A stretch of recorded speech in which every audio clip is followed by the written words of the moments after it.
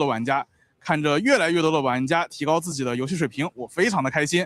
本次我将担任 EWC 街霸6赛事的项目解说，让我们一起期待这次的比赛吧。大家好，我是地球。我在国内大大小小举办过几十场社区赛，最初没有很宏大的想法，但是能够看到大家聚在一起，感觉到非常的欣慰。本次有幸担任 EWC 街霸的解说，也是希望可以把精彩的比赛带给大家。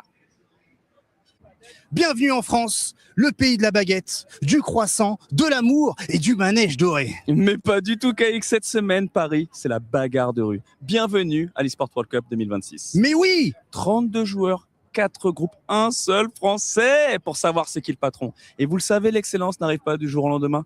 Pour faire partie des meilleurs, il faut emporter l'eSport World Cup. Et vu l'enjeu, il faudra faire le point et bien sûr, essayer de ne pas mourir sans son pif. La précédente finale nous avait ravis avec un match légendaire entre Shawai et Blaze. Et tu crois un rematch?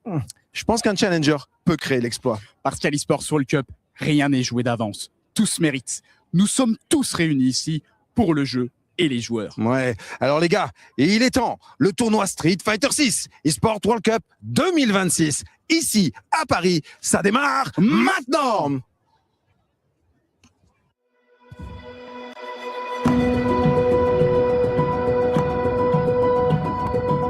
I actually started playing Street Fighter because of my dad.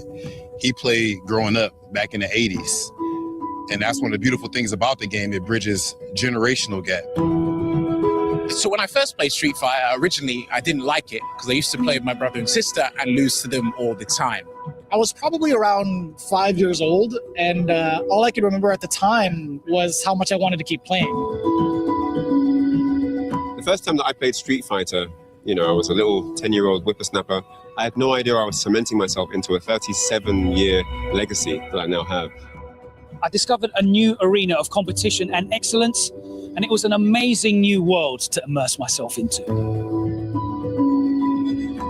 First time I ever played Street Fighter was 6 years old, and I went to my local bodega. They had an arcade machine there. I had to actually stand on crates so I can actually reach the buttons. That's how short I was.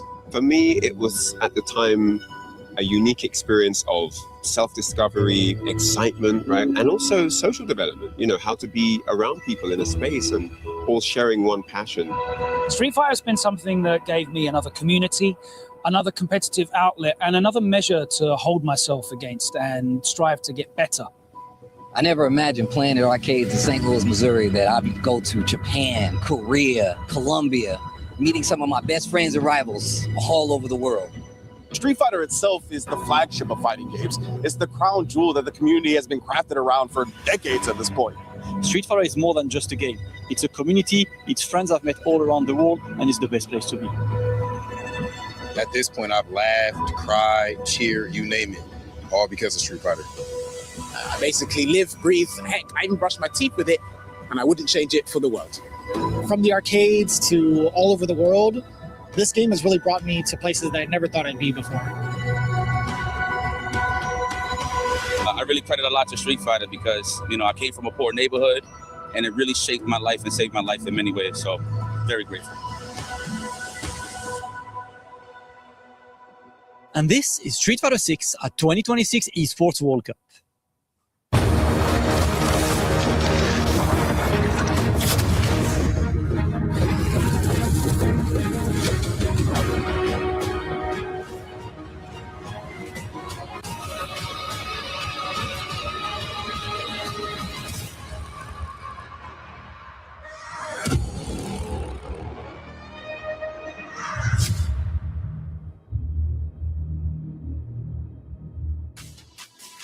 Hey everyone, welcome into the eSports World Cup here in Paris, France. It's week 4. The club championship race is getting close, but what we care about right now, it's all about Street Fighter 6. We are back with another fighting game, and I couldn't be more happy to be here. Hey, welcome into the Allianz Vault. I'm Taylor, Reflections Noble, joined by Logan, Sama, and Vicious. Boys, welcome back, Logan. How you doing, man? You were here week 1, now you're back week 4. It's great to be back. More fighting game action in this incredible arena, the Porte de Versailles. It is going to be loud. It's packed out already.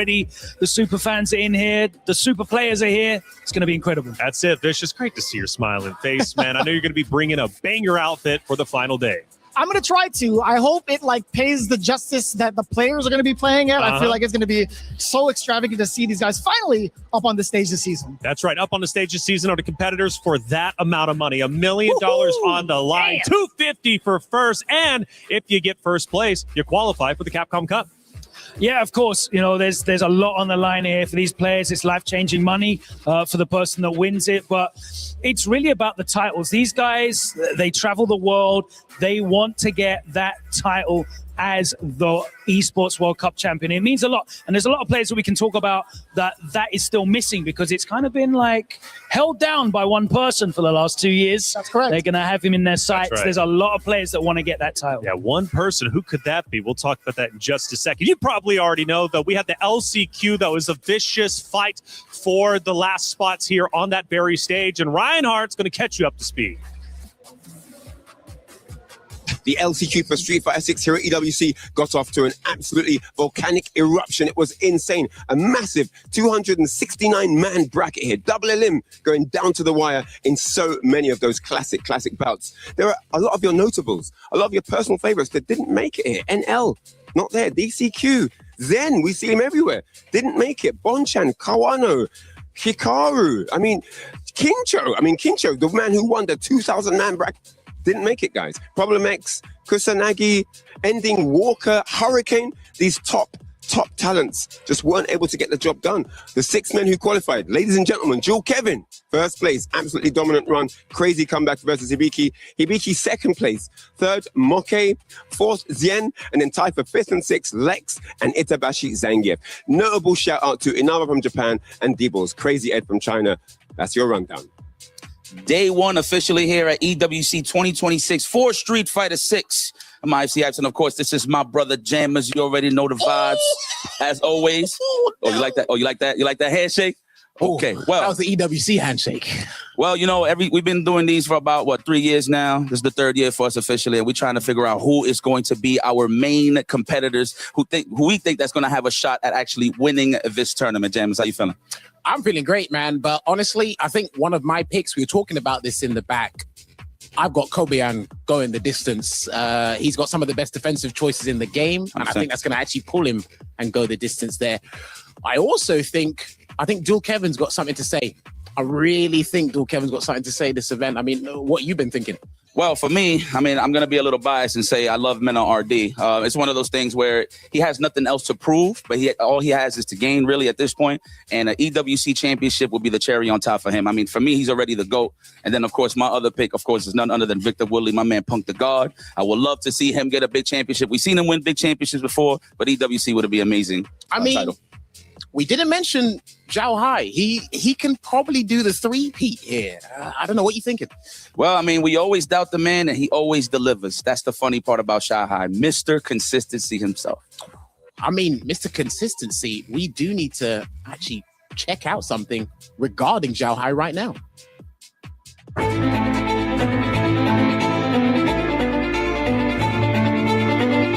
He is returning to his throne. The man has been untouchable. 2 times and back-to-back EWC champion, Zhao Hai. Oh, chin right pressure. Oh my goodness! Hey, what we're giving up the Jack? Oh, If he completes the combo, which he will, Zhao Hai is your Esports World Cup champion! First time is so unbelievable, but the second time I win the champion back to back, so amazing for me. But I think I can still keep going. Now I'm 37 years old, but I think not too old. I will keep winning. And is it enough is the question. The survey says, Zhao Hai, there you have it, ladies and gentlemen. Back to back, the 10 has arrived. This time, for me, in my mind, maybe 50-50. Lose, maybe I'm okay. But if I win, I will be the 3 times champion. So I will write the history. I want to do that. He did it! Zhao Hai! Zhao Hai, the first ever 2-time EWC Street Fighter 6 champion. The challenge for the title is sent. Xiaohai is ready to defend his title for a third time. Xiaohai, what a remarkable competitor. He comes back onto the stage and he's looking to go for the Triple Crown. How rare is that? I mean, come on, to win potentially 3 times in a row.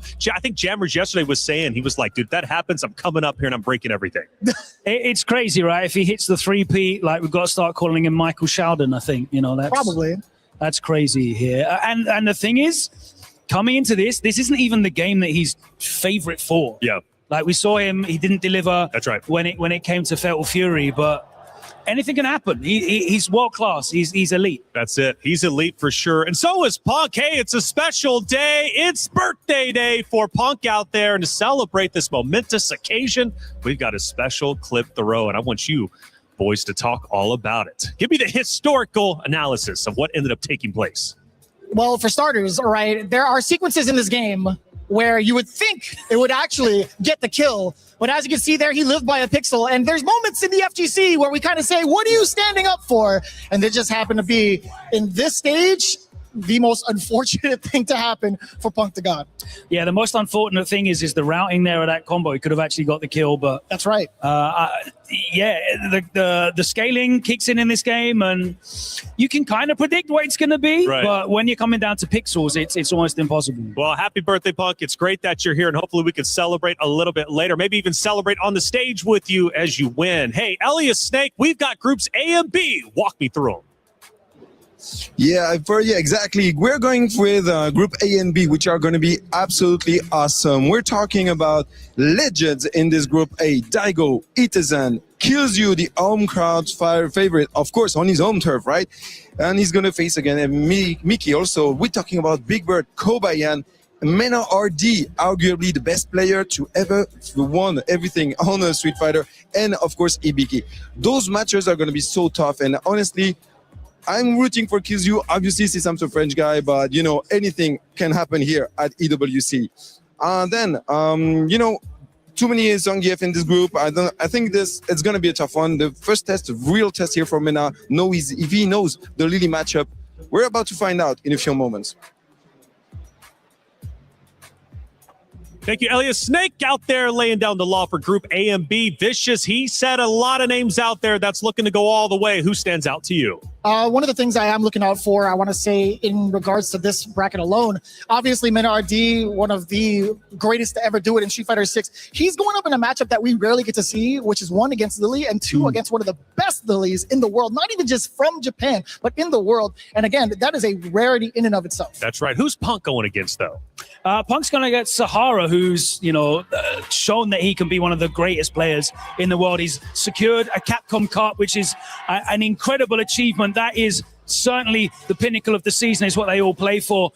But Sahara hasn't been the same since getting that title. Punk, he's been there or thereabouts. He's due securing a big win. So I think one of those things in regards to the way that they've been playing up until this point, I feel like all the momentum right now is going towards Punk. We can't doubt the current Capcom Cup champion and, of course, the character that he's playing. Right. But honestly, you're absolutely right. I think he's due for the big one. Well, Ultra 118, we've got Group C and D, and Group D is looking like the group of death. Walk us through it. Yeah, thank you, Tyler. Thank you, Logan. Yeah, here in Group C is going to be a tough one, too. We got Fudo Moki, who had just been qualified from the LCQ. Iguchi, Yamaguchi, 2 Zeta player division fighting each other in the first round. And we're going to see also Josie Joe, Inao, Chaba, and Shigematsu. All of the players are going to do their best at Esports World Cup, and I'm glad to see all of these matches. But we also have the D pool, which we have Losha, Xian, which also has been qualified with the LCQ with his amazing Kimberly. We also have Blaz, Gachikun, Phenom, Xiaohai, Bruce Lee, and Dual Kevin. We can see a lot of characters from Street Fighter 6, which I'm really glad for, and I'm impressed by all the level of the player, and I can't wait. I'm so excited to see all of those matches. Ultra 118, thank you very much for laying down the law. Group D, the group of death. Yeah, it's going to be very, very exciting. Unfortunate that Boos and Kevin have to face each other. Don't mention it, man. Please don't even look over here when you say it, Logan. Well, Sad day it happened, right? And then you got Group B, where 4 of the Americans are all in the same group as well. It's going to be a deadly day for sure. We're going to crush 8 keys. We're also going to move 8 people forward. But let's talk about 2 young guns in our PS5 story of the day. 2 15-year-olds who have already made history in their own way. Who are we talking about? Talking about Hinao and Cryme, right? We've talked about these guys for a hot minute since they stepped onto the scene. These guys been playing for a good amount of time since Street Fighter 6 had come out. But the fact that they're coming into a stage where players have been playing longer than they've been alive is saying a pretty large thing. Twice as long as they've been alive for some of these guys. It's crazy, right? But they're coming into great form. Cryme finally toppled Blas in the World Warrior. He won the World Warrior the other week in Chile, coming off a top 4 finish at EVO. And of course, Hinao with the win at Battle Arena Melbourne, the 2nd place at Combo Breaker. These are world-class players, even at this age of 15. So 15 years old, you've got players who have quite literally been playing longer than they've been alive. They're not even allowed to play some of the games here at Esports World Cup. They're not even taller than some of the structures. Hold on. in the video. Height has nothing to do with it. 15 is what we're focused on here, Vicious, okay? I'm only 5'9". Trav, with hey, the lifts. The Club Championship update is well underway. We're now in week 4, and last week set up so many storylines, and Trav and the rest of the crew is ready to catch you up. The halfway mark here over at EWC, which means that the club championship points are getting much more crucial. A lot is happening, and it feels like the big dogs are not the ones that are stepping up to the table this time around, Lauren. So what's going on with your stage? All right, well, for a quick recap of what we had in PUBG Battlegrounds, it was VP that came out on top, and they did so in a very strong fashion. They headed into the last day finals with a lead and then never dropped it, to the point where they even went out early in the last match on finals, and it truly did not matter. They got the win that they needed in order to be trophy eligible for CC, and now they're in 2nd place overall. So massive for them. But looking towards what we have coming up, we've got Warzone right around the corner, and it is another lobby stacked with CC squads. We've got defending champs and Twisted Minds, but they've been so inconsistent they might not be able to bring it home yet again. We also have Falcons in here, and this is probably the biggest one in this lobby because they actually could get a win in Warzone, the win that they need, especially with Hisoka, the best player in the world on the squad.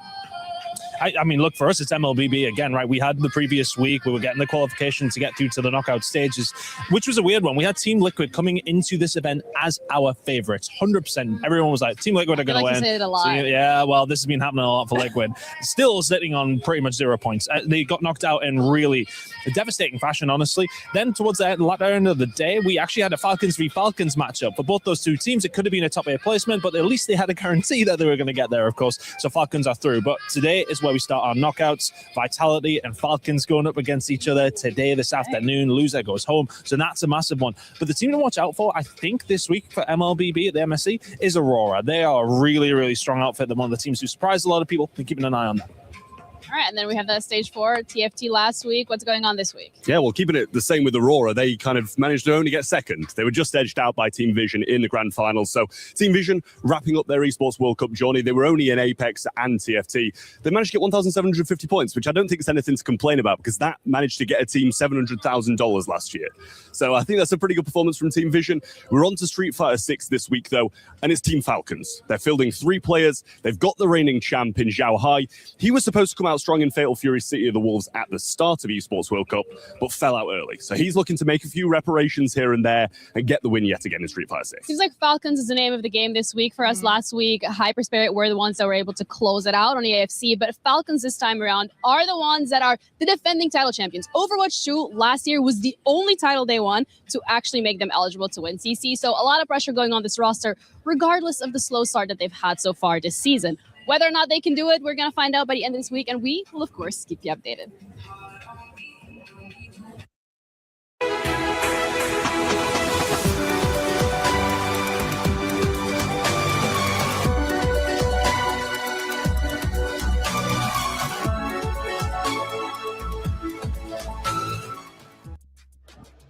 Thank you to the Global Talent Team for breaking everything down Club Championship related. Hey, you guys have a chance to get involved. The Esports World Cup is incredible, and we've got this thing called EWC Play, and it's very easy to take part in. All you have to do is go to esportsworldcup.com when you go there, or even scan the QR code on your very screen, because we're talking $300,000 in prizes. But if you go to esportsworldcup.com, you then click on the triangle on the left-hand side, go to Pick'ems, and it'll lead you to this very page. Now, this is really cool. From here, you can choose who you think is going to win the series. And if you want to be even bolder, you can choose what the series score is going to be. Ooh. And by doing so, you earn points. And earning points gets you potentially $300,000 in prizes. There are plenty of matches to choose from, and you have the opportunity to do it. It's awesome. EWC Play, it's live now. Make sure you get involved. Now, the players are arriving to the venue, and Reinhardt had a chance to catch up with some of them. You gotta know, these guys have been training all night for this. All the weeks leading up. It's Bruce Lee. Good morning. How you feeling today? Great. Don't have to play, but I'll be enjoying the matches regardless. Sounds like a good plan. Sounds like a good plan. Good morning, Kills You. The lone representative for France, for Paris. How you feeling today, sir? I'm feeling good, but I'm not playing, so I'm waiting for my turn. But I'm feeling good. But this is good for you to see what everyone else is doing, right? Yeah. It's just chilling, watching what everyone will do, and it will be cool. Nice. Men at RD, my man. Don't try to run away. I see you try to run away. Yes, how you feeling today? I got to escape. Feeling amazing. Have you had breakfast? No, not yet. Have you slept well? No. Oh my God. All the no's. That's how I like to play. I'm ready for everything. Okay, that's a yes. I like that. Okay. So, what's the mindset coming into EWC for the U this year? I got to win. This is the only tournament left.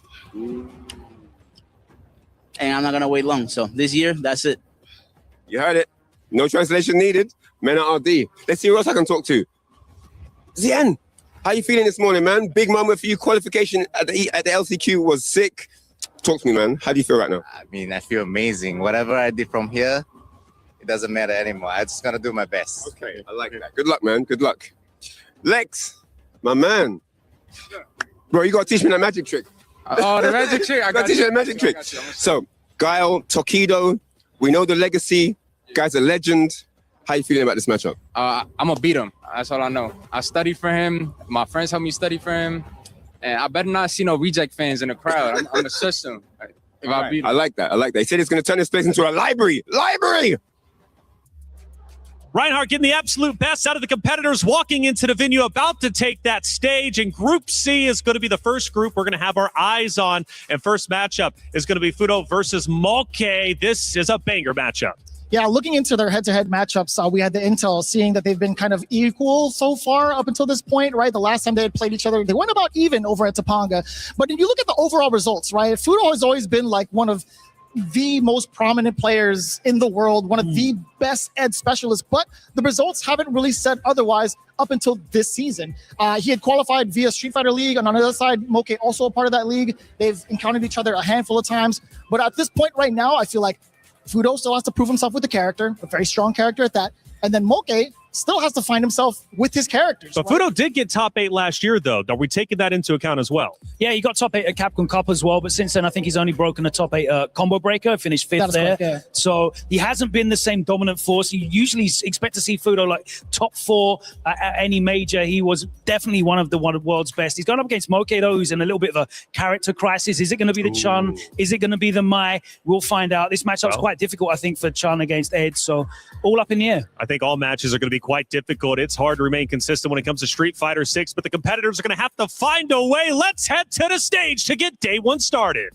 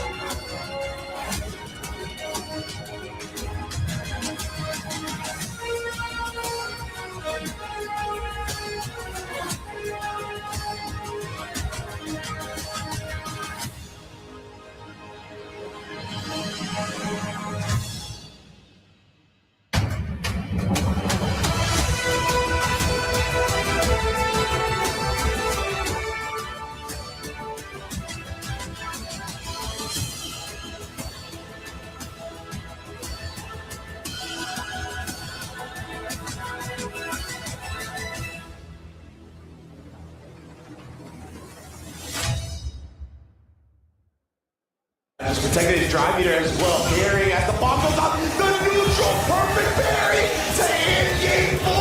Ending 1. Their journey is about to start.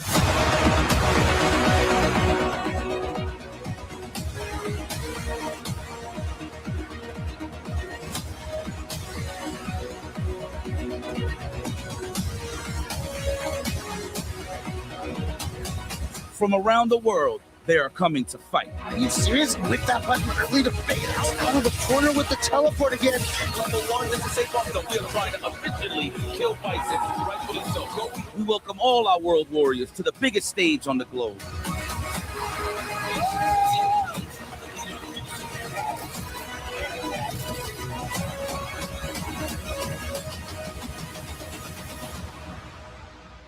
Welcome, warriors, to the Esports World Cup 2026.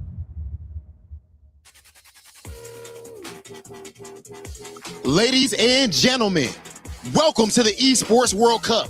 I am Hollywood, Rob TV.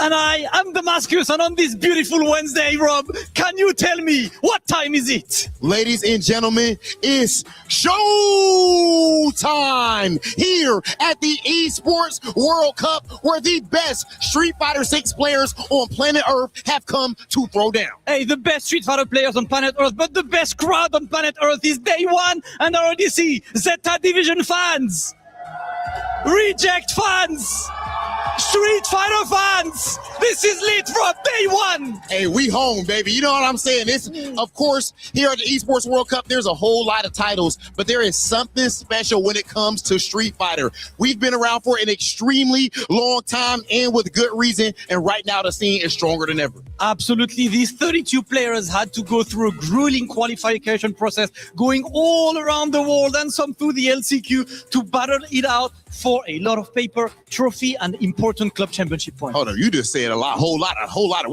that paper. I think it's to the tune of $1 million, $1 million prize pool, Damascus. Absolutely. We're fighting for that for the next few days. Elite Street Fighter 6 for the next few days. We love it. We're home. Welcome everyone home to Esports World Cup Street Fighter 6. 32 players are ready. So without further ado, everyone, it is time to welcome our 32 players onto the stage.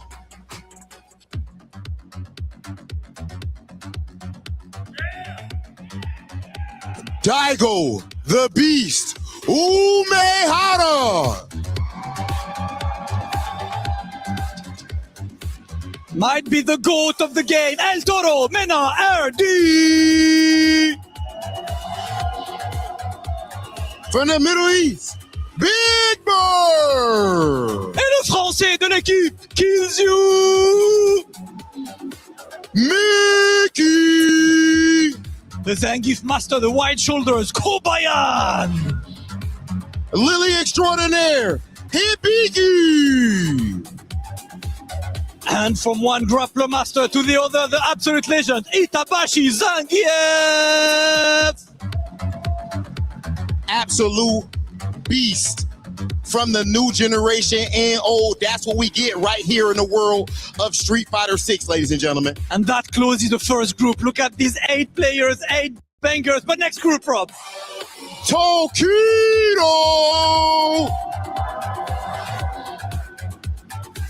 The Master, Chris Tatarian! Angry Bird! The Capcom Cup champion himself, Sahara! The Alpha, Punk, the God! And the Master, Nephew!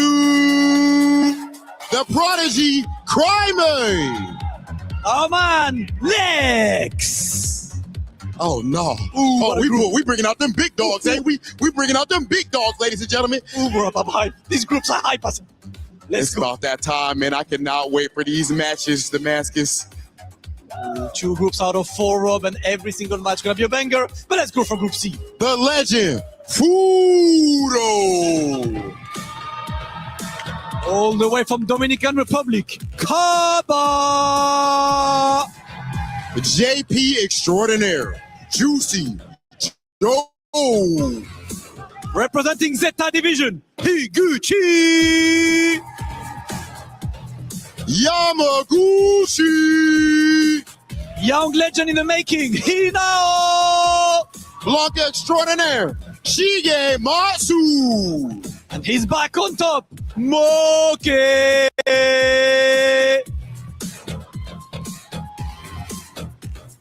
Oh my goodness, the fact that if this was the whole tournament, we already have a banger on our hand, man. We have 8 more players. But we still got 8 more players. Yes, You cannot sir. make it up. Up next for the final group. Oh yeah, the one and only, the genius, LaShore. Are you okay? He says, Bruce Lee. The Moose, Phenom. All the way from Chile, El Grande, Blas. Capcom Cup champion, Gashiku. Crazy Raccoon's recent pick, Duel, Kevin. Evo champion, Shien.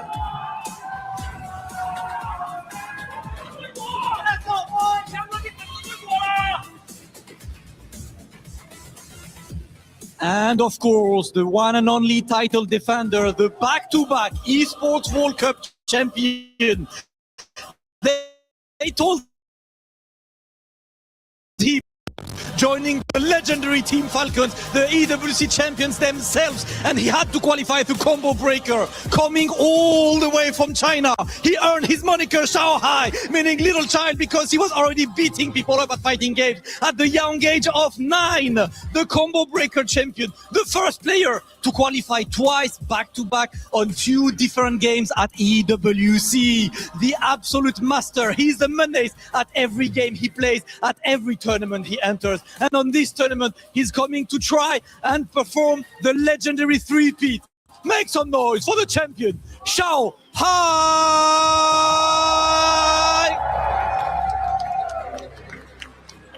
Ladies and gentlemen, our stage is officially set as all of these players look to reach the pinnacle and lift that EWC trophy. We're about to get into our first match. It's going to be Fudo versus Moki. Steve, Ringe, what we got going on? Oh my God. From Long Beach, California at the house to Paris, France at the Esports World Cup. It is Tasty Steve and Ringe in the building, ready to bring y'all the first 4 phenomenal matches of Street Fighter 6.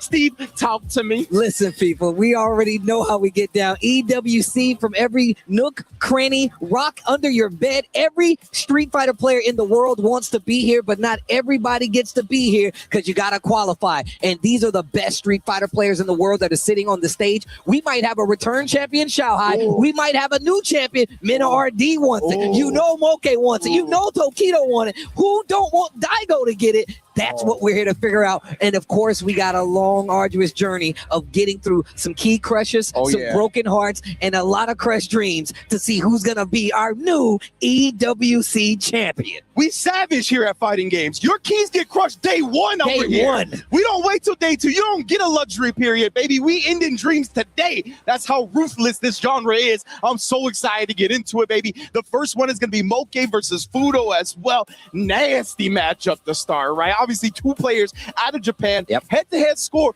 2-2 right now. They've been mainly even. But of course, over that course of history, it's mainly been Moke on Chun-Li, right? He did qualify through the LCQ with the Mai. You already know. The Mai has definitely been one of these characters we've been seeing quite a bit. Obviously, she's super strong when it comes to the meta. But Fudo is a player that I've been watching for years, even before his Street Fighter run.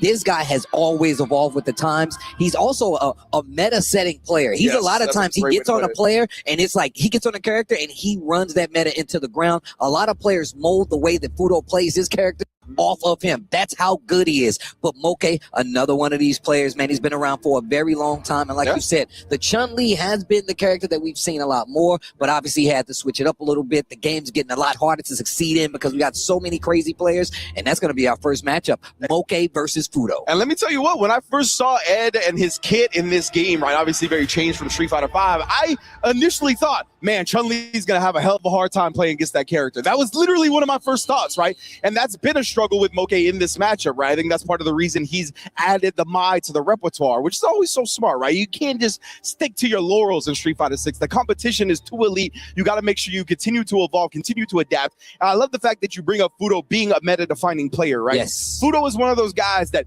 despite his experience and age, he takes games for what they are. Yes. He never really tries to bring the baggage of his history with fighting games into this. He's so good at adapting to the game he's playing and make sure he utilizes whatever's going to take him to the top. Look, this guy Fudo is definitely one. I mean, look, even if you pay attention to SFL, you pay attention to just the CPT season overall, Fudo is somebody that if he shows up in any bracket, this man is definitely a threat. But of course, like you said before, the fact that he is settled on the Ed. I mean, of course, we saw him with the DJ winning at a Blink Respawn. Of course, last time I think they played each other, Blink Respawn 2025, I think it was the DJ, if I'm not mistaken. It might have been. But of course, the Ed definitely one of those characters that we've seen a lot more of. I mean, Lashard didn't put him on the map, but he made that execution one of the things you had to look at. Ed, a very strong character in his own right. But let's see how it goes in the Mime matchup, especially considering, look, like I said before, Fudo has more than enough tech to shut down any player out there. Yeah, that's the thing, right? Is that Fudo is going to be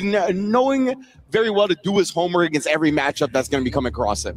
Whether it's going to be the Mai, whatever character you're going to be opposite of him, he's got the tools ready with Ed specifically. Like, this character is so good at just maintaining control in the game, and I think he's just demanding when it comes to the heat of the moment decision making, right? I think that's what really holds back Ed's from just dominating the entire thing. It is so hard to play so perfectly all the time. But Fudo is one of those guys, man, that has really been able to kind of measure his risk reward in a very efficient way. You know what I mean? Years. Yeah, through the years. He's so calculated when it comes to like the characters that he plays, the setup. He's a counterplay monster. Yeah. He's one of these guys, if there's some crazy tactic, some crazy meta breaking thing, he's the person that's going to say, this is the defense against it. And he's a lot of times one of the few and only players that's been able to show it on such a high level to give its due. And of course, Moke has just been one of these players I feel like always fighting out here. He's definitely the epitome of a Street Fighter. I actually randomly ran into this guy walking around in Shibuya one day, and that's just just so random. And then my man still had the stick on him. That's how you know. Man. That's how you know this guy is absolutely a threat and definitely one of the best to do it. And of course, EWC is just not an easy tournament to get into. No. The qualification process is ridiculous. It takes place over multiple tournaments around the world, and a lot of those heavy-hitting players are showing up to claim those spots just the same. And Moke got in this via the LCQ, right? One of the most stacked brackets you're going to have all year is the EWC LCQ, and Moke managed to qualify, getting that top 6 spot. So it's just a testament to how much this dude grinds. He is, like Steve said, always out, always trying to play, always trying to sharpen his skills, right? That's the type of player Moke is. So I'm going to love to see how he's going to combat up against Fudo in our very first match. The Ed, he's just so strong on the character, so good at measuring his flicker distances, never getting caught up flickering too much either. He's so good at switching up the pace at which he plays at. So often he tries to draw people in, get them to overexert themselves, overextend a little bit, and take full advantage of that. As you mentioned, that goes back to the counterpunching style. 100%. Makes a lot of sense that he's playing a boxer and this counterpunching style kind of comes into play. Fudo, once again, man, I'm just a longtime fan. Oh, man, there we go. Yo, Fudo with the fans in the front row. Damn. The Reject super fans are in the building. Shouts to Reject, legitimately bringing people out to support their peoples, man. It is wild to see the support level Japan has been showing Street Fighter 6, and of course, the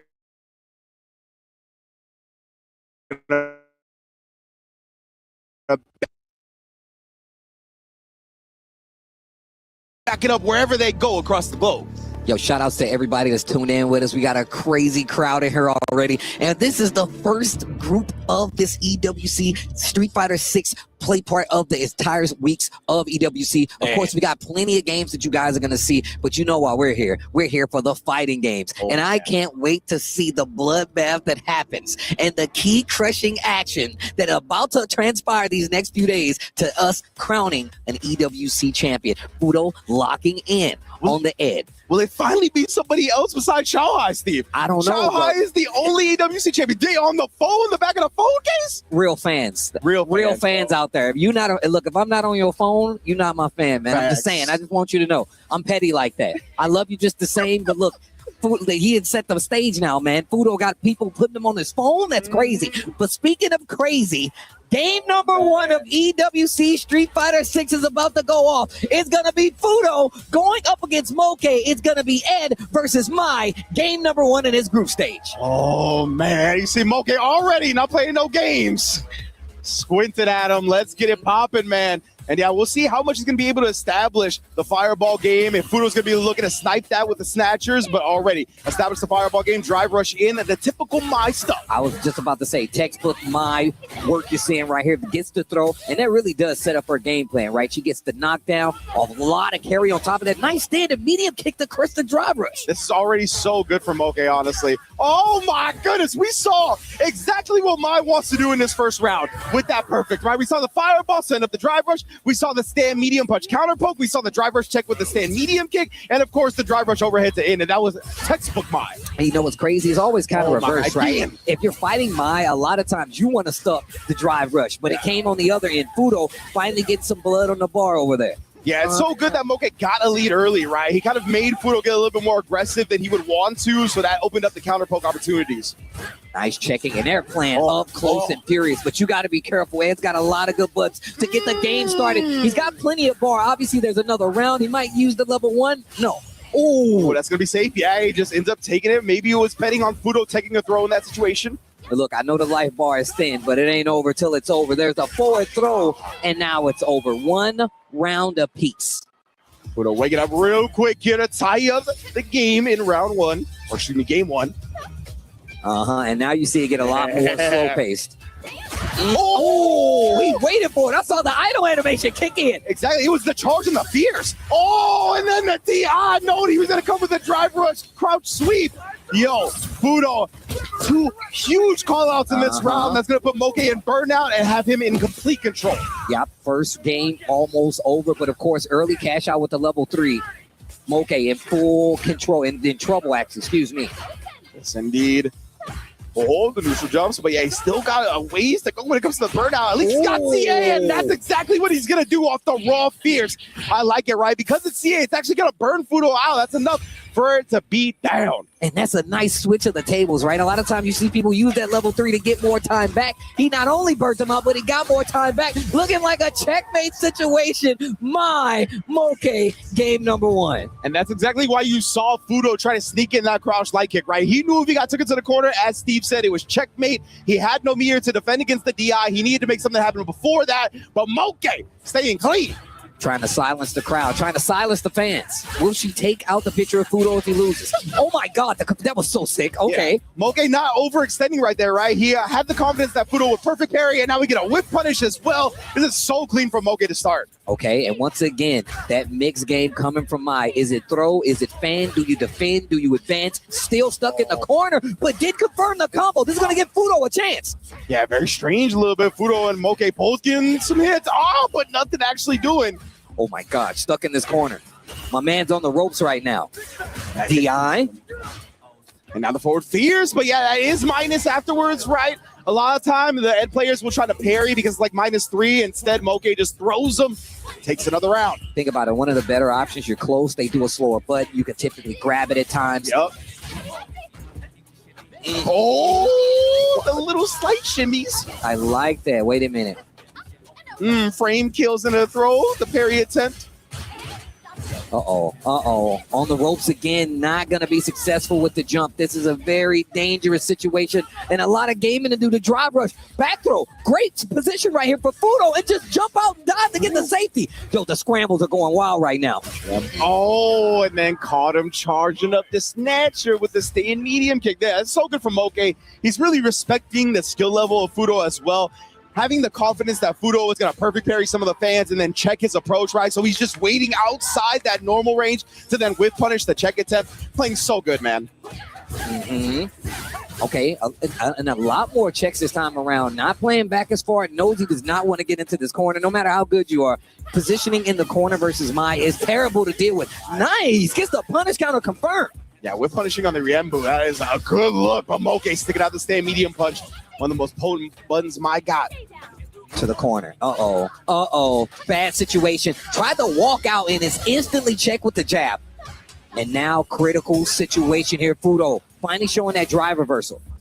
Indeed, man, but still, it's a long way to go for him, right? Back to the corner. Moke still harassing with the Riembu here and there. Oh, caught him in the middle of it this time. Wait a minute, catching the startup, big jump in. Oh, I like this. He's going to look to burn him out here, and Moke is not actually going to drive reversal in this instance. Throw. I like him using the snatcher. Let him get comfortable. Oh, that's gonna do it. Fudo bringing it back. Getting one with Ed on the board. Feels like Fudo is starting to find the stand fierces a little bit more. Starting to catch on to Moke's rhythm on the ground. We'll see if more gets developed from there. And once again, this is best of 5 group play. And of course, not everybody's gonna make it out. Oh, Moke already looking strong here. Waiting to see if Fudo was gonna wake up with anything.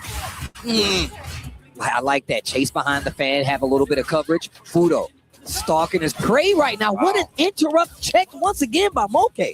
Yeah, I think Fudo keeps thinking Moke's going to commit to something on the ground, but Moke has been very disciplined.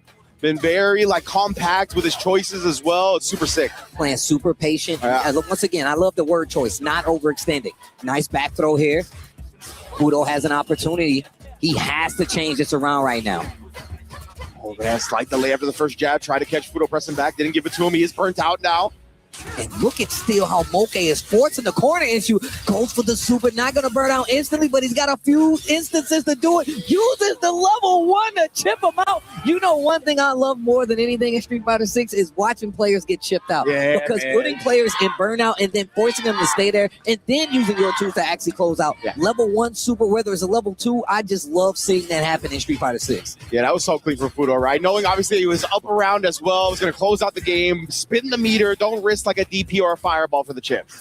Oh, and that's what we're always looking for with Ed. The stand medium kick whip punish, take it to the corner, baited out the parry, but thought he would drive rush cancel it. Stand medium kick is definitely one of the tools you see quite a bit from the Eds, especially in this close-up game where you want to catch somebody whipping. We saw it earlier with the whip punch. Indeed here. Oh, floating back, just teasing the snatcher. And I like that. Actually, that's what I was going to point out. I love that Fudo actually uses kill rush so much. He kind of sprinkles it in to see how you're going to react, and he uses it sparingly. I just like him using it. 100%. Now Moke, oh, he actually looked like he baited something out, but then it got punish counter, so I guess it was just too much recovery on that. Oh, I felt like that was the first wake-up OD uppercut we saw. There's the connection, Moke. This next instance, he's got the bar, tries the neutral jump to call it out, and that's the level 2, but he did the fast one, but still finds a hit. Man, that was scary. Fudo, yeah, starting to get back in the races here, catching up to Moke. Yeah, a little bit strange. I know when you hit that DP high enough, you can juggle into it, and yeah, it just seemed like a little bit of an error. As you mentioned, he did the fast one instead of the slow one. Right now, Moke picking up. He's been leaving off this set. Oh, just hovering outside the range of the normal, waiting for Fudo to press. Nice jumps out, tries to go for another back throw, I'm assuming, from Moke. And now you see Fudo backdashing a little bit. There's that Riembu once again. Actually gets the mark, knockdown, does not get him out of the corner, though. Oof.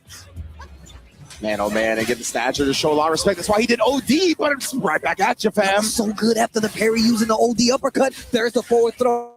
Both of them in critical right now. Wake up uppercut. We saw it a couple of times, and we know it's always a threat from the character. But now Moke on set point. Fudo only got one game, but he's got a round. He could turn this around. Man, let that boy rip. That was crazy. Oh, the big trade and big combos outfit as well. I like that. Kill rush, an instant answer with the wake up uppercut. OD uppercut at that. The punch counter on that one, but no confirm. Moke not spinning the driver's cancel on the stand medium punch either. Oh, no free block strings here. Like the call out. Kill rush backwards, trying to get himself a little more space. Not close enough for an anti-air, but he does find the throw. That's good for Fudo, right? He's been able to establish some space, build that drive meter back in the meantime, but no, he dashed forward and saw Moke was drive rushing. Didn't want to commit to anything because of that and got overheaded for it. Level 3, not gonna burn out, but Fudo is in big trouble. He does have CA on the table, so an exchange can put him back in the game. He can't take another throw.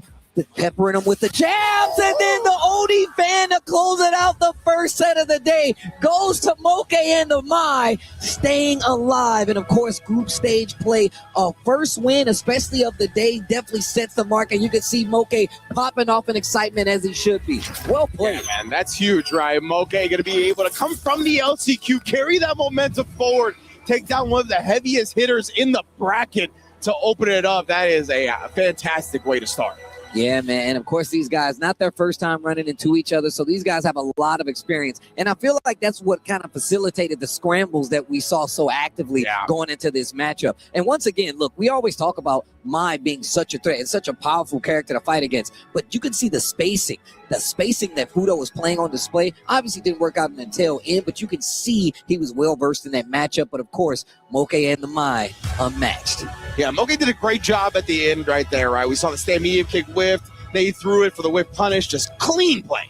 Well, with that being said, we will be taking a quick break, and we're going to come back with more EWC Street Fighter 6 right after this.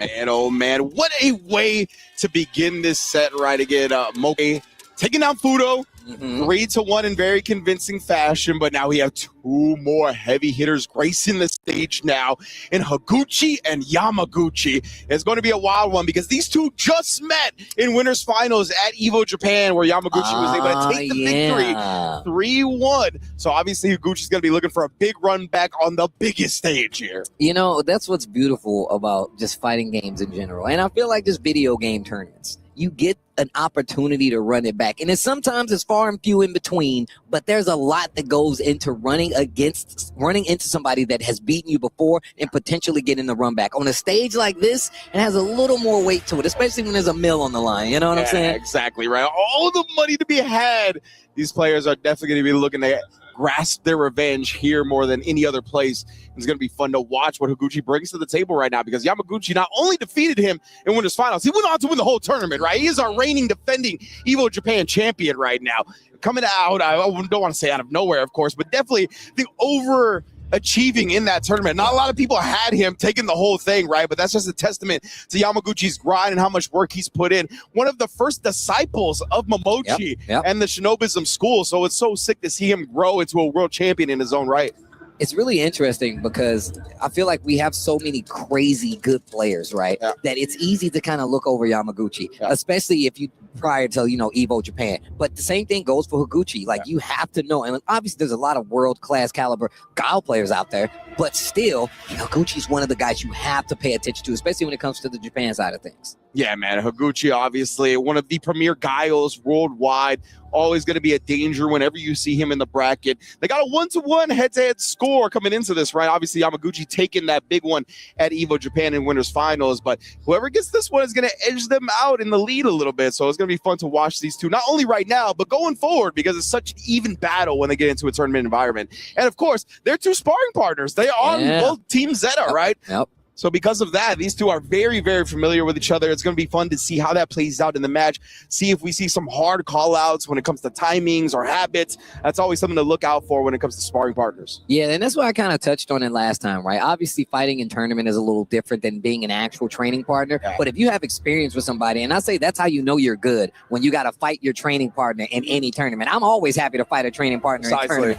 But here we go. Higuchi versus Yamaguchi, the Gao versus Mai. Wait a minute, they're not ready yet. He took the headset off. Okay, got me hyped for nothing. I'm glad I looked up and saw him actually take off the headset. Yeah, the fans were getting us hyped. I felt like since the fans were getting the noise, I was like, oh, so this is a real match right now. But no, getting the hand warmers, making sure that we're all prim and proper going into this one. Again, this is the Esports World Cup after all. Mad money on the line, mad pride on the line. Yeah. Sure all your with the peripherals prim and proper. Yeah, man. And especially considering, like, look, we know that Zhao Hai has been the two-time champion now. You know they trying to switch that up now, especially considering this guy, Zhao Hai, has definitely been a terror when it comes to just popping up in a tournament and just stealing your shine. You know what I'm saying? Yes. And no other place has he done it more than here at EWC, right? Nobody had Zhao Hai winning that first Street Fighter 6 tournament. I'm sorry. He's one of the best players in the world for sure. Nobody had him winning that first tournament. He came back, did it again. He said, I'm a two-timer. But they shake hands. I like that. Like you said, prim and proper. They shake hands. These games about to be played. I love the fans sitting in the crowd, Zeta squad in the building. Man, they got toys and everything. Yeah, you already know, bro. Decked to the nines. The Zeta supporters are out here in full force, of course. All the random seats, though, or I should say, like the groups are determined in random draw. So you have stuff like this where we got a Zeta Civil War to start the EWC bracket. But it's going to be a good one to watch these two go at it. Higuchi versus Yamaguchi. Gucci, Fendi, Prada, Steve. Oh, yeah. We're about to get into it. It's going to be different. Yo, I got to dap you on that one. That was wow. Wow. That's a deep cut. That's a deep cut right there, bro. Oh, man, as these two get set up. Now, Gal is another one of these characters, really good at controlling the pace when we talk about the matchup. And they definitely have a bit of a fireball war. But, of course, historically known is going to be in Gal's favor. I feel like it's a lot harder to deal with, especially if she gets a powered-up fan and if she's willing to spend some of those resources to kind of force her turn. I'm interested to see the pace that we're about to see played in this matchup here. But here we go. It actually goes down. Higuchi, Yamaguchi, the Zeta showdown. One of them's going to lose. Gal versus Mai. Let's get into it.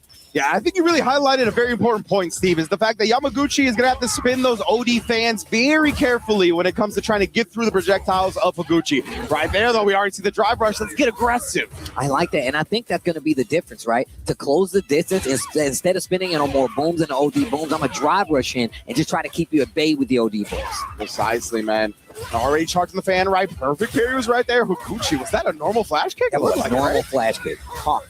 Wonder what he's scouting for early on. Let's definitely look forward to seeing that in the future. And look at that. I like that. Walking forward for the parries, close the distance, forces him to use that drive rush out of the corner for the engagement. And there's a pop-up. Oh, man. Powered up fans. You're in critical situation. To confirm off the juggled OD fan, Yamaguchi.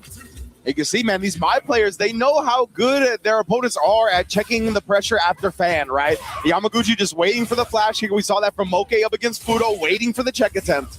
Finally gets the knockdown with the flash kick. Answers back with the OD uppercut of her own mind. And keeping this corner the parries, bro. That perfect parry was huge, right? Spinning that 2 meters put Yamaguchi at 1 bar. It wasn't going to be a good look unless he got something like this. Powered up fans on deck, and you're in the corner. We just talked about how dangerous it is, and I like that. Knows you're going to try to stand to block the fan. Then I'm going to do the overhead. Super again, game 1, Yamaguchi. The optimal stuff, the routing from Yamaguchi right there as well. Impressive, my master to say the least. I like that.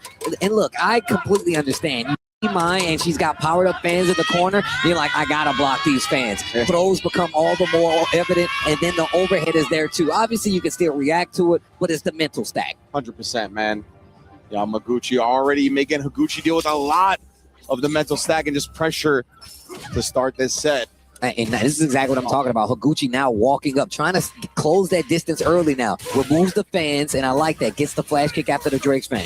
Yeah, got counter hit up by the target comp. But a little too early. Got counter hit twice now, right? Higuchi definitely kind of starting to catch on to the rhythm of the buttons. Oh, and yeah, that was not the hit confirmed Yamaguchi wanted at all. Extended combo here. Nice, I like that. Tries to fake you out. Ooh, wait a minute, counter hit, but you could never count out mine. A little hezzy as well, just in case Higuchi woke up with the flash kick. Double dash under and got the landing punish. Okay, wait a minute, back to the booms. There's the OD fan trying to keep the pressure, Yamaguchi.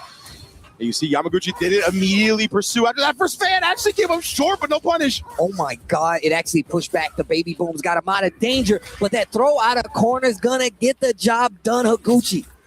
Man, it's so sick to see how the fan meta has kind of developed and seeing the Mai's put the brakes on because they know these players are looking for it. And this time, Higuchi is going to be one that converts off the projectile.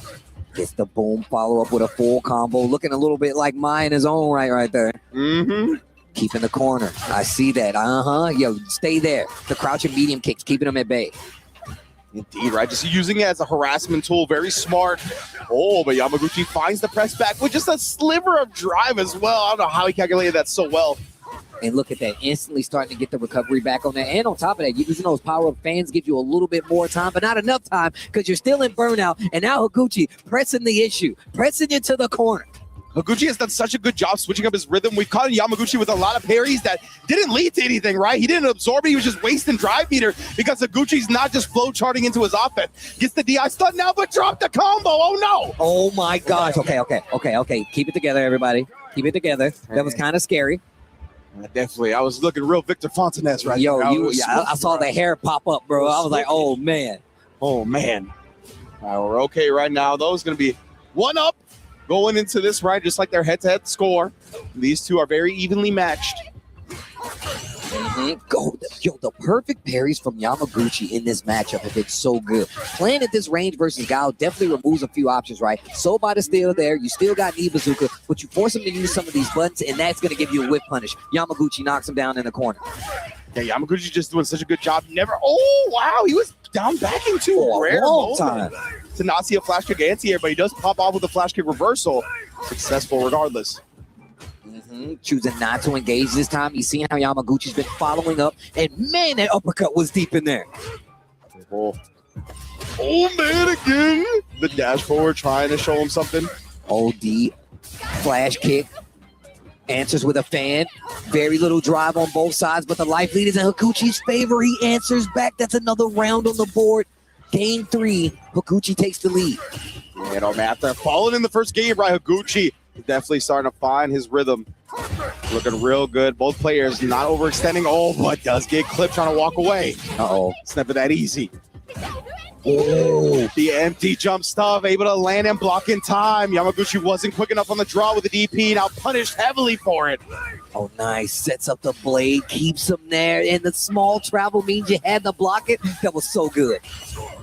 Bro, these perfect parries. Yeah, man, he's been very on point, and this time, though, Yamaguchi, the whip punish, going to cash out with a full level 3, wants to take control here, especially when he's got another round to go. Spin the level 3 here to try to build it back up.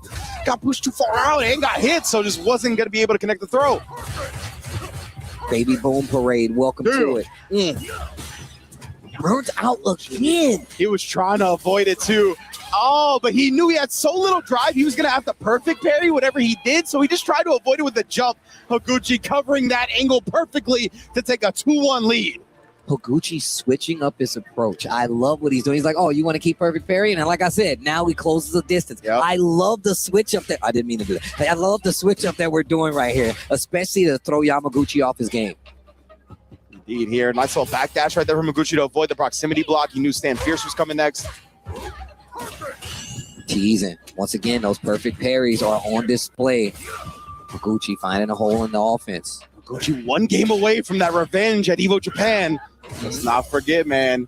Oh, and then Dragon Suplex. Shouts Kenny Omega. Jumping back, but there it was that time, and caught Yamaguchi trying to pursue. Great answer. Higuchi playing back a little bit, getting a little bit more of that drive back. He was working on fumes. Of course, Yamaguchi closing the distance. Does not want Higuchi to get comfortable at all.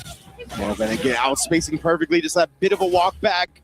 Made sure that step kick whiffed, and then counter poking with the stand medium punch. No commitment on the driver's cancel, though. Back-to-back throws. What we doing next?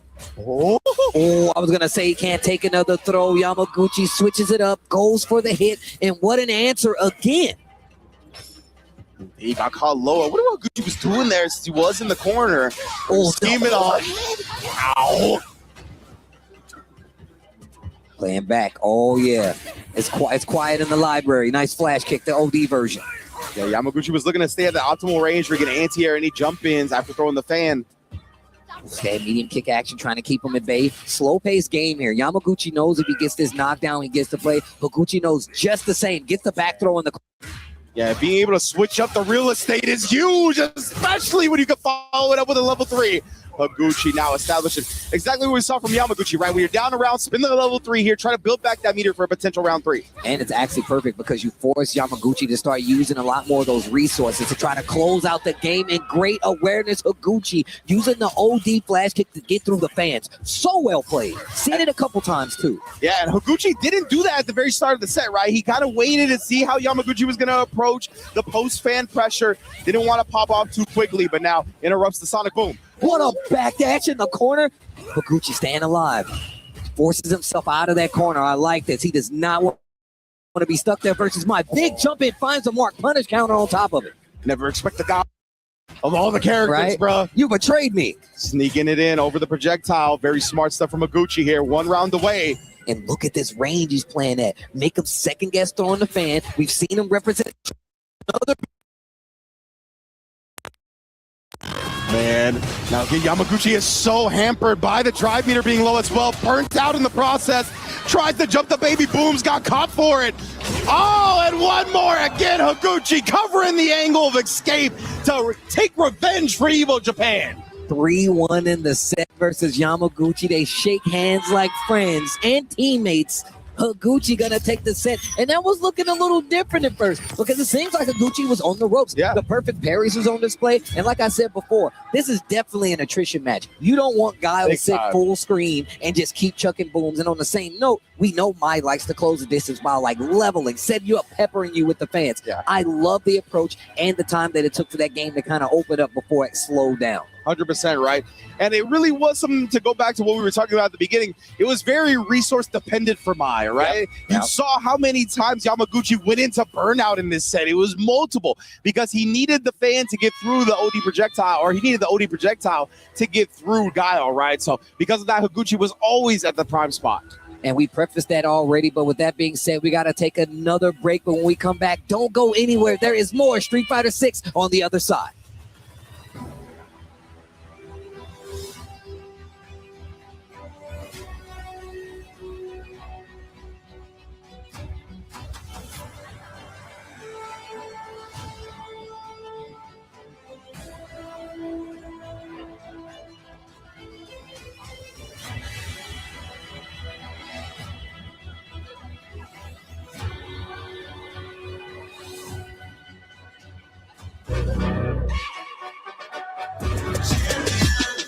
This ain't no regular thing. Came for the ring, you know what I mean. You see my name in the lights, better get right, I'm a champion.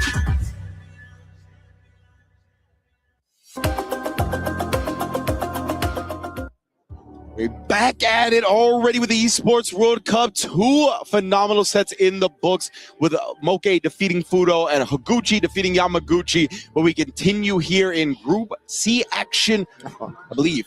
Group C. Group C. Yeah, and we're going to continue it with Juicy Joe versus Hanao next. But yo, what is this in the crowd here? What is this Zeta? Is this like the Zeta mascot? I think so. I'm not 100% sure, but the Zeta, they representing wolves like that? Bro, I love when the crowd gets loud. Hanao walking up right now. That's what I'm talking about, the little young gunner, bro. Yeah, me and Steve were talking about this off camera, but this reject jumpsuit with the pants. I need those pants. We need the pants. I need those pants. I will be talking to your players because I need those pants. Hook it up, brother. I didn't know Reject was getting down like this, fam. And of course, Juicy Joe, one of the few JPs we got out here. Yeah, honestly surprising to me. I just always expect, the JP to be a more prevalent character, but he's still a more specialist type in Street Fighter 6, despite, being a launch character, having many, many years. And Juicy Joe is one of the pioneers of this character. Always super good, super early with him. Really pioneering a lot of the tech that we saw when it comes to level 2, how to use this character to kind of strike down some of the matchups that we thought early on were a little bit tough for him, like the Kimberly and whatnot. Juicy Joe never really rested on the usual laurels. You hear the Hanao chat? The Hanao, it's literally like a crazy chant. Rising Ace? That is an OD tag right there. What a nickname, bro. 15 years old, one of the youngest players we got here at the tournament. My goodness, bro. He just won, bam. He just won a CPT offline premiere. This kid, the momentum is out of control. I'm just saying, bro. My man's got the energy for it, man. He's young, bro. I'm telling you right now. Give me a juice box back outside, back in. Just saying, bro. When I was 15, I could play games for 30 hours. I didn't even have to use the bathroom. Ugh. The juice meter is full. The backyard sports is on display. You already know. But, man, Juicy Joe, like we talked about, obviously Hanao is going to definitely dominate the conversation a lot right now because he's 15 years old, has been a phenom, has been winning BAM, has been winning offline tournaments, right? But Juicy Joe is one of the most consistent European players in Street Fighter 6 from start to now. You know what I'm saying? He's made Capcom Cup multiple times. He's always at SFL. Whenever it's a big opportunity, this Hanao one over here on the left is killing me, bro. Yeah, bro. Who else does it? It's him and Dogra and then somebody else too, like in SFL. They all been doing it. Oh man. But no, you're 100% right though. Juicy Joe with the JP. Look, first off, I hate this character, but also just the fact that I'm glad you said that it is definitely a specialist character, and obviously we talk about how this character is played. Has a lot of unique routes, a lot of specific routes, and it makes for a great like character expression. But even more so, it's about the tech that Juicy Joe has. He's been playing this character so long that you pointed out that it's not many matchup that's gonna escape his radar, and you know he's got tech on deck to fight against it. But with her now, I feel like my man's got the world in front of him. My man has no fear. He ain't got no bills. That's the scariest thing in the world. I don't care about how good you are as a player. When I know you ain't got nothing to worry about except for video games, you are a threat. You are a threat. When the crushing realities of life have yet to hit you, and all your worries are based on video games, exactly, you are the most dangerous player to come across. You ain't got nothing to lose, bro. You ain't got nothing to lose. You're just gonna go back home and play the game. Your mom's gonna make you lunch after this. Straight up. That's what I'm saying, bro. It's not fair. The favorite meal? What you want, son? Just Spaghetti. coming on in. Give me the spaghetti. All day, every day. But yeah, man, it's going to be a fun one to watch for sure. Now, obviously, on the Sagat, going to be a scary character to go up against. But, you know, one of the touch on the fact that Juicy Joe is a JP specialist and whatnot. I always like seeing the specialists as the years of the game go on, right? Because it takes a lot to play these characters.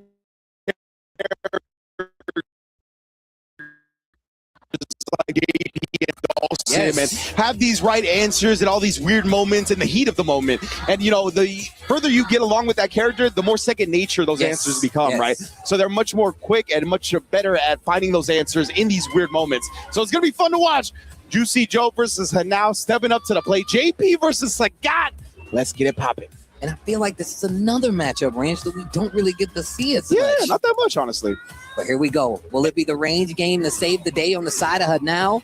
Or will Juicy Joe put him through the obstacle course? And according to our intel, this is the first ever meeting between Juicy Joe and Hanao as well, so keep that in mind. So you guys are getting the first chapter in the story between these two, because you know it won't be the last time. Hanao gets him to the corner, and this is not good already. Yeah, that's a beautiful spacing shot by Hanao. That Tiger Nexus -5, right? But it was outside the range of Juicy Joe's button, which is hard to do against JP. That was kind of wild. Well, let me out of there. Amnesia, just in case you forgot, I didn't. And still ready with the combo. That's another one of those situations that an unfamiliar player might not be ready to deal with. All right, boy, JP, a.k.a. Juggle Points. He is out here. I mean, look, that's the income tax dude. You know he's counting it all. Yeah, facts. Okay, back throw. This is good, right? You always want the real estate up against somebody like JP. You don't want him to be able to use the spikes and the ghosts. We haven't seen that many projectiles. He was ready for the teleport out of there, but he's not dead just yet. Oh, wow. Put himself in burnout to close it out. What a sequence to make it count. Now, hold on. I never thought I would see Sagat in this situation versus like legit, bro. The processing speed of Hanao is out of this world. Beautiful, perfect parry, though. Recognized the plus frames from the Tiger knee, so he knew he was going to keep the pressure going. And now the obstacle course. Can you get through it? Holding the parry. Oh, and then jumping the Tiger uppercut. Okay, wait a minute. Uh-oh. Yo, Psycho Ghost. The side switch too. Do it again and look at his drive bar. That's one of the reasons that this dude JP is a threat, because then you still got to hold the frame advantage after the knockdown, and a perfect to set the stage for this game 1, round 3. They're tied up already. Both convincing rounds from both players, right? Juicy Joe beat him to the button this time, establishing the space. Yo, the other side of my man pulled the trigger on that anyway. And then canceling the parry attempt into the drive rush, gets thrown out of it, but did avoid the punish counter. I like that. Setting up the projectile after the string to see how now he's going to react, and he burnt himself out because he knows he's got 3 bars. Ooh, that's big damage right there. I think he's alive. We'll see how my channel points are looking after. A sliver. Okay. Oh, he's dead. Oh, my God. Literally, Steve looked at me like it is a sliver and then he died. I was not expecting that either. This man had now the calculations out of this world, knew he was going to be able to burn himself out because we ain't going to see no more meter in that round. It's over. Can't take it with you, bro. Not a pharaoh. Throw my man to the corner. Bro, I thought he was going to live. Yo, I me too. actually thought he was going to live. Me too, but it was a big chunk on that DP to put him in that yellow in the first place. He'll take that trade as well. Keep JP locked in the corner in the process. Does get out via the teleport. great awareness by Juicy Joe. He waits for him to walk back and forth under the departure before he goes for the teleport and the throw. Now, steamrolling right now. And now is so good at these calculations, man. Just barely killing off that last combo, off that throw. That throw barely killed as well. That tiger knee at the beginning, first time he represented it, and now showing a lot of different looks to get his game plan started. What a conversion! Wow. Yeah, I wonder if like the driver screen freeze had something to do with like the way that we're played out.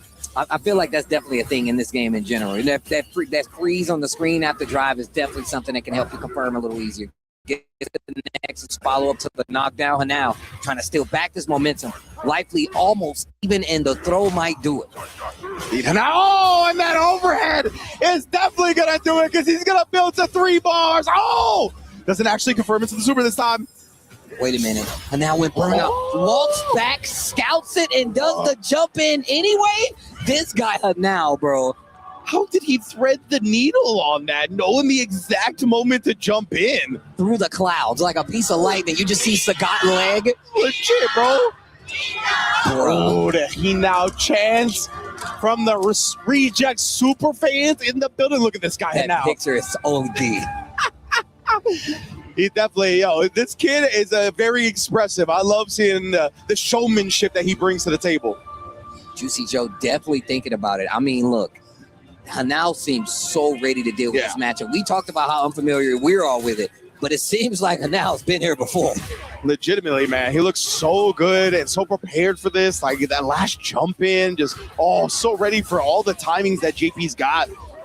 Oh, God, I love that move.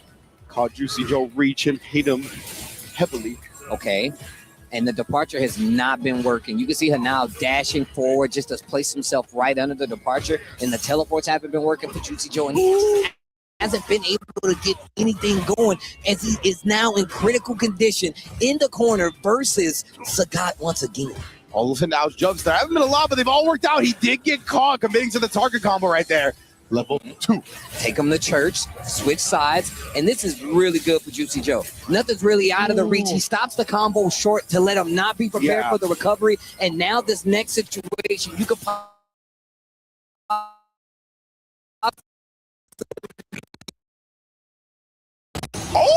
right, it's fine. Ends up getting the throw at the end there. Builds himself a nice little meter as well. Yeah, man. I love how funky that DI setup was, right? Because as you mentioned, he didn't want Hanao to reversal the DI at all.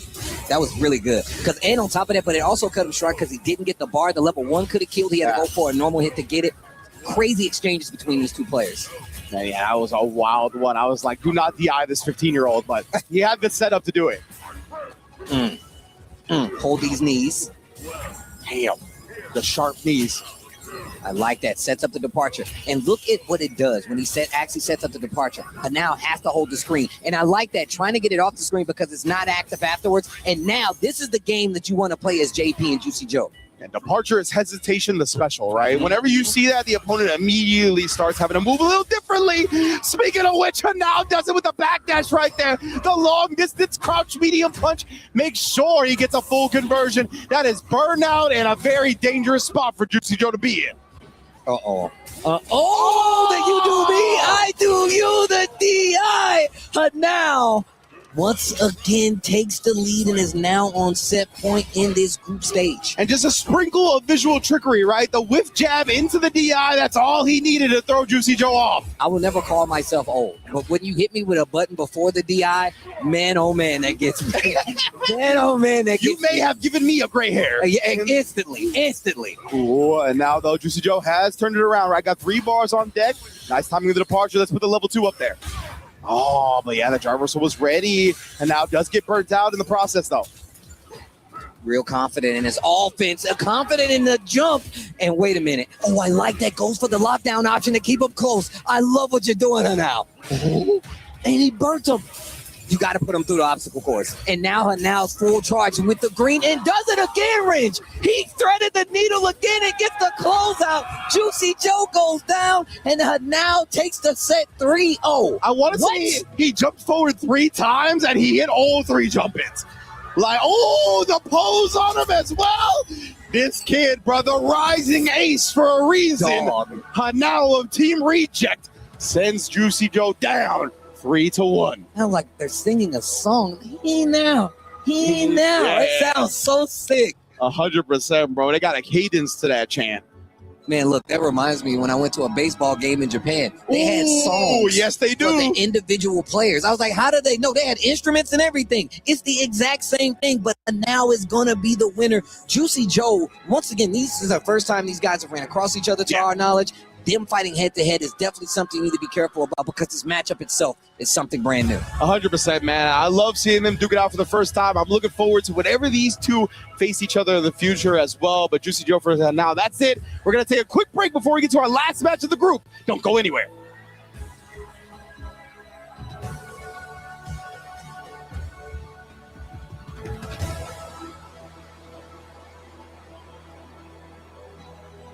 We're there. For every click, every clutch, every respawn.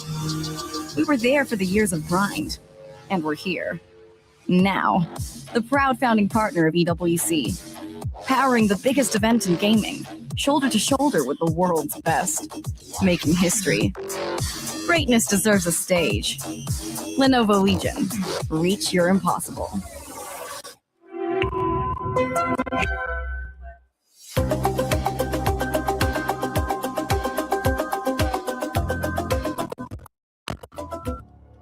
Welcome back, EWC Street Fighter 6 Day 1 Group C as we get to the next match.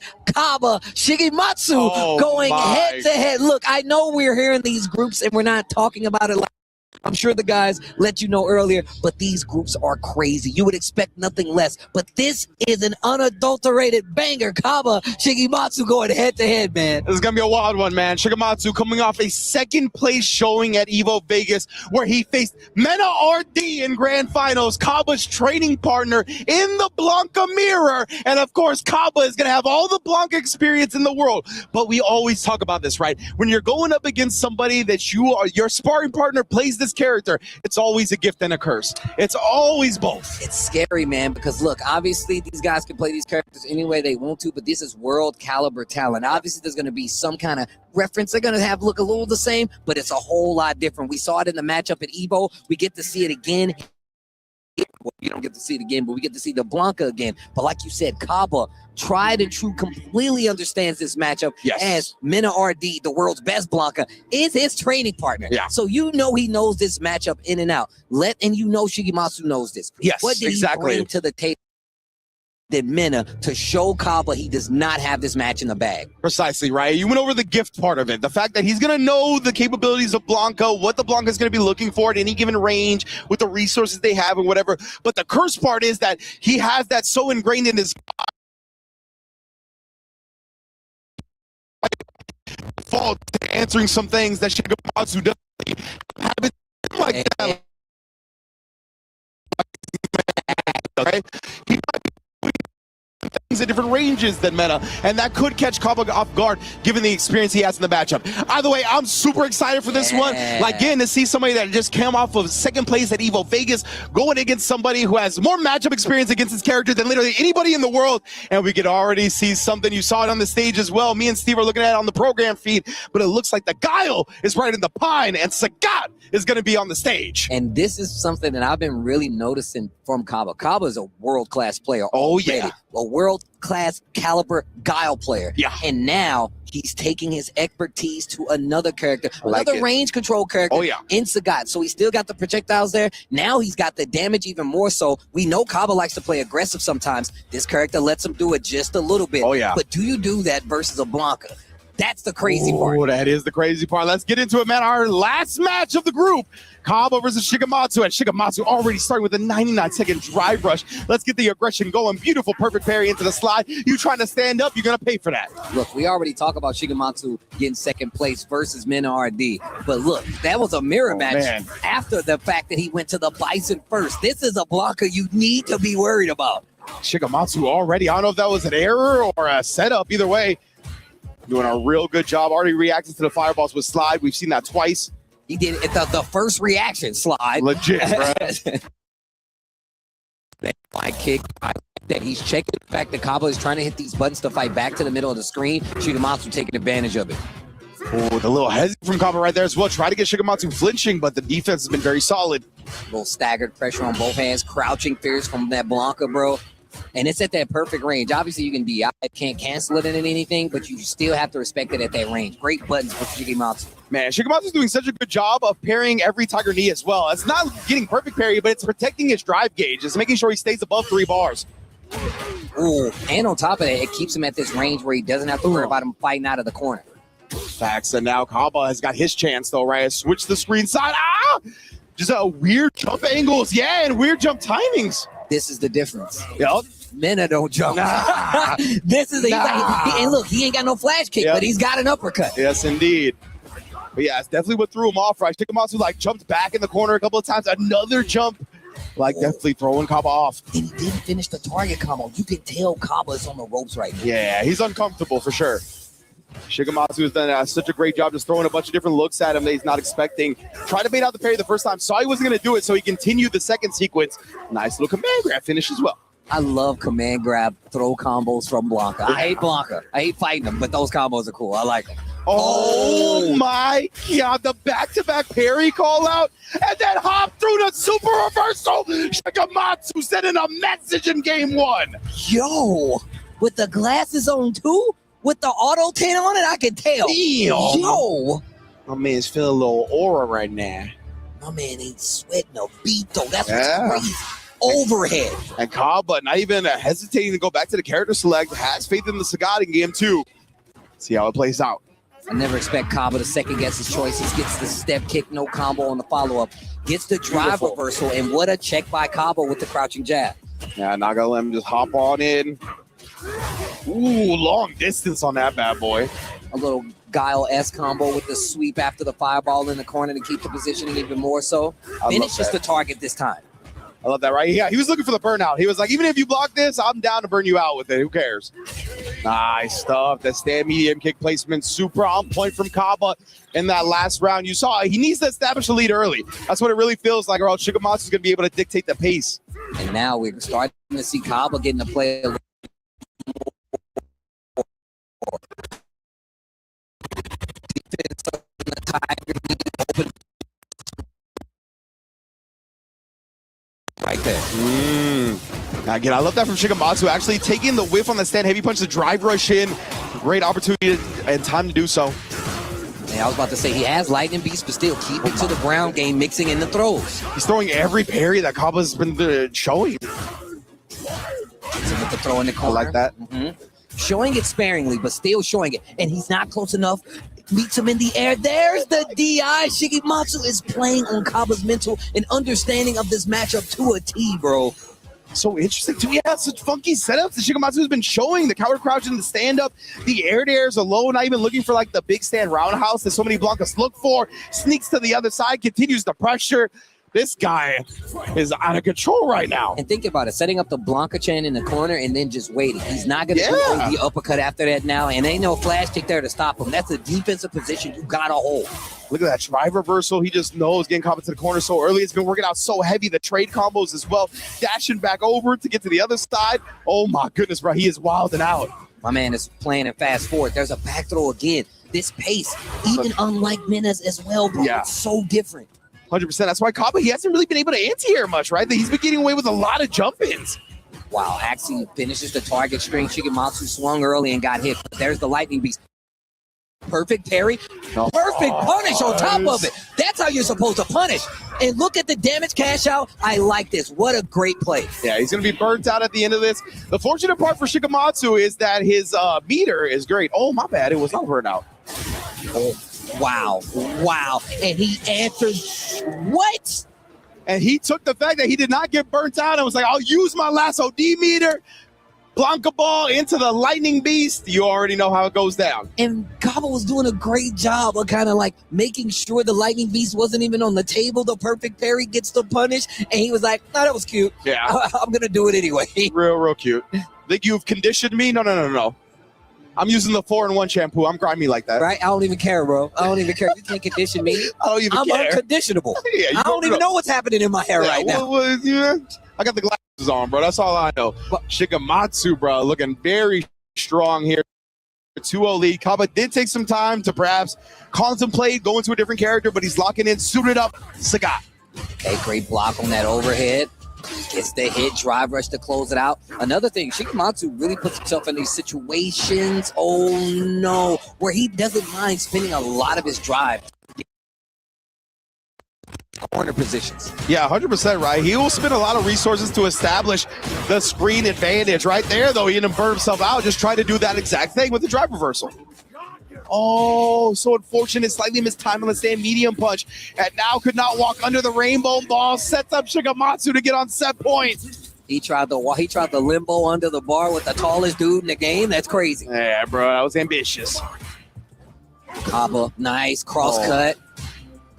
There you go. Okay. Kaba starting to get something started. He's no games on the board right now, and this is set point for Shigematsu. Overhead.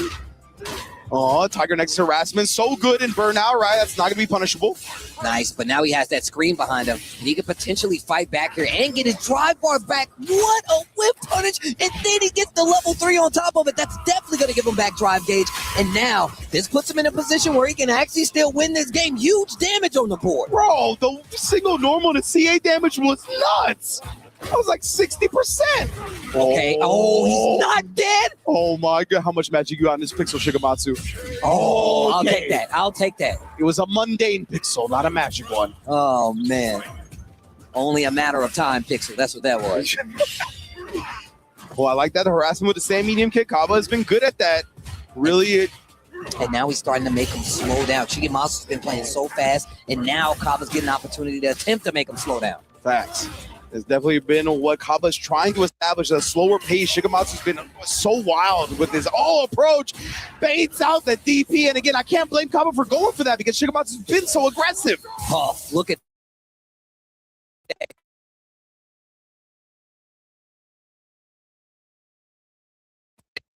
Look at the damage.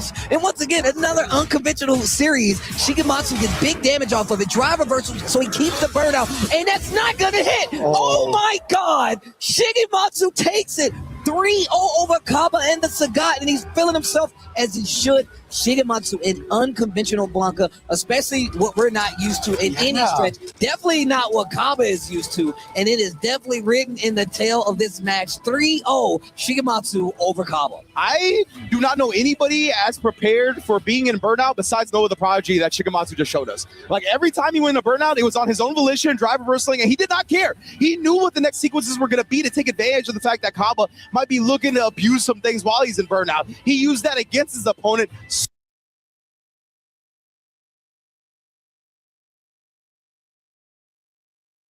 And this is one of the things I noticed about Shigematsu at Evo when I was watching the match. He plays so different than Mena. Different. He plays a different pace, and he took advantage of the fact that he could not anti-air or put it on his head.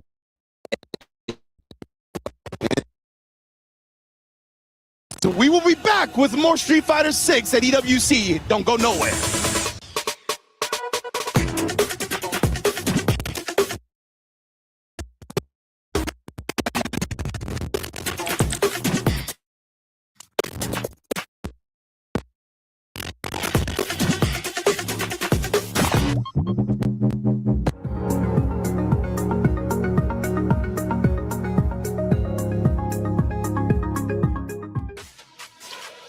We're off to a great start already here in the Allianz Vault. Street Fighter 6 is lit, and this is honestly the best crowd we have had so far, and it's only day one. Hey, welcome back in. I'm Taylor Reflections Noble, joined by Jammers as well as Yipes. Boys, good to see you. 4 matches down, 6 more to go, 4 keys to crush, and 4 move forward. It's a big day. Fighting games are brutal. I mean, look, it's been nothing but a bloodbath, and look, we've only just started with 4 matches. Also, obviously, pleasure to meet you because it's the first time working. That's You're right. going to have a good time with us. Don't worry about that. But I tell you what, man, that first match with Fudo and Moke, you do not want to be first in my first thing in the morning. I mean, look, at the end of the day, we all thought Fudo was going to win that match. But Moke, of course, obviously switching characters, switching gears, knowing what's on the line right now. So I appreciate him that he's trying to play at the highest level. Yeah, Moke played incredibly well. Incredible control. Coming in with Mai against Ed on the side of Fudo. Now, last year, Fudo dominated his group. This time around, he's got to fight for his life. Mm-hmm. I think these guys, you're going to learn over time reflections that a lot of these guys are better under pressure. That's when it's really, and sometimes your back's against the wall is better than your back against nothing because you still got things to walk away from. Yeah. But these guys, they know what's on the line. They know what they have to do. And with the Japanese players as well, by the way, their competitive schedule is insane. So this is just something that will propel the momentum going forward. Now, Yipes, last year, Moko finished top 24. This year, he is one game away from already moving forward to the next stage.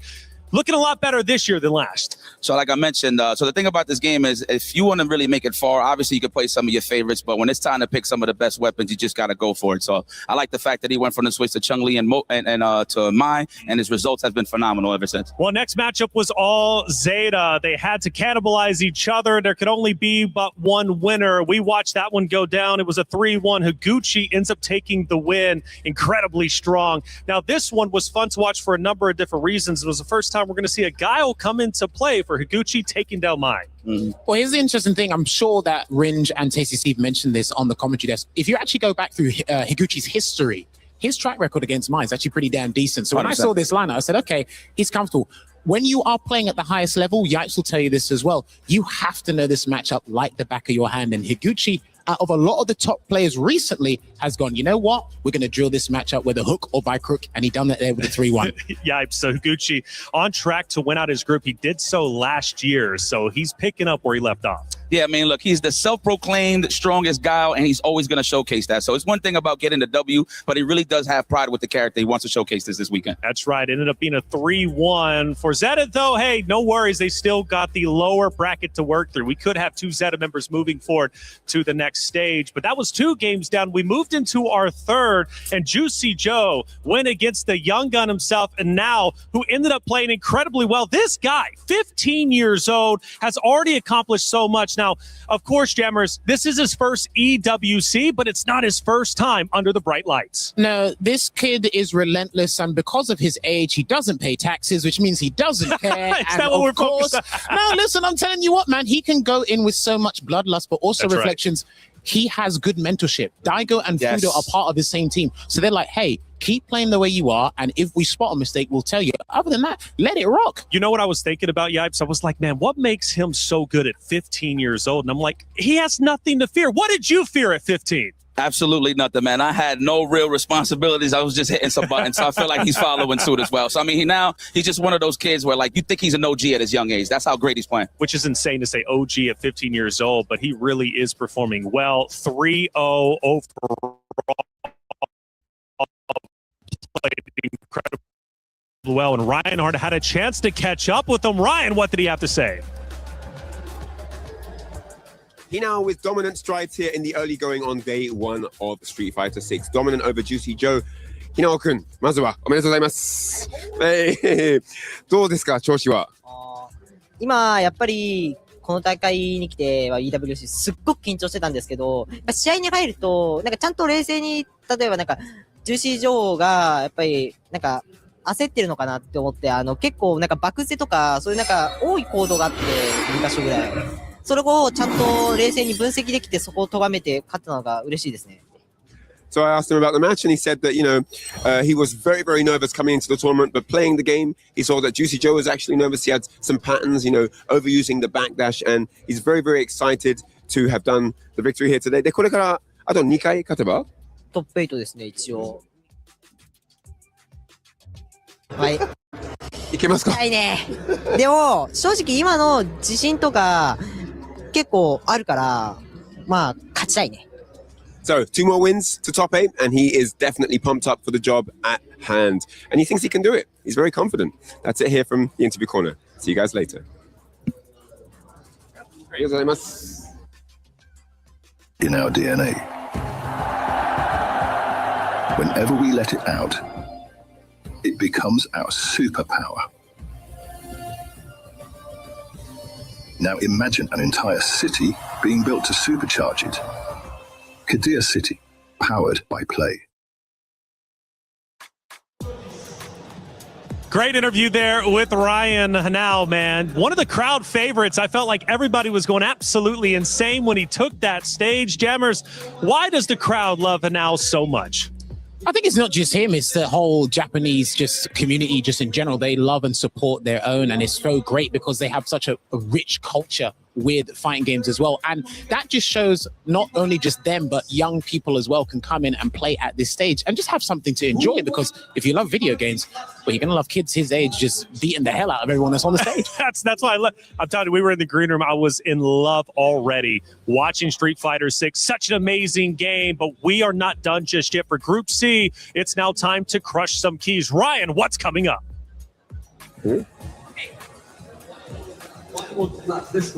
Insane stuff going on day one so far. It's been really, really incredible. The following matches, I can't believe we're going to have elimination matches on day one. Fudo dropping down to the lower bracket is going to be taking on Yamaguchi. And then, of course, Juicy Joe, who just lost to Hinao, is going to be facing Kaba. Now, up in that winner's bracket, it's going to be Moke versus Higuchi. Great stuff from both of them first round. Hinao, who's actually exuding confidence here, is going to be taking on Shigematsu, who had a dominant first round over Kaba. Absolute phenomenal stuff all the way through. I'm really excited. It's been super sick so far. Can't wait to see more. I can't either, man, and it's going to come at you fast. We're going to be finishing up Group C coming up next. 6 matches to go, and like I said, keys to crush. We take a look at our bracket to give you a visual of what is about to come. Again, for some of these guys, they traveled a long way. They worked hard to get here to the Esports World Cup, but they're about to have their keys crushed. The pressure is on. Look, if you don't bring 110%, I mean, your bracket run will know about it. And look, you can actually see it on there. Yeah, look how this is turning out. Man, nothing but bloodlust, like you said earlier. The fact that Fudo is in losers early, it's phenomenal. I mean, that's how that you know that the competition is very fierce. Of course, Higuchi taking over Yamaguchi, man, that's going to be a good one. Hinao versus Shigematsu. And it's crazy because all of these matches are potential grand finals.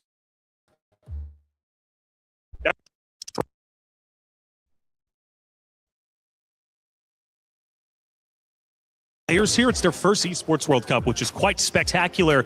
But of course, for them, they want to go even further. You know, a story, for example, Kaba, he missed out on last year via the LCQ. Now he's here fighting for his tournament life already. His next matchup's not going to be easy. He's going against Juicy Joe. What's the juiciest matchup in your mind? Well, this time the juice has to be worth the squeeze. First of all, he's got to get it out because I'm a fan of Juicy Joe. I've been watching him for a little while. We've actually been talking about him in the European scene for so long, and it's something where, again, he's got good compadres that can warm him up.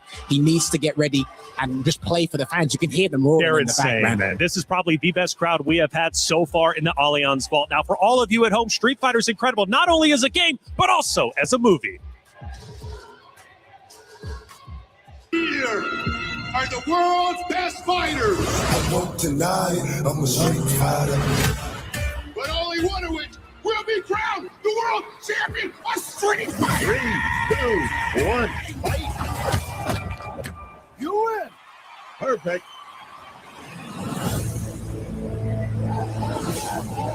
This tournament is not what it seems. We have to be ready.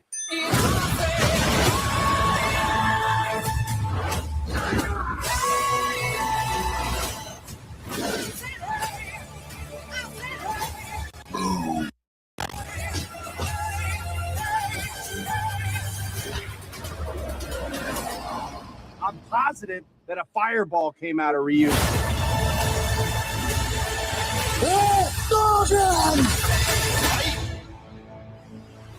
Perfect. Whoa, that gets me pumped up and ready. It's Street Fighter all the time here at Esports World Cup, and the stage is set. The stage is ready. Group C's finale going to be coming up. Who's moving forward? Who's going to have their key crush? Let's head to the stage to find out. Thank you, Taylor. Listen, banger first matches. The hype is there. The crowd is there, Rob. And already banger matches to move forward to stage 2. Look, bro, I had to make sure I even put a couple of these down. Brother, Moke with the 3-1 over Fudo to start things off. I mean, that was absolute domination. Hanao with a 30 ball over my dog, Juicy Joe. Even though that's the homie, I cannot be biased up here. My man's looking absolutely insane. And then, of course, Shigematsu with a 3-0 as well. But our next matches, there's a whole lot more on the line. They're about to be important because first we have the 2 qualifying matches to go straight to the playoffs. And then we go to the losers bracket to have elimination matches, Rob. Every single match is important. People are about to be going home, ladies and gentlemen. I mean, you ain't got to go home, but you got to get where, Damascus? The hell up out of here. That said, our next match is a decider match going on between Moke and Higuchi. Ladies and gentlemen, are you ready for our next match? Okay, then, enough said. Let's get into it. The winner of this match moves on to phase 2, and the loser drops down to the lower bracket. Let's send things over to our commentators. That is correct. We're into the qualification spots for phase 1 here for the rest of our group.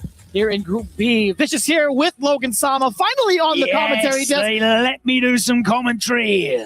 Love to hear it. Out of the cage, out of the studio, and into the action, and for a very good reason. Moke versus Higuchi with such a phenomenal start. Yeah, I mean, Higuchi's definitely got the warm-up in this matchup. Going to be playing another My Moke. What a fantastic first set from him that was. I mean, Fudo was definitely the odds favorite to take that one, and Moke just didn't let him play at all. Not at all. Higuchi, though, getting the big result against his teammate Yamaguchi, of course, coming off the back of a loss at Evo Japan. Yamaguchi, of course, winning that bracket, but... Damn, the smile and destroy. I did misspeak earlier. I did say Group B. I meant to say Group C. But yeah, as it progressed right now, you're looking at Moke versus Higuchi. Kind of fast forwarding to what we're at right now. We just had Battle Arena Melbourne not too long ago. Interestingly, he's locked in on the Chun rather than the Mai. Yes, that's exactly what we were going to get into, right? Is it going to be the Mai pick specifically for the Guile? No, it's going to be the Chun. And why not, right? Okay, so he's going to be trying to control this mid-range space with some of the more extended normals, and that means you're going to be battling against the command normals of Guile. And also the fireball game from further out, but right now they are slugging so far. Has to respect it off the medium punch from the side of Moke. Higuchi trying to create some space for himself now. But he has the life lead. He can kind of dictate the pace with the fireballs, right? Yeah, you can see he's now like disengaging, backing off a little bit, waiting for his moments, and then trying to catch him with an off-tempo drive rush. And Moke trying to do the same exact thing. Counter hits exchange. Higuchi still in that favorable spot. Hazanchu going to be baiting out the rebuttal against Higuchi. Moke with the perfect parry. Now to start things off in the corner, I feel like Chun-Li's corner presence a lot more in comparison to Guile. Yeah, a lot of upside down kicks and soul back kicks we're seeing in the mid-range. Chun-Li's floaty jump up, not a great way to get in. That is one of her problems when she isn't able to dominate the neutral. Her aerial options are not particularly strong. And Higuchi, a great level of control here. He's controlling this space. He is dictating the spacing in this matchup. Can Moke force him into the corner and then start to abuse that? That OD up kicks is definitely going to help there as he puts him in there. Brave tech on the throw. Lovely with punish. Now you're starting to rely on Reed just a little bit, but as this corner control happens for Moke, what's going to be the pressure like against Higuchi? Can he force him out of this corner? Can he force himself out with some of these elongated normals? And I like that. The bust out with the OD flash kick creates some significant space for himself, but he's still at the deficit. Moke with the stab. No upside down kicks for you. Safe jump. Nice patient defense from Higuchi. He's got a huge way to come back here. And he's got to do it now, I feel like, especially while in burnout. Drain as much as you can. I don't think he's going to be using any of his super meter just yet unless it's for the kill. So now that Moke touching grass again, it's going to be still a lot of the fireballs trying to create that opening. Oh, yes! What a chase against the jump back. Showing the space hit again. Higuchi ready for the Zanchu, but nothing after it. Oh, no. And that question mark. He had the drive gauge there as well to get the double drive rush cancel and into the level 3. That may have been the kill. The scaling would have been pretty high, though, so maybe not. But, yeah, definitely a big mistake not to get anything off that perfect parry. And now Moke looking to come back. That is crazy, by the way. The forward roundhouse just eliminating the level 1. And it's so much control now from the side of Moke. On the way forward. Does clip Higuchi trying to press a button after a block standing medium punch. And it was slightly delayed, it felt like. Yeah, absolutely. You can see that there. Moke managing to win that mid-range game. And as I said, pushing Higuchi back into the corner. And when Moke's the one with Chun, who's able to dictate what that spacing is. Her neutral buttons are fantastic. Those mid-range pokes. She's able to use her walk speed as well to get in. And again, you saw him there just change the timing up.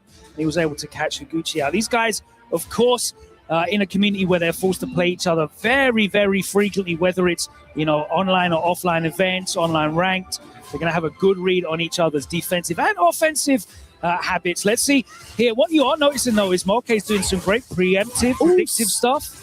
Right, yeah. That Hazanchu has been pretty much kind of going unscathed. Stuffing with the forward medium punch as well was fantastic. And again, he's fishing for there. One of the things that Gao has to do is be preemptive in terms of his space control, though, using the soul bats and the upside down kicks. Yo, that was sensational, causing the hitbox to just completely disappear. No overhead there for you, Higuchi, as Moke buses out. No tech or delayed button there either from Higuchi. He's been very patient on defense. Difficult to open, but Moke has had the keys. Yeah, you can see it exactly why he's had the upper hand, even in Battle Arena Melbourne, going up 2-1. But the chip was inevitable. Higuchi getting the round here in game 2. What do you do now as Moke? Still within the range! The big punish counter coming in for the Fierce. Stab normal yet again. Let's get some corner control. Hanging on the east side, we do get the slide past the fireball. Nice little stance change there, and he was able to react to the Sonic Boom start. No, the angle was off, and you see that so many times in Street Fighter 6. We hate to see that. We genuinely hate to see that. Gucci gonna level it up. Fortune shined down upon him. He had the as right he call. bore down on Moke in that angle. It's just unfortunate. It's something that happens a lot in this game where you feel like you have the right call on that anti-air option, but the horizontal trifle. That's the question I wanted to ask. Does that still count as the right call? Well, no, not in that case, but that's the point, right? Especially if you're walking back slightly, it's so difficult to correctly identify whether the trajectories are going to line up with your horizontal movement. That's why so often it's safer to just go for a jump back light, maintain the corner control, give up some damage, give up some screen, but boy, you know how much damage can be done. You saw him catching out the level 3. We've even seen if you're jump wrong, back air throw too. boy, you're wrong. Yeah, absolutely. She has got that in her locker as well. Both. Back in the corner, Higuchi finds himself trying to find his way out. That was the right angle. We get the throws going. Not for too long, though. Obviously, Chun-Li going to have to work.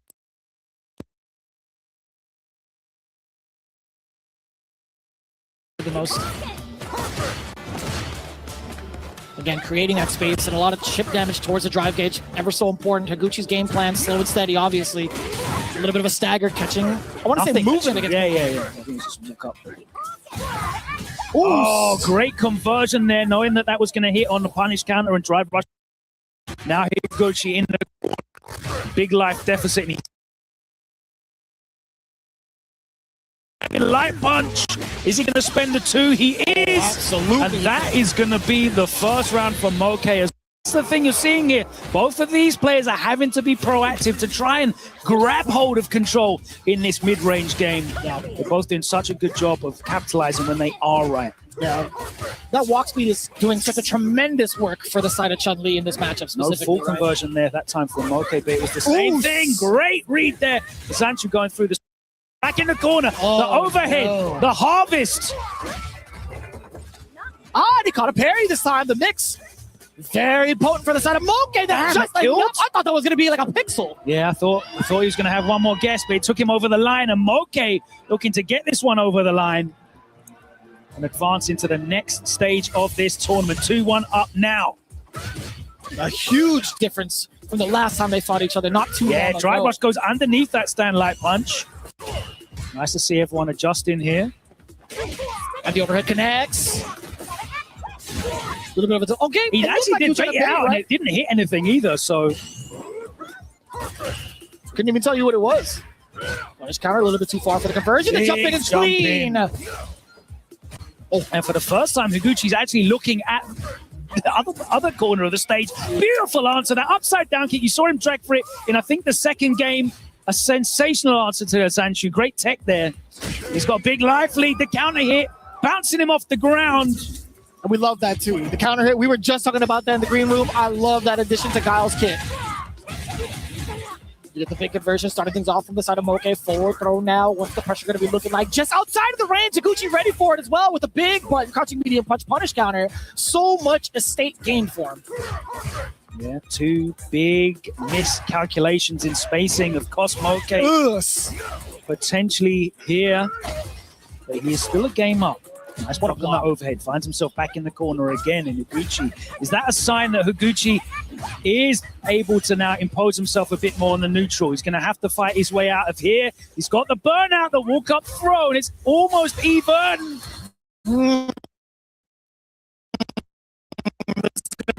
Big equalizer. He could chip him to death if Higuchi finds it. Yeah, tried to get over the baby boomers, but the air legs was not enough.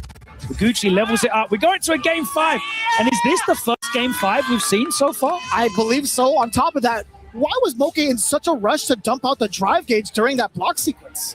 I was so kind of worried about like where he was going to go with it, right? He had the first drive rush and then eventually did it again off of a cancel. That is so detrimental to your drive gauge, obviously. And just the momentum being built, you are at the deficit, sure, but I was so surprised he decided to just go full offensive.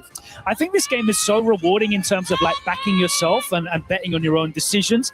He obviously made that decision that he felt like he was going to be able to open up Higuchi, but that's the big risk, right? We've seen that a couple of times where people have made hard reads, hard decisions, they haven't come off and they had to pay for it, and that's another one. There's 3 big decisions for Moke that have just not worked out for him.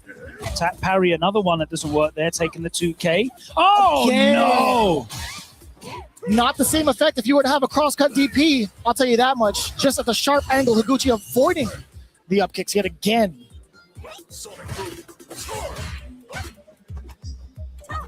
And now Higuchi playing the rest of the stage out. Nice. Carry on the way through. That was a great counter poke there from Higuchi with the challenge. Excellent call. Ooh, instant air legs. Catching the opportunity. Higuchi wanted to go for that side. Oh, not a double overhead. Oh, my word. And Moke, spend it. We're going to a set point now. I like that. It's kind of like redemption from the previous round in comparison, right? He tried to go for like the throw bait off with like the drive rush cancels. He went for that forward round. I was like, all right, if you're not going to punch this way, I'll force it out of you for the next one. OD flash kick. Green stuff. Oos. Okay. The architect of his own demise here, surely, if this doesn't work out for him. Higuchi, of course. Excellence of execution, attacking that drive gauge. Oh my word, the corner carry was ludicrous. Damage on top of that as well. And now look at that, shaving down the drive gauge. Moke forcing himself into the burnout, but does get the opportunity for offense. No! He committed to the string. Into the fireball. Nice and easy, Moke. Getting called out with that DI from the side of Higuchi. Looking at match point for both. Final round. So here's the thing. Moke's been winning the neutral. He has been beating Higuchi, but Higuchi's been out-reading him. And this is why we've got to a final game, final round. Higuchi, huge life lead, though, here in the corner. Oh, that's got to be it. That's got to be more than enough. Just a DI to catch Higuchi off guard. Moke ends it in a perfect. What a turnaround in comparison to that previous round. That was an emotional roller coaster from Moke, and it is very, very good for him that he gets to sit down now and progress to the next stage, because that must have taken so much out of him emotionally, psychologically, but he got it over the line. And Moke with 2 big results, overcoming Fudo and then Higuchi, players that are definitely in the top echelon of Street Fighter 6 right now. Moke, is this his time? The wave of momentum is with him. He is playing some great Street Fighter. Perhaps this could be the day. And he's back with quite the arsenal. I'm glad he brought up the Chun-Li. I'm glad he's not rusty. We were talking about that a little bit in the green room. We wanted to see if the Chun-Li was even going to come out to play. And there you have it. Surely proving his stuff.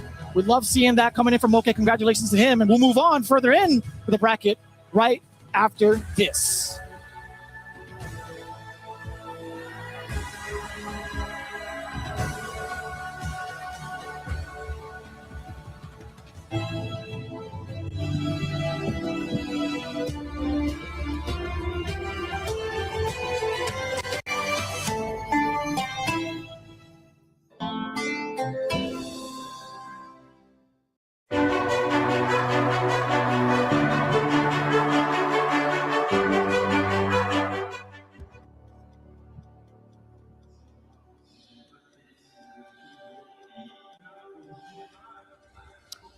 Welcome back to the Esports World Cup. It's Street Fighter 6. It's day one, and we are progressing here through the group stages. We've already seen Moke book his place in the next stage of the competition. Now it comes down to Hinao and Shigematsu, two players that have exploded onto the world scene over the last 12 months. Of course, we saw Hinao in the feature in the pre-show, 15 years old. He's just a tiny baby, but he has got a stone-cold heart of a killer. Shigematsu.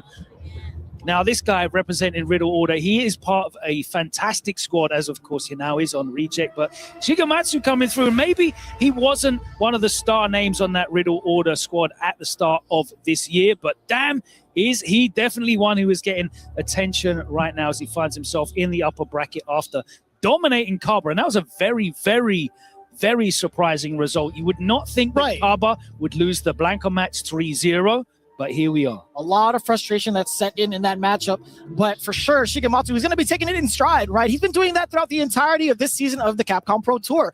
Obviously, coming in from the backs of second place over at EVO Las Vegas, having a ton of big accolades throughout Combo Breaker, back Atlanta, and even also the matchup against Hinao over at Topanga, where he took him down 3-0. Shigematsu running the Sagat gauntlet, it looks like, today. Yeah, that's true. And if anybody's prepared for it, it's obviously him, right? The way that he kind of dismantled Kaba, not to take any respect away from Kaba, one of our favorite players to watch, he just looked like he was so comfortable in that matchup. Yeah, I don't know if it was a different in play style. Obviously, Kaba and Mena have such a long history together as training partners and teammates, but yeah. Also a firm understanding of how Shigematsu plays directly, having to face him off in the grand finals. Of course, and they'd have known that coming into this tournament. Right. They'd have had a bit of time to prepare. The brackets were out. It's very surprising, but let's see how he does against what is probably, arguably, you would say the premier Sagat out there at the moment. Is that fair to say? I think it's pretty fair to say, and it's funny because all the young guns are also playing this character as well. It's funny, right? Because it could be, and that's the quality of the play that we're seeing at the Esports World Cup. There are certainly no gimmies here. No one's making the numbers. They have worked hard for the last several months, grinding it out around the world, trying to earn those spaces. Of course, the 6 players that earned their space at the LCQ coming into this riding high as we saw Moke advance into that next round of the tournament. A great look for him as an LCQ qualifier. But these guys, you know, you're looking at Hinao. He's in great form right now. He's been winning offline events. Shigematsu got himself all the way to the EVO Grand Finals. That was how he booked his place here. And it's going to be a very, very interesting one for me. You mentioned the young guys. You are right. They kind of all are using the Shoto archetype. And I'll put Sagat in that group because they're all kind of pivoting between the Ryus, the Kens, the Akumas, the Terrys, the Sagats. Whichever function does the job the most efficiently, they seem to be pivoting to. And they all have a very similar, oh, there you go, look at that. It's not the Sagat, it's actually the Ryu. Excellent. A little bit of a change up, but you are right. It's still going back to the Shoto, right? Yep. So it kind of proves your point even more so. You could even see it, not even just in this matchup, not even just from these players. You can see it all across the board from Capcom Cup. Yeah, maybe he's taking in that experience from Topanga, looking to switch things up. Oh, catches him low. Drive rush will carry him towards the corner. And it's time for everyone's favorite breakfast cereal. There's the drive reversal. Big whiff that wasn't punished, but he gets the knockdown with the slide. And the delayed tech gets blown up. Shigematsu happy to take that back soft, wake up jab, and gets the back throw into the corner. That's so well spaced with that forward movement. Stealing some frames off of that drive rush cancel off. It's fierce because, of course, you can stop and block off of that. It is possible to bait. Oh my word, he actually went underneath. A sensational punish there from Hinao. He's kind of chuckling about that. He's like, I think I just got lucky. That neutral jump was just fortuitous one. And what even was he trying to call out? Phenomenal stuff. What a stop! Standing short? What is happening right now? Oh, you just ate it for breakfast? Nasty! So many duffs. Scalen's going to kick in and he's going to have a couple of pixels of health left, but that was all heavies. Oh my God! This character doesn't That's Ryu, son. What? That is dump trunk read. That had just touched yellow. What? Dog. Why did people stop playing this character? Oh, it's nice to know that the Karate Man on the front of the box is still... He's got slippers on now, man. One of the best. That's plus 10 to power, plus 10 to strength. Insane. Even Shigematsu's taken aback by it. He's like, damn, that killed? I just started second round. Yeah, I was thinking about okay, the mix-up of this, level 3, what's his wake-up options here? No, sorry. Oh, you got stuffed with the fierce, and that was literally it. There was 3 standing fierces in that combo. Yeah, crazy. So insane. Oh my word. Do it again. Show you can. It was like 4 or 5 fierces in total in that combo. I still can't get over it. Brother, within 25 seconds. I don't know what Shigematsu's doing on wake up, but he needs to stop it. Whatever it is, it's getting stuffed out, unfortunately. I mean, he's trying to make these reads. Great block on the overhead. Chasing the stand light kick. Mm-hmm. Get some space back and representing with that low forward just to make sure Shigematsu has to think about it. Yeah, preventing the walk back from Blanca, pretty important, even more so. Also making him reconsider walking in. Well, that stand fierce will definitely make you think twice about. He has been checking a lot of the forward movement thus far, and now finding so much success against Shigematsu's movement. Oh, again! Stuffing out the drive rush, back to back! Oh, I thought he was going to clip him on the way down. Raw lightning beast! All right, Shades of Evil. Set out the doll. Nice patience and great use of the drive reversal just to get that whole situation off the screen. Got a good old 2-for-1. Oh, the uppercut with some drive cakes to spare. Excellent calls, Frank, now from Hinao. Hinao's got a sensational game plan here against Blanca. He's just forcing Shigematsu to have to come in. And that is when Blanca's at his weakest, actually. Not even a DP anti-air. I'm just going to... What? It's still in time to recover and get the full punish counter, level 3. Hinao, you are not kidding. His game plan has been absolutely stellar. Yeah, he's got great tech as well there, because of course normally the OD Blanca ball can hit twice on wake up if it hits deep, but at that range with the drive impact there, you'll absorb a single hit of the OD up ball. He'll fly up into the sky and you'll get the punish there. Sensational knowledge here from Hinao. He's got a great strategy and great tech. Oh, does find himself getting clipped by that clutch and strong though. Yeah, beat him to the punch. Shigematsu now trying to shine. Hasn't really had that opportunity thus far. No charge up, no free charge up for you, says Shigematsu. Oh, big bait and also bigger gamble against Shigematsu. Bang! Yeah, then someone in the audience was like screaming as if Blanca just died. Did you hear that? That was Blanca's mom there. Oh, Lordy. TP, you know it. Oh, what was that? I wonder why he got clipped. All right, that time he's going for the throw after the medium punch after getting the counter hit last round. Got another one on deck. Shigematsu back into level 2 territory. I like that fake out. A little bit tricksy. Coming in with a jab, Blanca ball. Oh. Rare mistake though from Hinao. He's going to find himself in a cool big chunk of damage, but again, he's got the right read on the wake up.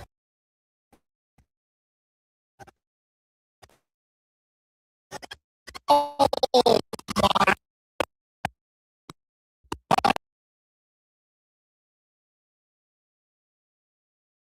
Straight in to the next round of the tournament. Hinao, flawless. Absolutely superlative performance from this young player. Brother. And the reject faithful, the super fans chanting his name in the stands. He read that jump back Blanca ball ages ago. He went for the double neutral jump from so far away, anticipating Shigematsu's movements. What a that was like Back to the Future. Yeah, I love this episode. What's a rerun? Rerun? What are you talking about?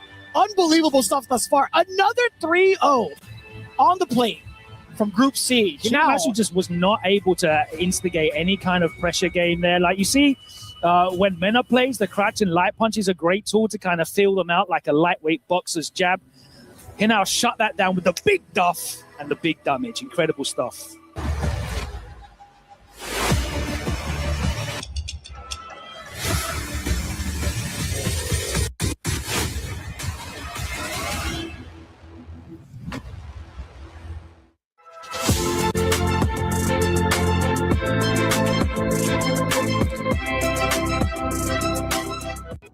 I was already having 2 qualifying out of Group C. He now, with a stellar performance, 6-0 overall, taking it down over Juicy Joe and then Shigematsu. But what that means now is we're in lower bracket territory. This is where the keys are gonna get crushed. Fudo setting up against Yamaguchi. This was a little bit of a heartbreaker, right? Because they've had so much experience growing up together, especially towards SFL. I want to say Yamaguchi has definitely looked up to Fudo a lot of the times during their practice sessions. But for the most part here at EWC, no love lost going into it. But one thing I do want to highlight, Yamaguchi obviously having a very, very phenomenal start to his CPT, Evo Japan winner. A lot more to note just going throughout the CPT, but we've kind of touched up upon this a little bit, excuse me. Fudo has not really had his opportunity to shine this season, right? Yeah, he's made a couple of top 8s. I think he's finished 5th at Combo Breaker, I think it was this year. Of course, he had that top 8 finish at Capcom Cup, but you're absolutely right. You'd expect to see a player like Fudo breaking into those top 8s a lot more. Yamaguchi having a breakout year, the Evo Japan victory, huge for him. I think that's his first ever offline major win in his entire career, which is a bit longer than you may think it had been. That is been correct. around for a while, competing for about 10 years, I think, which is crazy to say. Yeah, I mean, like outside of You're gonna have to get the used to that, singles though, right? division, I think he's had, from what I'm looking up, he's only had wins, like significant wins in like team exhibitions, tournaments. It's kind of difficult to kind of really wrap your head around because he's been, as you were saying, so active for so long, even in the previous iteration of Street Fighter V. Representing that Zeta division, and he wasn't actually part of the starting lineup for that Zeta team last season either, so showing that he is fighting for his recognition and his place. Fudo, of course, has been ever present. You mentioned, you know, an inspiration, and he has definitely been one of the most inspirational players in Japan in terms of, you know, esports era that has emerged, and of course, ever present. He finished top 8 in the Esports World Cup last year. He's going to definitely go on further than that this year. But he looked lost in that first match against Moke, and his reward is another matchup against another Mai. I think he's going to very much adjust his play style. He's going to have to adjust his play style if he wants to stay in the competition. But I think we're going to see a very different proposition here from Fudo up against Yamaguchi. Yamaguchi's great with his pressure, though. He really throws some different looks at you. He forces you to react and respond. He's so good at utilizing Mai's counter hit conversions off her lights and her mediums. Fantastic at that. And he really just removes tools from you in the neutral and then starts forcing you to take really bad risk guesses on. We'll see how Fudo deals with that, because if he can control that space and actually get some of Ed's mid-range control tools out, that's way better for him. He wasn't that at all when he played in that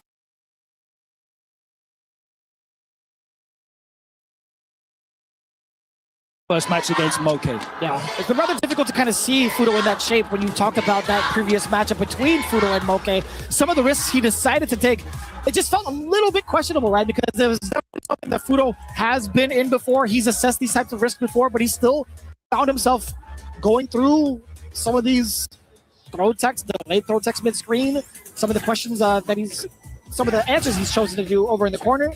We'll see if he kind of brushes it on up against Yamaguchi. Starting so far, Yamaguchi. Nice. As a poke, that's definitely an answer that kind of forces Ed. Oh no, it's really difficult to get that reversal out. 13 frames to start up. It's so easy to safe meet it with the light. Nice block on the overhead though. Yamaguchi, big life lead here. Goes for the low. Even trying to tempt a button on the side of Fudo is Yamaguchi. Nice trade conversion there. You get the side switch. Fudo dashing on in there.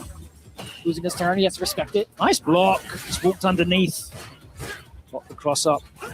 Very much so doable for Fudo still. We have the burnout from Yamaguchi. Yes, sir. Also level 2 ready, just in case. Yeah, using all 2 bars of that super in the first round of the game, you can see how important it is to Fudo. Look at his face there. You can see he doesn't look calm and composed. He does look a bit shaken. It's very important to him. He's staring down at a key crushing and a tournament elimination. Yeah, I'm still quite amazed that both players just built up that level 2 so quickly within that first round. Just to even think about the amount of resources that they have going into the next. Oh, what an interruption. I like that. Yamaguchi, killer beat bump on the way over. Yeah, that was a Braids challenge after the back roundhouse. Huh. Caught a little bit of movement against Fudo. With that crouching short swing. Yamaguchi sitting on 2 bars. Damn, just gets clipped on the way over. He takes the damage over the side switch. You're going to tick throw now, Yamaguchi. In control. What a time to interrupt. Are you kidding me? Crazy work. And again, a level 2 gets it done. Fudo with the bravery. There, the drive rush low, plus frames there for Mai. Fudo still pressing. He knew that Yamaguchi, he believed that Yamaguchi was going to steal some frames, and it paid off for him. Just that kind of instinct back. Insane. Defensive shit there, the fierce, the low, catches Fudo, trying to move out as well. That time, still goes for the OD Psycho upper. I respect it. Letting some of the fireballs do the work. Yamaguchi has not really been able to throw it. What a double uppercut to get the double! Yeah, and you're going to start seeing Fudo try and go for this, for these flicker.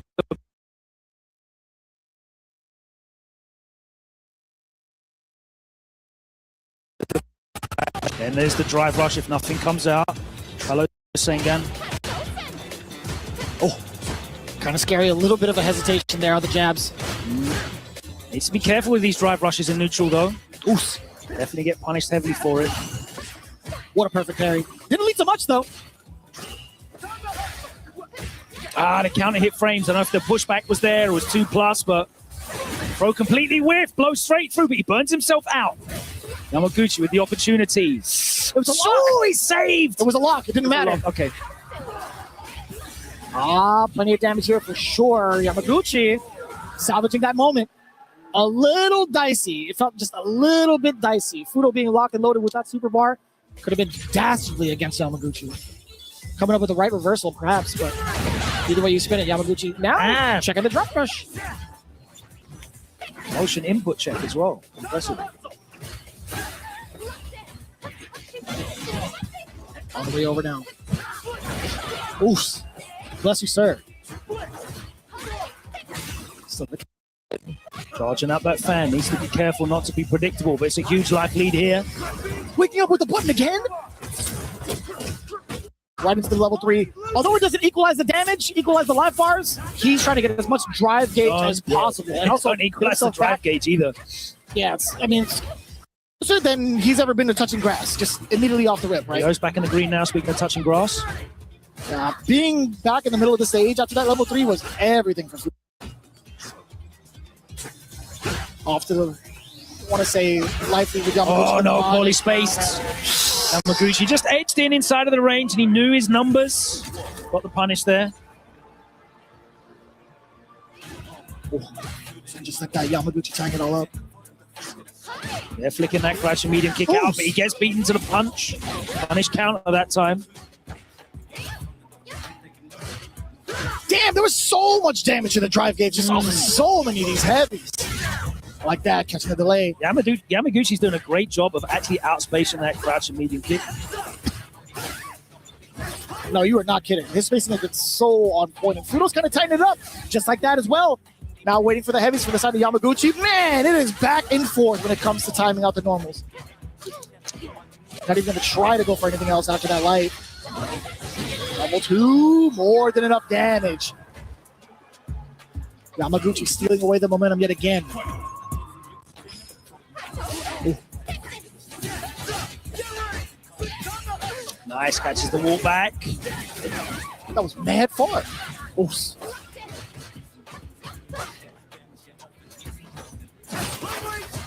fact that you can do that target combo and still get away with it, go ahead. He's crazy. Yeah, as he's the fully charged one there.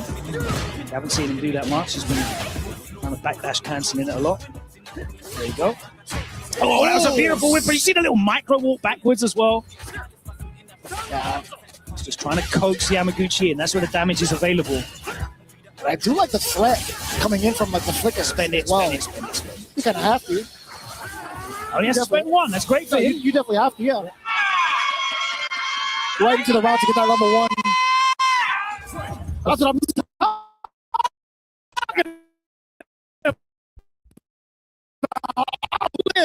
I like that energy. Super fan title activated. Oh my word, that ult combo, that was crazy. We see it so many times, but it's still crazy to us. Triple lights. Why are you reaching for? No free hugs today. On the contrary, Only there's plenty of free hugs coming in your way. Yeah, I think it was free. I think they were all. I mean, free, that's not a hug, right? She literally grabs you by the collar and tosses you over her head. Do any of them count as hugs? Some of them. Maybe like Honda's. Honda's does, because he does that. With the suplex. That's a lovely hug. That's fair. I mean, the landing isn't lovely, but depends on who you ask. All right, so Fudo, right, for the first time, actually getting the corner positioning quite early. Big life lead here. Oh, that was unfortunate because he already committed to a button. He wasn't able to punish that whiff throw, but Fudo, look, man, he is stressed. I understand it. Just trying to scathe by round. Although as commanding as it was, still have Yamaguchi one whole game up. Or I guess 2 rounds up, I could say. Oos! 1 round. I can't do math today. Jesus. Hello. Luckily, we don't have to count over 10, otherwise you'd take your shoes and socks off. Yeah, man. No one wants that at the desk. Yeah, I keep it clean on the desk. Oh! Yamaguchi doesn't know. He took the big risk. Cleaned out. Damn, son. He has been going for that, though. The up kicks have been working out for him because he knows that Fudo needs to go in. But Fudo was in a position there. He had the round lead. Forced the guess from Yamaguchi, and it wasn't right. And we're going to a game 5. Again, another game 5. I love this. We're getting all the nail biters here. No blowouts. You got to extend it as much as possible, man. Now you see the threats coming in from Fudo from the mid-range, from the flickers. Yamaguchi, of course, going in for the drive rush, excuse me. Oos! It's so dangerous. With the fans hot and heavy yet again. Nice hit confirmed. That's level 1 as well. I haven't seen many level 1s from Yamaguchi at all. Not in this set, for sure. Oh! Counter hit yet again. Tricky stuff. Putting out the layers now. The overhead between the fan pressure. Yamaguchi, damn, he's got the full tilt. Facial structure-wise. My man was like leaning down. He's got the chin up at the same time. I don't even know how you do that with your face. Maximum concentration. On match point, as it should be. Catching the low yet again. Fudo, 1.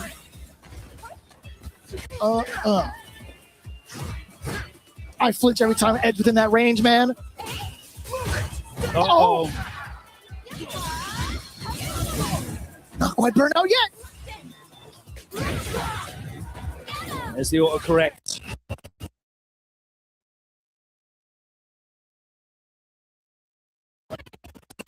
Nice parry. Hold this. Now he's ready with the level 1, though.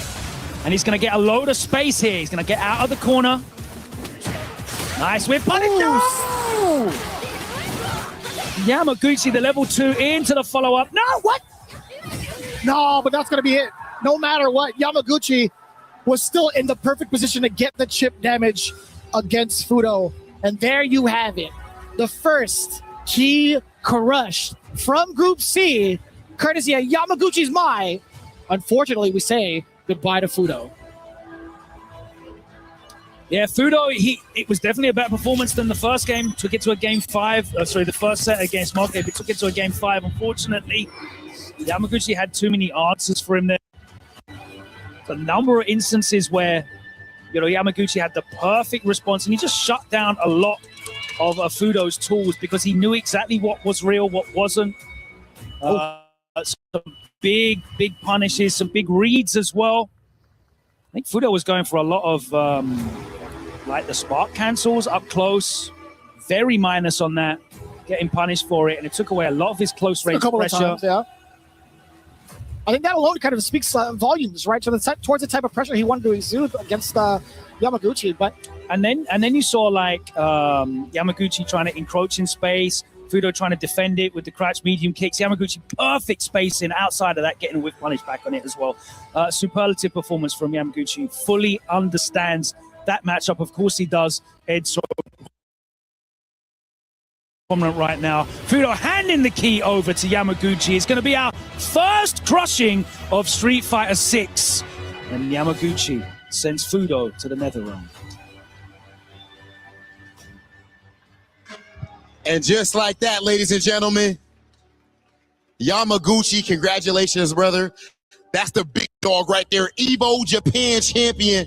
And he takes down the legend that is Fudo. Of course, here at the Esports World Cup, we have a special tradition. After one of our competitors fallen, their tournament life, their tournament soul is officially crushed right here at the Key Crusher. Our key master making sure Yamaguchi know what's going on. You gotta be heartless. You gotta be heartless, Yamaguchi. It is what it is. Fudo, no, not like this. And there it is officially. We have our first key crush here at the Esports World Cup. Absolute bangers back to back to back. Yamaguchi is trying to punch his ticket into that next phase. He still has to win one more match to do so.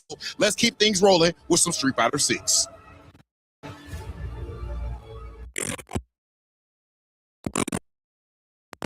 Not trapped at a desk in one singular posture for 12 hours a day. It's time your chair evolved. This is Secret Lab Titan Evo.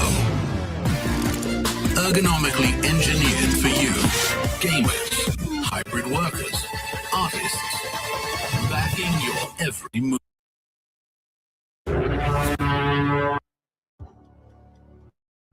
Welcome back. We've already said goodbye, and those Reject fans in the front crying tears into their Fudo signs.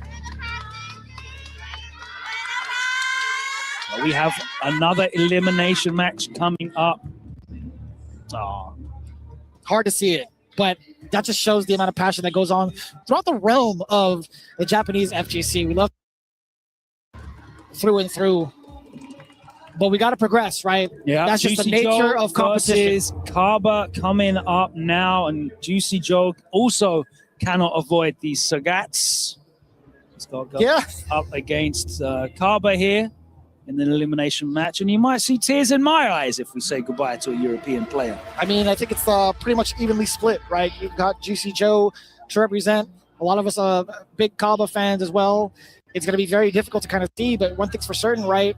You're looking at this matchup yet again at JP versus Sagat. Very excited to see what type of adjustments are going to be made between the two, considering they fell significantly short against their opponents over on the upper side of the bracket in Group C. Yeah, Juicy Joe absolutely dominated by Henao, which is interesting because Sagat players don't like that JP matchup. I mean, I know you've put a fair amount of time into Sagat. How have you found that head-to-head? So it's difficult for me to put like an actual like solid perception on it. I think Sagat can really put a dampen on what JP primarily wants to do within the mid-range, within further out as well. It's just up close is where it just gets so dicey. It's not even just against JP. That's just like the overall threat that Sagat has against everybody in the cast. Standing medium punch is always going to be that normal that's going to get talked about throughout the entirety of the season. Yeah, but you got to be, you got to get through the obstacle course to even be able to use that standing medium. And I think Sagat is not going to be like struggling too much out of that, honestly. Okay, being able to close the gap with like Tiger knees from the mid range. I think even possibly Tiger shots to anticipate the ghosts. Obviously, Spike's going to be like the biggest detriment towards and like you've always Sagat's gotta- progression. You've always got to respect the portal as well. Yeah, but we've seen how Hinawa's kind of like progressed past all of that. Having a little bit of a conversation from Shoryu Sengon too, being able to read some of the patterns that JPs have to kind of fall into to prevent somebody from moving in with either a spike, either a portal. Sagat's can pick and choose those spots, and once he does, he's going to have the tools to do it within the mid-range to kind of get past all of that afterwards. You have to respect the Tiger Knee within the mid-range. Yeah, I mean, once you understand the play lines that JP has, and you can start to see what sequences generally your JP opponent is going for in terms of full screen control, a mid-screen lockdown, and push out as well, which is so important. That's when you can start making the predictions and the hard reads and the guesses to try and get around JP's zone. No doubt. But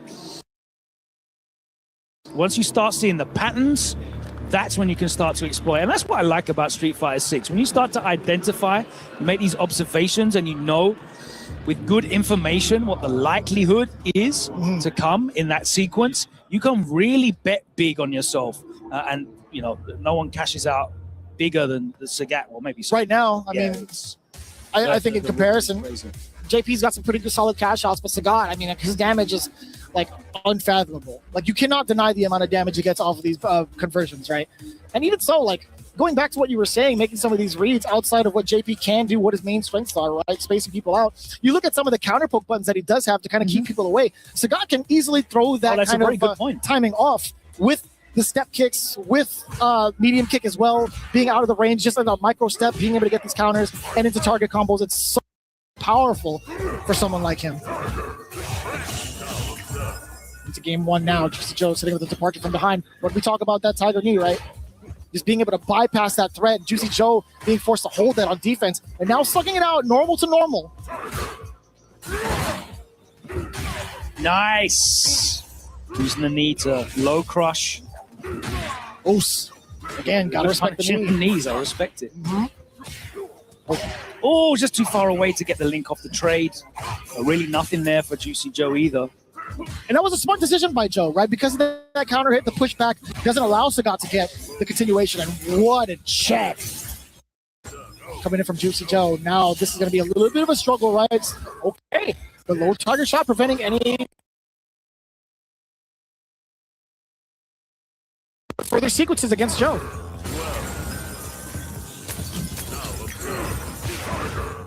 Yet again, being able to snipe out the departures. Nice. Excellent call out so far from Kaba, right? The departures not being as much of a threat to kind of back yourself up with the spikes. Yeah, and Joe being forced to use OD gauge, whether it's the OD ghost to set up the portal setup afterwards on block, or if he's just doing the raw OD portal from full screen. Having to spend gauge to try and control Kaba, and Kaba definitely happy to play this matchup at all ranges. Miss spaces the range though on that stand fierce, and he finds himself in the corner. A little bit awkward on the rest of that conversion as well. Juicy Joe forcing himself to back away. He understands the drive gauge situation against him.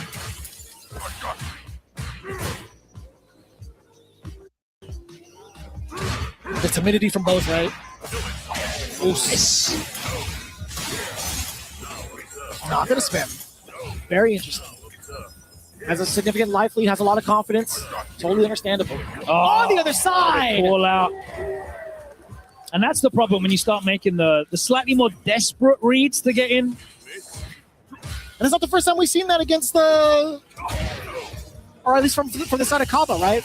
He started the whole set with an immediate drive rush at the start and hasn't really... Oh, my... Counter hit overhead. What was the normal that he Damage stepped out? Town. I've got no idea. I think it was a light. There's no way. He didn't even get the opportunity to be born. Yeah. The damage on the end, sneaking in, the drive impact. Just as he ran out of drive gauge, yo, Kaba. Give me that. Give me a throw. Don't do the overhead, though. I like that. Oh, a little bit of a hezzy. Oh, my God. A was big perfect. jump in from JP. And the stab on the way down. That animation gets me every time with the jump here. Extension. All the way through. All right, what's the mix here? Great block from Kaba. Great patience as well from Kaba because, of course, all he needs is a single hit to close this game out. But He's waiting for a clean one, and there we go. The empty jump forces the anti-air to whiff, and he's ready to get the punish and close out the game. Superb patience there from Kaba, not overextending, not taking any big gambles. If he'd have pressed a button on that jump in, he would have got clattered. There would have been a ton of damage to follow that up and corner carry, and he'd have been probably guessing for the round. Kaba showing fantastic poise. Using some of the gameplay staples against you, some of the things that you practice day in, day out, becoming your downfall. Although the overhead did get cashed out from the side of Kaba, it didn't lead to anything super significant just yet, as Juicy Joe now gets the corner switch up, the side switch up. A little bit awkward too on the decision to drive rush forward. Yeah, nice patience from Kaba. I mean, it wouldn't have led to a punish counter. I get that for sure. Oos. Set up the departure. Doesn't have to overextend. Not too much at all. Juicy Joe. Locked in. Look at those eyes. Ice cold. Nice check. Beautiful medium punch, controlling so much space. Kaba drive rushing from too far away. A little bit closer, I would say. If it was any further, he has the threat of doing like the Jin rise, right? Uh-huh. Oos.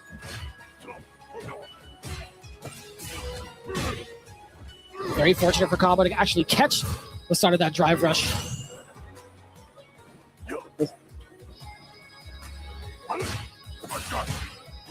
That's a sign to go after a block sweep.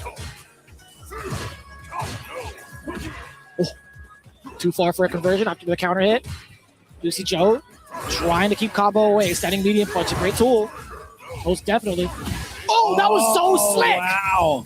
He slid across the screen. Yeah. Fake goes to set that up. Then he drive rush in.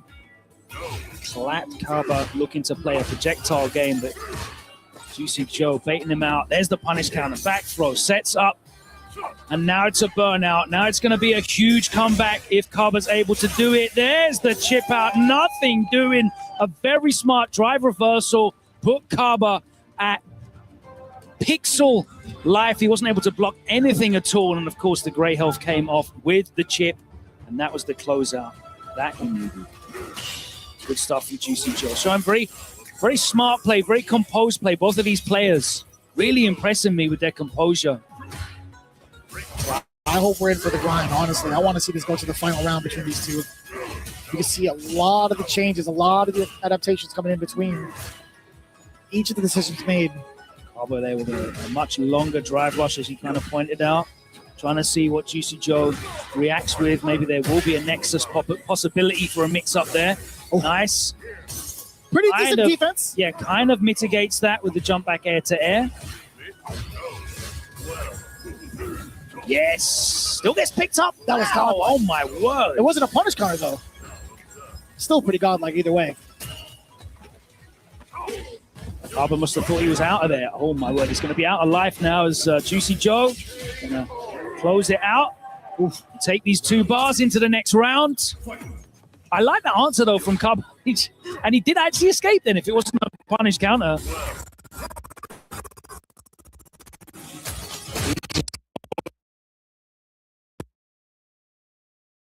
It's gonna drive me crazy. Possibly just like a walk back. Maybe I'm overthinking it. But right now, Kaba, let's see. What type of threats can he present? Juicy Joe, it feels like he's covered all the ranges quite well up until this point. I might have spoken too soon. Answers the parry into drive rush. There's a perfect parry, though, from Juicy Joe. He's going to set this up again with the corner carry.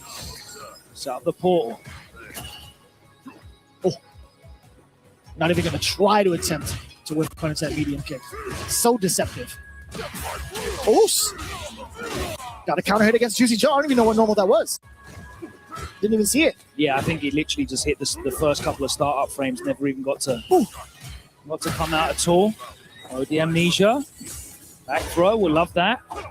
Target combo, of course, into the activation because Kaba's already burnt out, which means this is going to be pretty much unblockable. The defense, though. That was godlike. That was pretty godlike. Oh, Kaba, you survived all of that. And then at the raw DI, but he drops it and it's into No a way. reset anyway, because why not? Oh No my way. word. No way. Not like this. That was the illest defense up until the point of the drive impact. I was like, yeah, the target combo into the level 2, you're already burnt out, you're already in the corner, you are cooked. But Kaba somehow found a way to weather all of that. Wow. And then just at the raw drive impact. Whoo-wee. These guys are slugging. That sequence was mad tricky. And that's so ballsy from Joe as well, because like that block sequence was superb. And you've got to be looking at him as a JP player, like how? No, Juicy Joe was like, all right, cool. Let's see you react to this then. And that's very smart psychologically. All right, Kaba, the suit is on. It means business. I was just about to ask. Is he calling the meeting against the accountant? Is he actually the auditor? Who knows? Oh. I want to know where the money in my account's gone. Zangief in the background probably asking if he got paid. Real money or bison bucks? Oh, yeah, I like that. That's getting paid? Yeah. You guys got paid? The classic. Oh! So Juicy Joe at the deficit currently, right? Is not going to be at liberty to set up anything really. No, he's got no space to work with either. Harbor, beautiful spacing on that, and the crouching medium punch opens him up. Deep breath there from Joe. Harbor looking to level it up, and again, slightly poor spacing on the drive rush. Oh, he tried it. I like the adjustments. Just going right into the drive impact off of the drive rush. Crouch medium punch as well, right? There we go. Ooh. Get back there. Oh, forward throw. All right. We'll take it. Whiff punish. Damn, that was still out there? What a whiff punish. I'm a little bit shocked. I'm not going to lie to you, Logan. I'm actually quite shocked the hurt box lingered for that long. What a Didn't beast. actually balance JP. They weren't lying. Listen, man, even just watching it, a little bit of a shocker, but man, does that feel good. We are getting our game 5. Kaba leveling it up. Damn, that was quick. It was a quick 2 rounds against Juicy Joe in that game. These guys are fighting Now you're in the seeing layers, streets, man. on the stage. It feels like it goes back to square one in terms of like all the adjustments that have been made up until that point because of the fact that we're starting to see like the That's checks. the best of one, so I can just from throw drivers. whatever I want at you. Let's go. You know, very much akin to that level 2 sequence when he just threw the drive impact behind it. All right, let's see show me what you're ready for. Where's your brain at? Now we're back into the threat of the tiger knee. Yeah, exactly. Come full circle. There's the mix, but Joe not able to get a real punish there.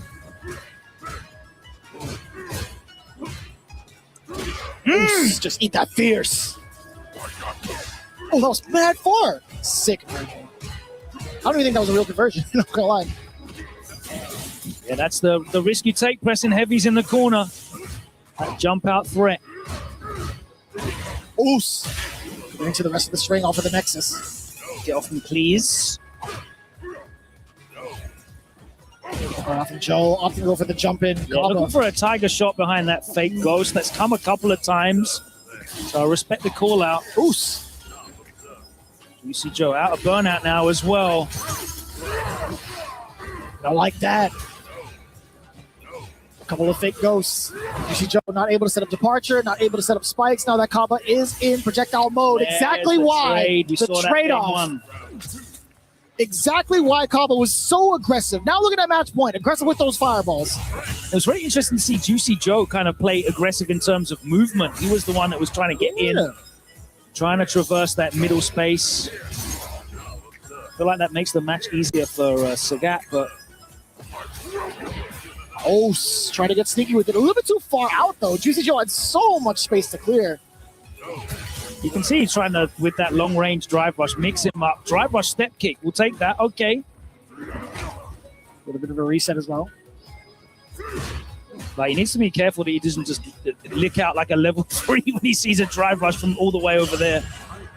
Perfect. Harry's going to get the side switch. Yeah, back into the corner. No Going messing for around. the level Absolutely no messing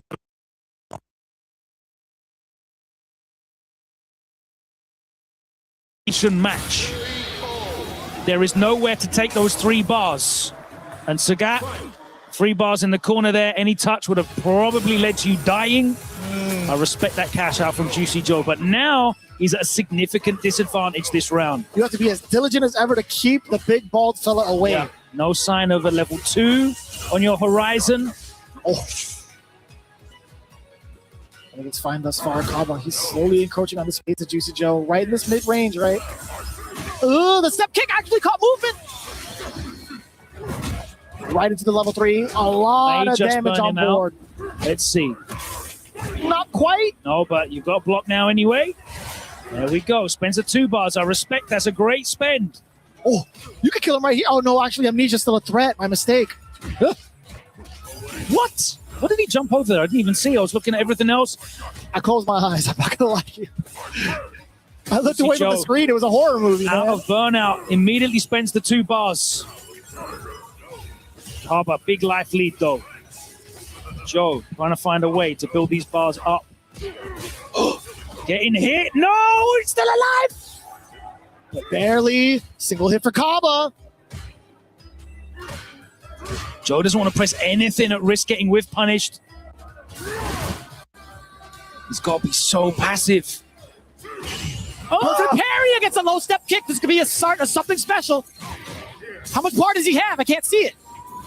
Yeah, he's got the 2 bars now. Here we go. Big reset. Oh, the command grab. Command grab. He saved it to the last Do it again. round. Oh, what is going on? Oh, he licked it off. My God. He licked it off for the tournament. Kaba fighting for his life. They were swinging it out for 5 games. It's only right he swung all the way for the fences. He pushed all of his chips in the middle of the table.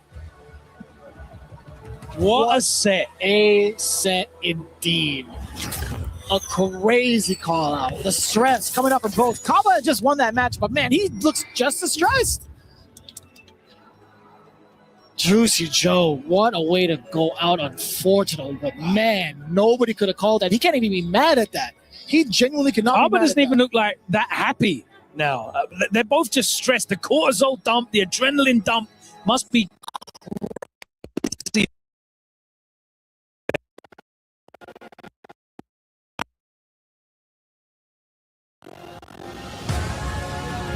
And he just accepts his fate. What a gentleman.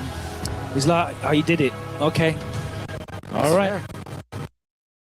Huge difference. Kaba staying alive, man, after that There we rough go. shot in the upper bracket. But he's going to be moving on into the next set of matches. I Big will say. respect to Kaba for his patience in the moments that he had to hold it down. He couldn't really afford the risks.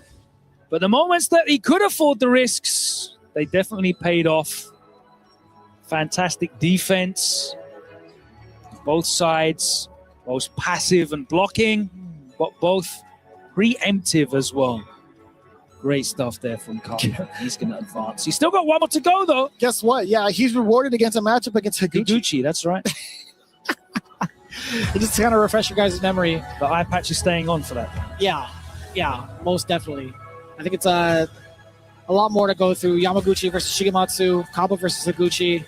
But as it stands right now, Juicy Joe, unfortunately, getting his keys crushed as we have Damascus getting ready to stand by with Kaba. And it is time, Kaba crushing the dreams. He went to Capcom Cup and went absolutely cursed, losing to JP twice against Yon Angel, losing to Juicy Joe at SFL World Championship. And he came back here with a plan named Sagat. The clutch was immaculate. Kaba manages to defeat Juicy Joe in an absolutely incredible match ending. And now it is time. You want some juice? You got to press the keys. Kaba about to enjoy crushing his first key of the weekend. Make it pop. Get us a sound. Get us some noise. Ooh, I like that. I like that. Congratulations to Kaba, Gigi's brother. Congratulations. He'll be back for one more match afterwards to qualify to stage 2. Kaba, congratulations. More games coming up. It's been super.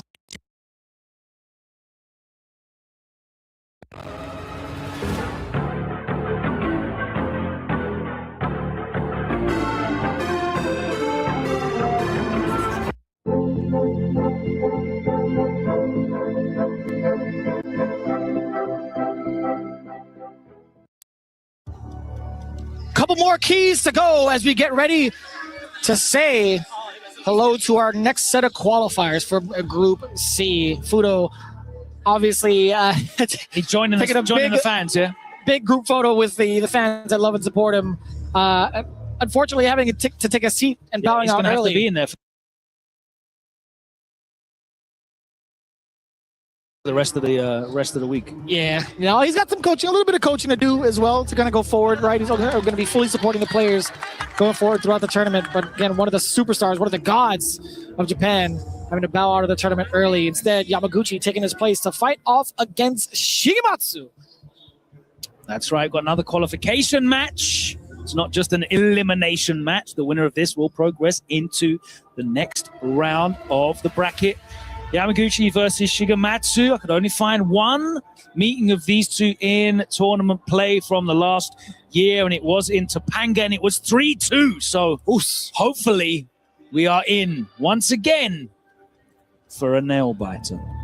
Yamaguchi, of course, representing Zeta Division. Shigematsu, the breakout player this year for Riddle Order.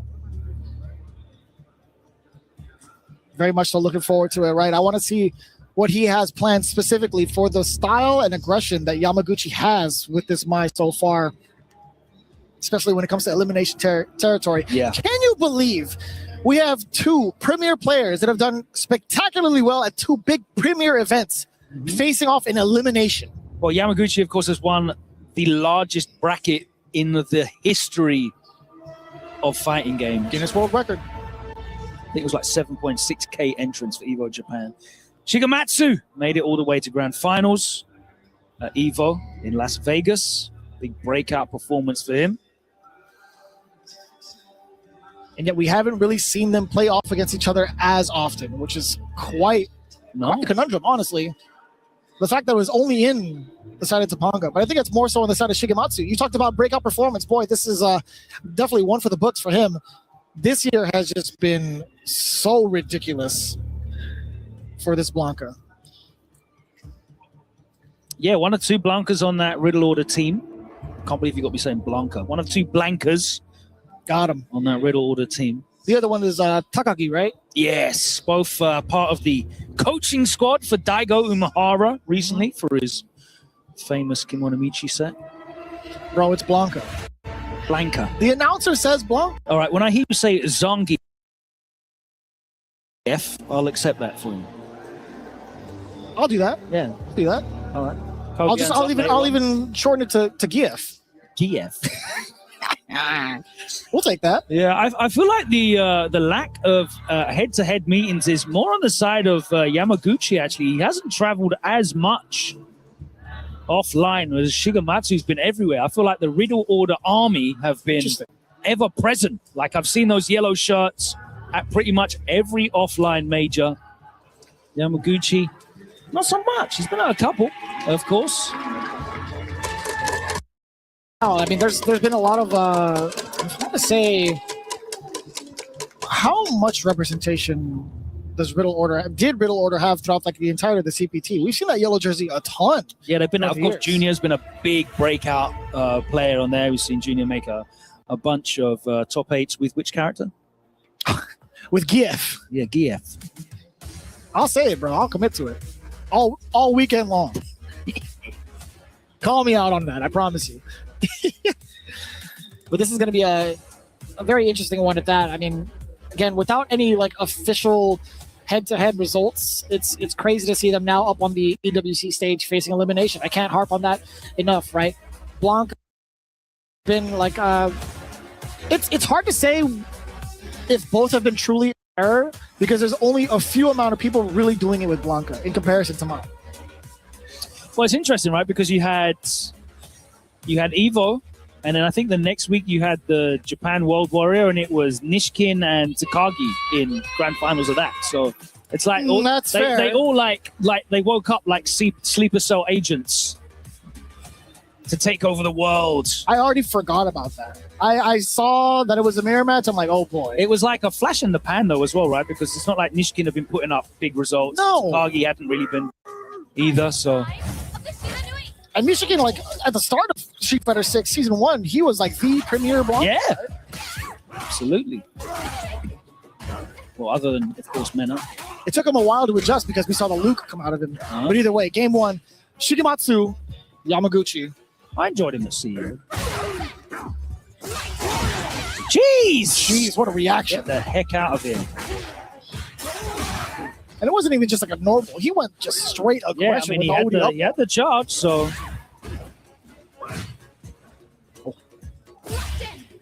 Forced it back away because of the burnout. Totally comfortable with that considering the life lead. Oh, airball. Jesus. Normal airball. Another one. normal airball. Brother, get him out of the gym. Believes in you. Building houses. Not with the airball. Yeah, the airball. Nothing but bricks. You don't what? You got me messed up, man. Don't look at me with those eyes, man. If anything, you gotta shut the doors at the gym. Too much of a draft. Oh, catch that roundhouse a little bit. There you go, the old faithful crouch trying to drive rush cancel. I'm still mind blown with what you just said. It's got me mixed up. A ton of damage, and also towards both the life and the drive gauge. Yeah, Jesus. And burnout, and there we go. Yeah, not even worth it to try to spend the bar in terms of like the super rebuttal. Had the opportunity to do so. That's a real cut price kill for Yamaguchi. Didn't have to spend anything for it. Both sitting at 2 bars as well. Oos. First big strike coming in from Yamaguchi. Again, spending time on the West Coast. Not for too long, though. All right, there's the activation. Now making it a round trip. And Shigematsu, one of the Blanca players that he just spends it pretty much. He uses almost all of the meter for that level 2 when he gets a hit. Lordy. Cashing out on the damage, and you see why. That felt like an exhibition. As soon as he activated that level 2, that was all Shigematsu catching Yamaguchi's normals. A ton. 2 punish counters, I should say, into a ton of damage. Stealing frames off that drive rush cancel. Yamaguchi with the OS. You have to be careful, of course, because Blanca can hop back and bait it out. We've seen that. We've definitely seen that instance not too long ago. Ooh! Oh, just within the range? Yes, sir! The big splat. A call from Yamaguchi. Oh, Yamaguchi choosing not to use the level 1.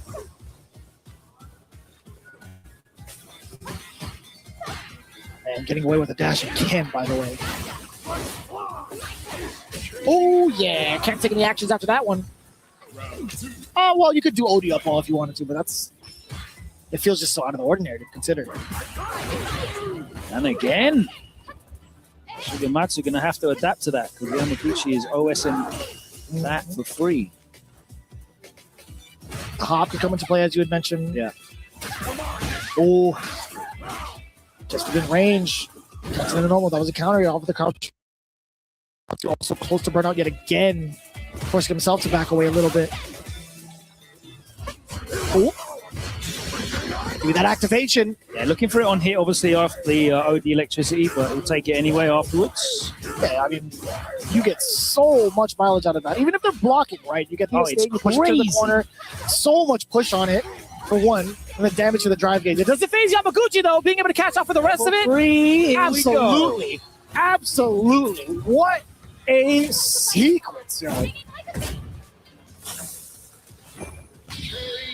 Yeah, that was all for the fears.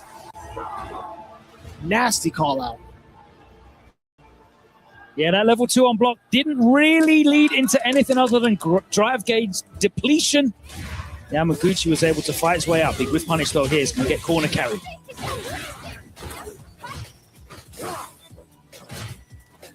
Still within the range to threaten. Oh, all right. You see Yamaguchi backdash off the strings here. You might see the OD ball come out from Shigematsu. There's a side switch. Level 1. Okay, take that. Makes a lot of sense. Woo! Couldn't call that out. Little fella on the way through. Get the electricity. Give me that extension into another one. The switch off! Sneaky stuff. Damn, that's sick.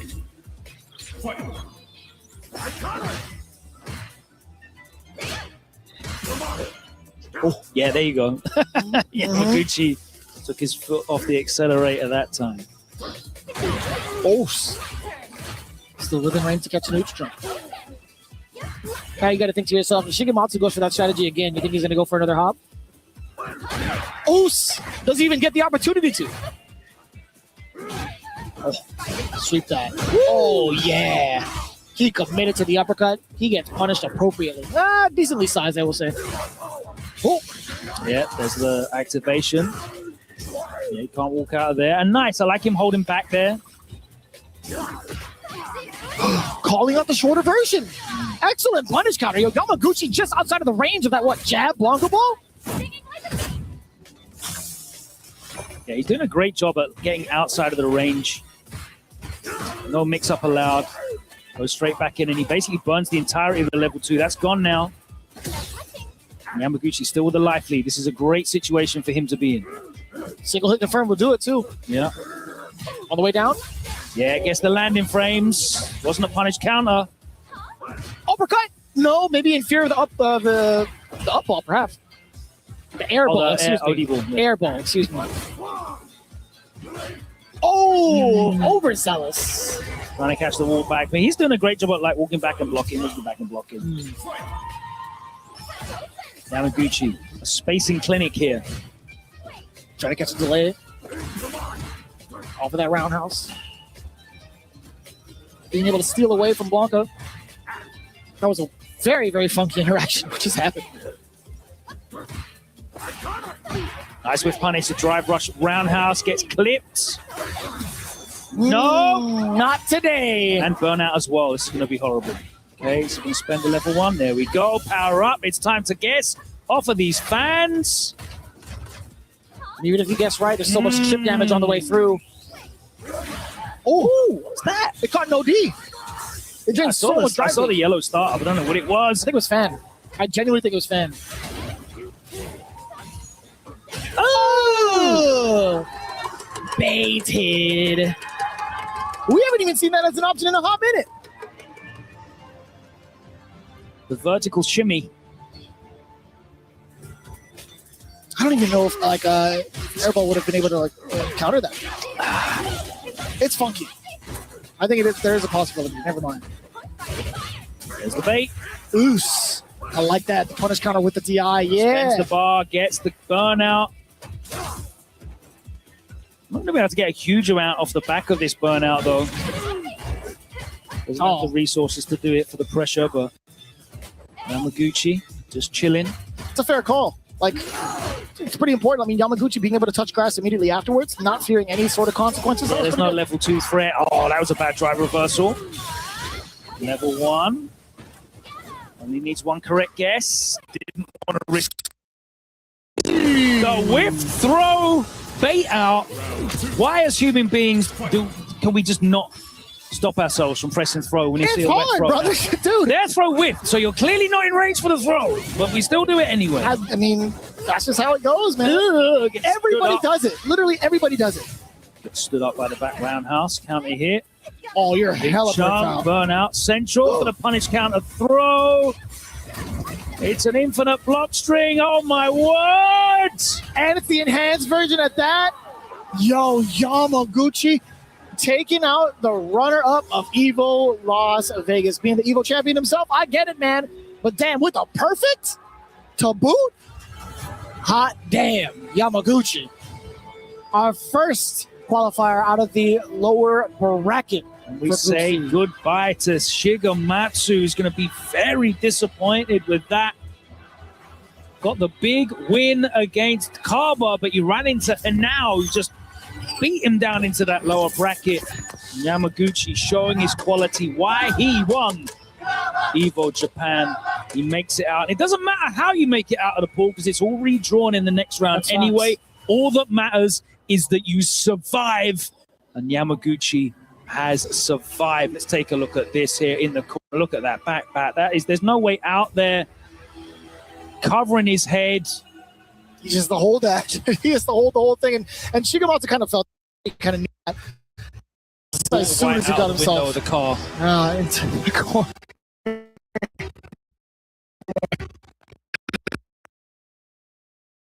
A rough shot truly for Shigematsu. There was just so much potential going into it, but Yamaguchi just as strong. But we'll see how it plays off. The interview coming in from Yamaguchi standing by with Damascus. And it is time for the key exchange. Yamaguchi moving forward, but GG's to Shigematsu still, who has to give his key away to the victor of this match. Yamaguchi, it is time to have a quick chat with you. Obviously, thank you so much, Mari, for joining us. Yamaguchi, I've got a very quick question for you. To qualify here, you won the biggest bracket in history for at EVO Japan. Now you're at EWC, you're first. How different is it for you to be on this stage compared to a stage like EVO? イボジャパンという大変大きなもう史上最大の打ち抜いていらっしゃったわけですけれども、今回のような EWC のこの舞台と比べて EVO とこの EWC はどのような感想といいますか、違いがありますか？そうですね、エボジャパンは、トーナメント方式の大会なので、誰と当たるか結構わからない中で自分の力を出さないといけないっていうところがちょっと難しい。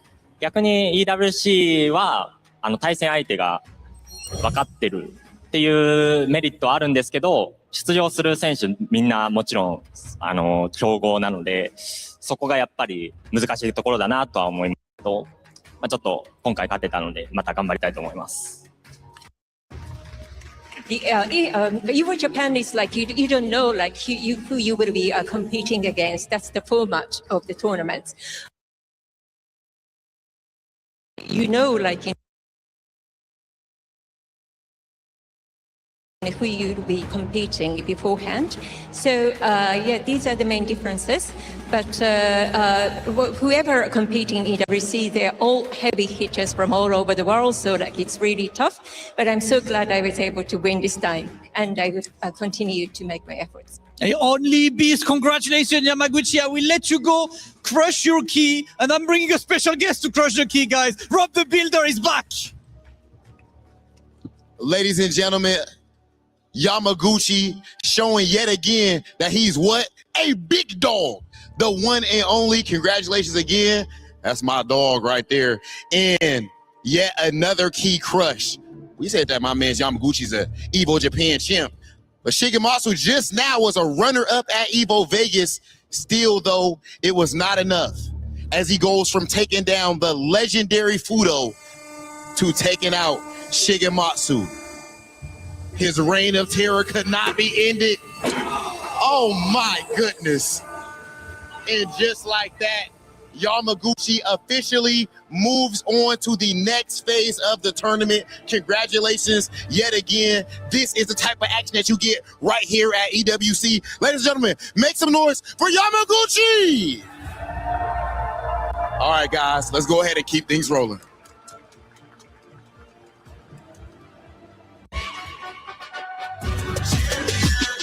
This ain't no regular thing. Came for the read, you know what I mean. You see my name in the lights, better get right, champion.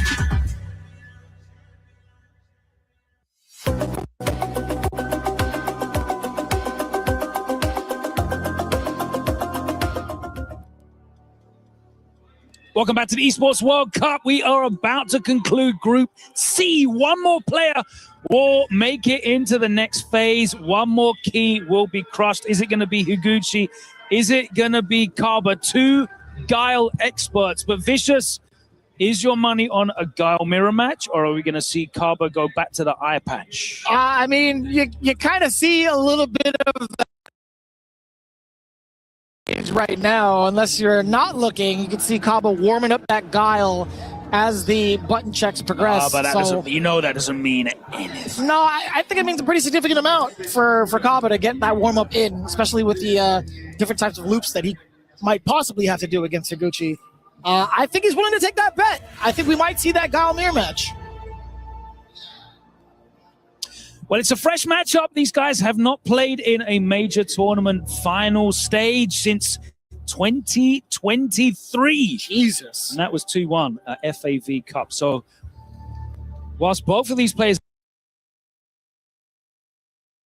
are super active on the international circuit, they have not met each other in a stage of a tournament as deep as this in a very, very long time. And these are two of the guys that are synonymous with developing Guile. I think it's a very big, important point to hark on. I don't recall off the top of my head any other Guiles that are doing it the way that Higuchi's been doing it for Japan. Right? Like, how often does he have the opportunity to get this mirror match in contrast to someone like Kaba, who has someone like A-Knuckle Duke, just off of just a very short list of other Guile players available in North America. Yeah, we still got like Lex in the bracket, but I know he's not always in America. He's back and forth. So, yeah, it's going to be an interesting one. It's a character that's definitely fallen out of favor in terms of a frontline tournament pick. You'd have to say alongside the likes of DJ and Chun-Li that were super prominent season one. Ken, you could add to that list, I guess, as well. Sure. But these guys have held out. They are definitely the main proponents, and it looks like we are locked in to a mirror match. No Country spoilers. Music Awards versus Flat Top. I'm actually like still the Flat Top fan. Yeah. I'm really not in any position to kind of speak on the hairstyles, but it's just a classic. I mean, you can be an appreciator thereof. Yeah, I mean, thanks, man. I definitely can be, and I will be. Into game one, right off into the mirror match. One of the biggest things that we're looking for is how the drive gauge is utilized. Oos! Nice drive rushing behind that, but it was perfect. Parried. That was kind of slick. I like the attempt at trying to catch the Sonic Blade recovery. Just outside of the range. Counter hit, beats him to the punch. Upside down kick, stuffed. Kaba lets it rip. 2 bars. Maintaining that life lead here. Step kick on the way through. Again. Interrupting all of that with a Sobot. Momentum right back into, I want to say Kaba, but he wasn't even maintaining any charges, right? He was looking to slug it out.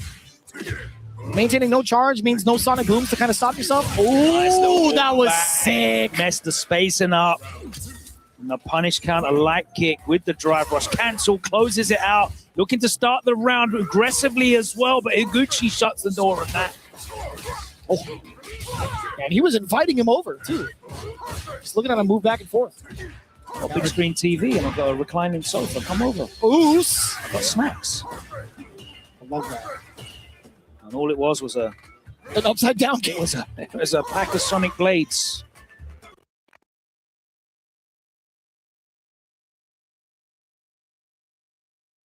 Wow.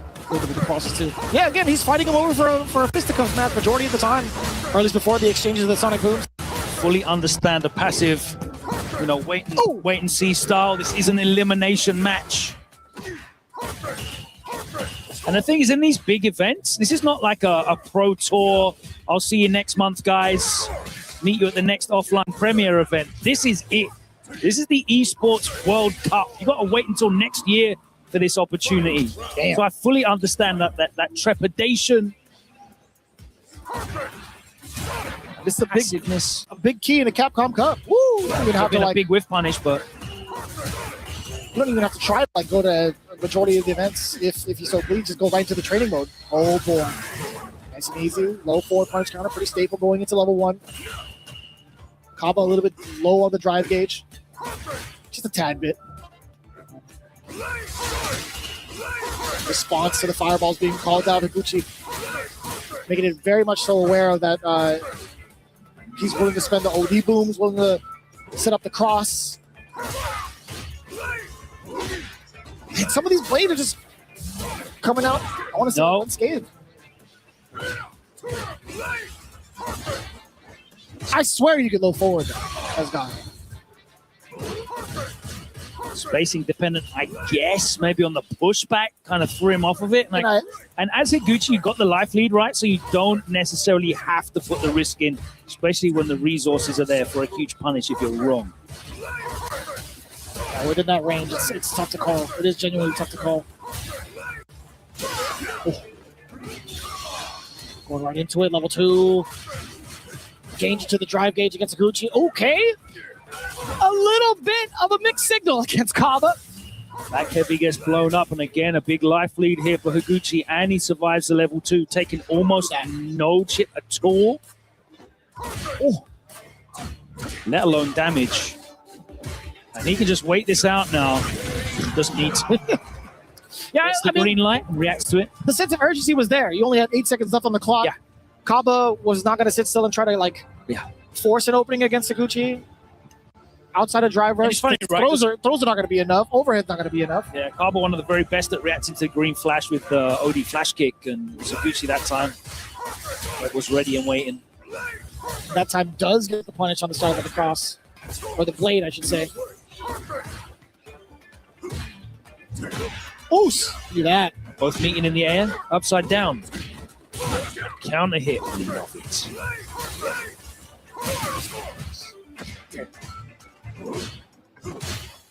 Try to push each other back with the upside down kicks. I love that.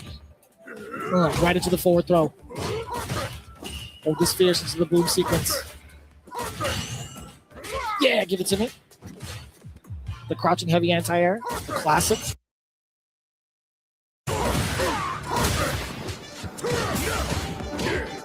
I like that. A slight hezi on the tick throw setup, going right into the target combo. Very, very smart. It's such an interesting matchup. You know, it's such a pure game of mid-range dominance that you need to look for. Big risk on the target combo, and he gets the punish and the kill, the standing light kick. But they're having to take risks to get inside that medium range, but they're slugging it out with each other and throwing out these command normals, the sobats, the upside down kicks. They're a lot more comfortable here, where it's just a pure back and forth sonic boom. Am I going to blade up? Am I going to OD up? Yeah, that exact range too. The exact example you were talking about. Yeah, see, it's just about who's beating each other to the punch, and there's a lot of resources here. Maybe it's going to be a knockout blow. Oh, I like that exchange. Kaba making the right call. Drive rush right into the knee. The bazooka knee, excuse me. Going for the sweep. What a fake out too. Kaba into the level 1. Hell, it's your damage. Still stuck in the drive impact. You know, totally reasonable. That's a good call out. Higuchi pretty much low on life. And it's a great call out as well. If Higuchi tries to throw out any of those command normals as well, it will blow straight through and clatter him regardless. So yeah. Pretty low risk unless he's holding charge for the super. And at that point, the super wouldn't have even been worth it. But this level 2, absolutely worth it. If you force the burn out, you do. Oh, he just completely clatters the crowd's fears. I couldn't even tell you if it was like the timing or the positioning. Yeah, I think it like, hadn't come out yet because he was still crouching and kind of punch hadn't come out yet. But that was more so against Kaba than it was Higuchi. Yeah, a little bit late, I believe. I believe that. Big counter here. Boom! I like that. And this time Higuchi actually committed to the back throw. Excellent call off from Kaba. Yes, calling out the cross. Calling out.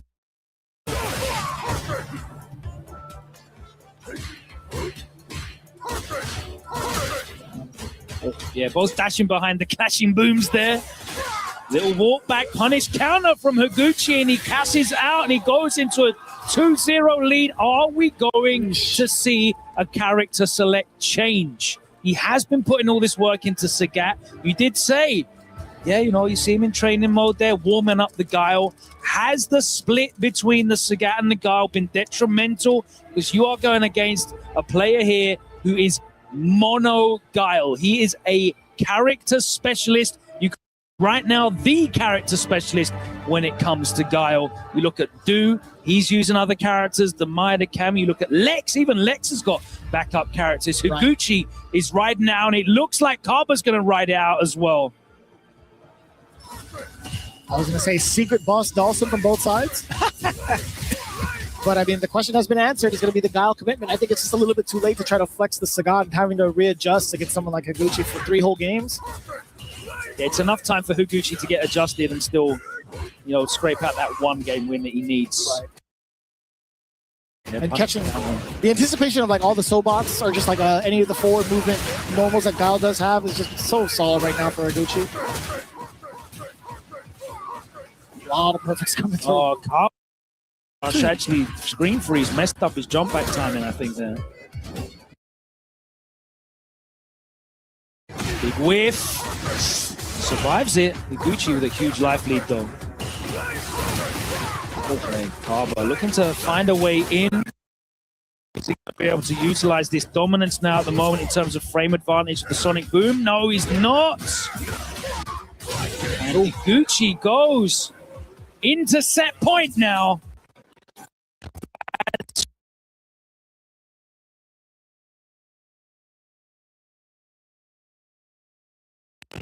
Is he going to close it out? Oh, did you get a pretty Hail hefty Mary, lead against the Sonic Boom? Higuchi immediately fires back with a raid of his own, going in for the OD flash. And it's crazy, right? Because he can just big blind you the whole time. He's got 2 games up. He's a round up. Anytime you get in, he can potentially throw out an OD flash kick and not really care. It's going to be so difficult for Kaba to be able to bring this back. Nice. Or is it? Or Big is it? size 14 army boot. No, you tried to go for the overhead? Yeah, the overhead reset would have been the game, though. So I respect Higuchi. You can take. That's what I'm saying.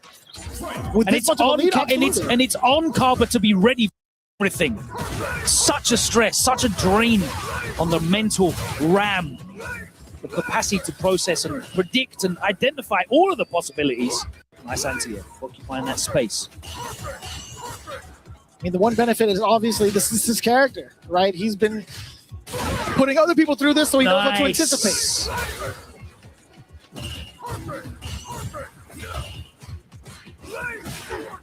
Oh, we'll take that. We'll take that trade as Higuchi. That's up nice and early with the crouch spears.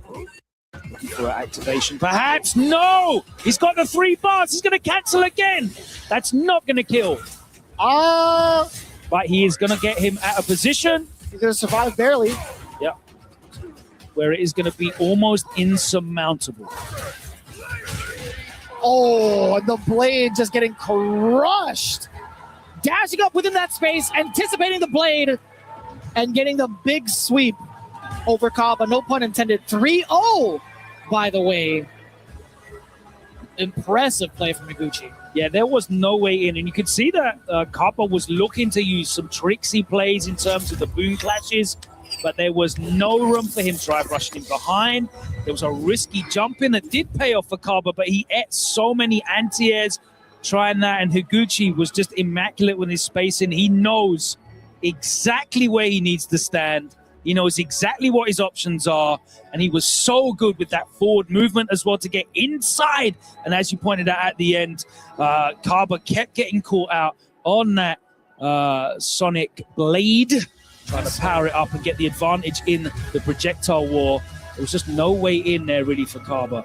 So smart, just like excellent anticipation of the types of fireballs being thrown out. I mean, if it was like a regular one, if it was like a heavy boom, I definitely would have stopped Higuchi in his tracks. But with that much of a life lead, that much of a game lead, he was willing to make that read 10 times out of 10, genuinely. But it's Higuchi having We're going to have to say goodbye now to Kaba, unfortunately. Higuchi proceeds into the next phase, and he's also going to have to proceed to the Key Crusher. Let's head over to Rob on the stage.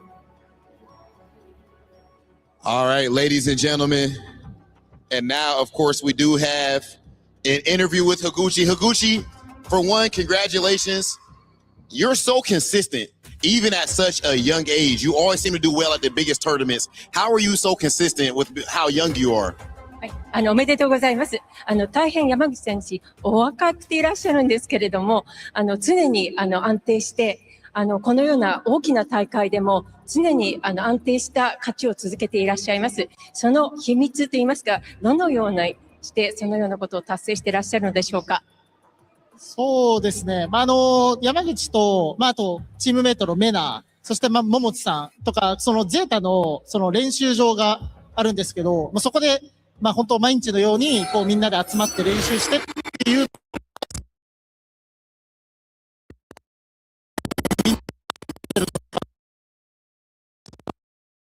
Is there like a practice camp, so to say, like, we all get together and practice and consistent practice and rehearsing will be fulfilling my goals, I think. Okay, even with the moment where he has all the spotlight on him, making sure he shows love to all of his training partners. Ladies and gentlemen, please make some noise for Higuchi! Higuchi, go ahead and crush your opponent's key. Thank you, Rob. And it is time for Higuchi to destroy the opponent's key. He's moving forward to Friday, stage 2 of the tournament. After a strong start, the Guile Master is done, he said himself, right? Consistency is key, and it comes from my community, from the people who train with me. He's been a hard worker, he's been a student of the game, and he is rewarded with one of our favorite moments at Esports World Cup, aka time to crush the key. Commiserations, of course, to Kaba. Had to fight his way through that loser's bracket, unfortunately. Unable to run through that Guile mirror, but right now, Higuchi, representing Zeta Division, gets his moments with the Crusher. It is time to pop that key, my friends. Oh no, we're crushing the Crusher as well. Ooh, the entire Crusher is destroyed. The key, the Crusher, the opponent, the Guiles, the frames, the drive. He's killing everything, brother. Higuchi on point a bit too much, my friend. Too strong, as that will be fixed with our friend. My brother, you are too strong. That's all I have to say, guys. He's too strong. That key will be destroyed in a moment. He's destroyed everything, competition included.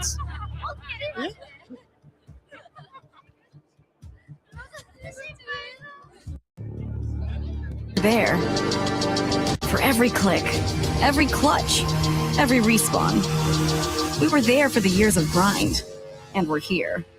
Now, the proud founding partner of EWC, powering the biggest event in gaming, shoulder to shoulder with the world's best, making history. Greatness deserves a stage. Lenovo Legion, reach your impossible.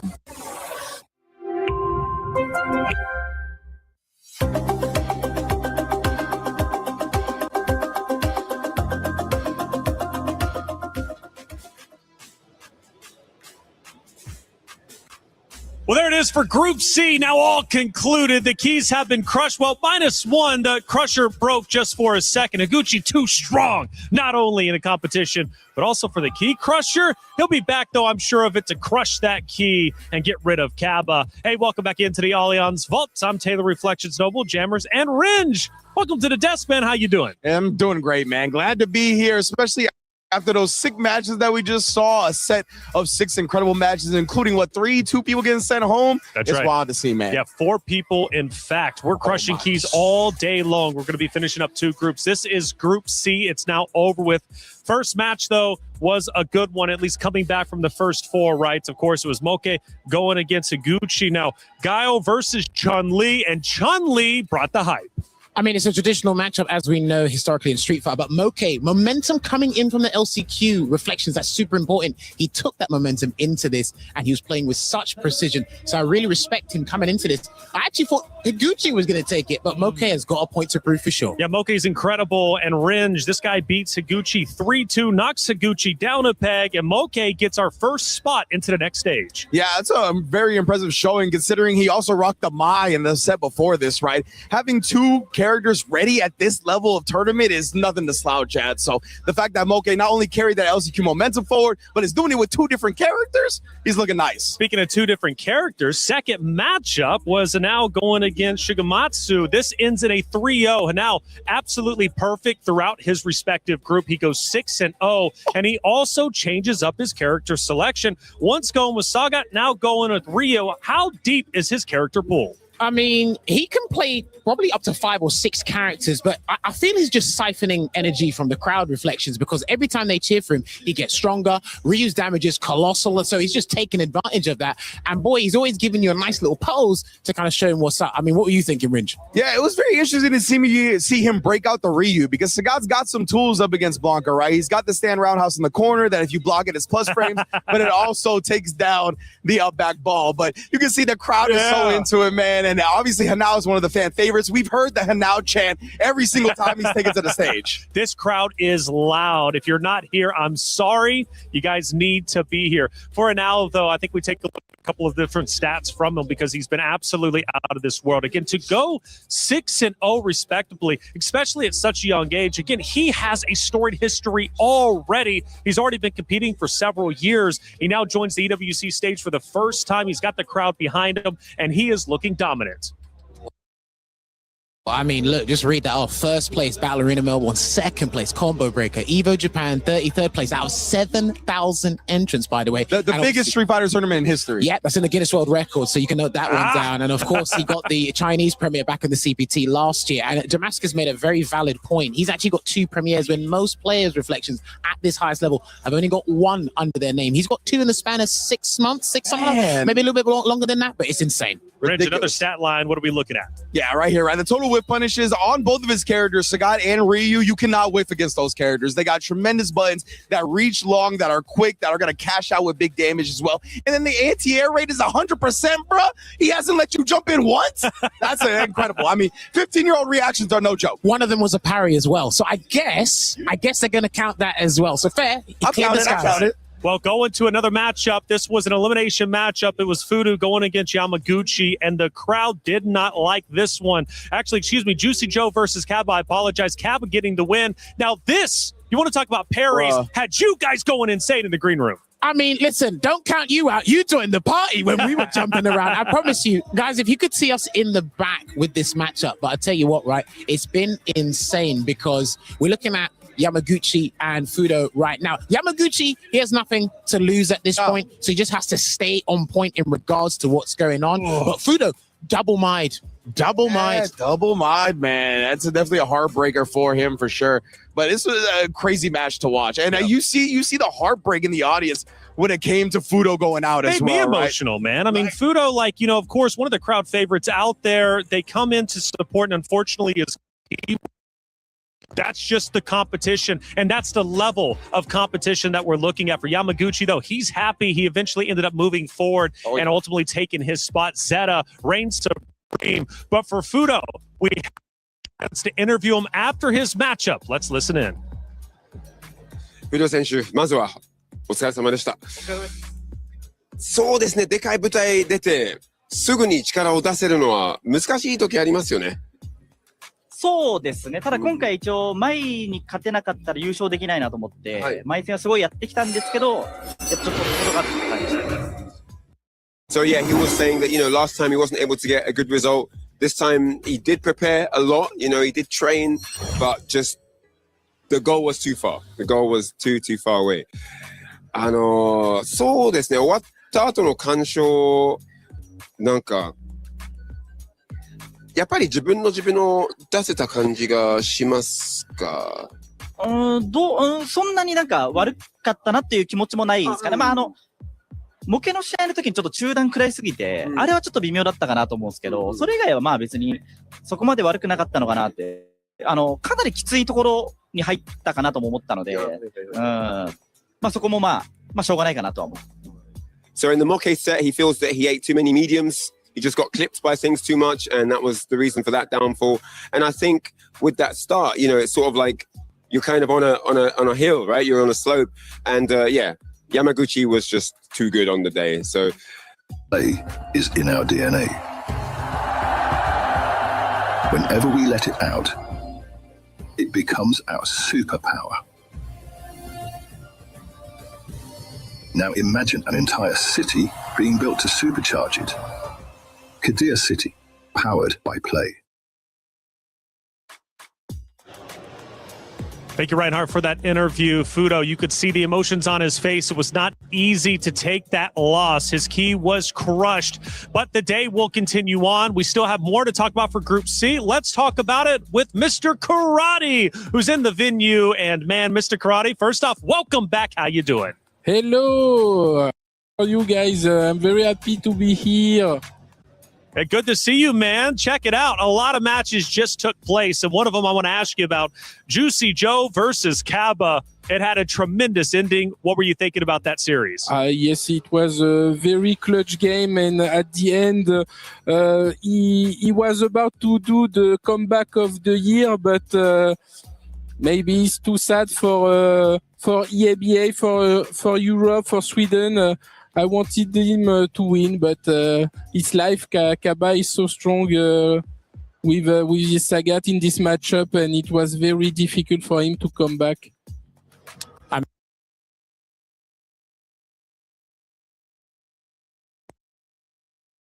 We've got to brand this match of the day, probably match of the whole weekend, to be honest with you. But like Kaba using Sagat for the circumstantial matchups, is that what we got it? But I was saying this in the back reflections.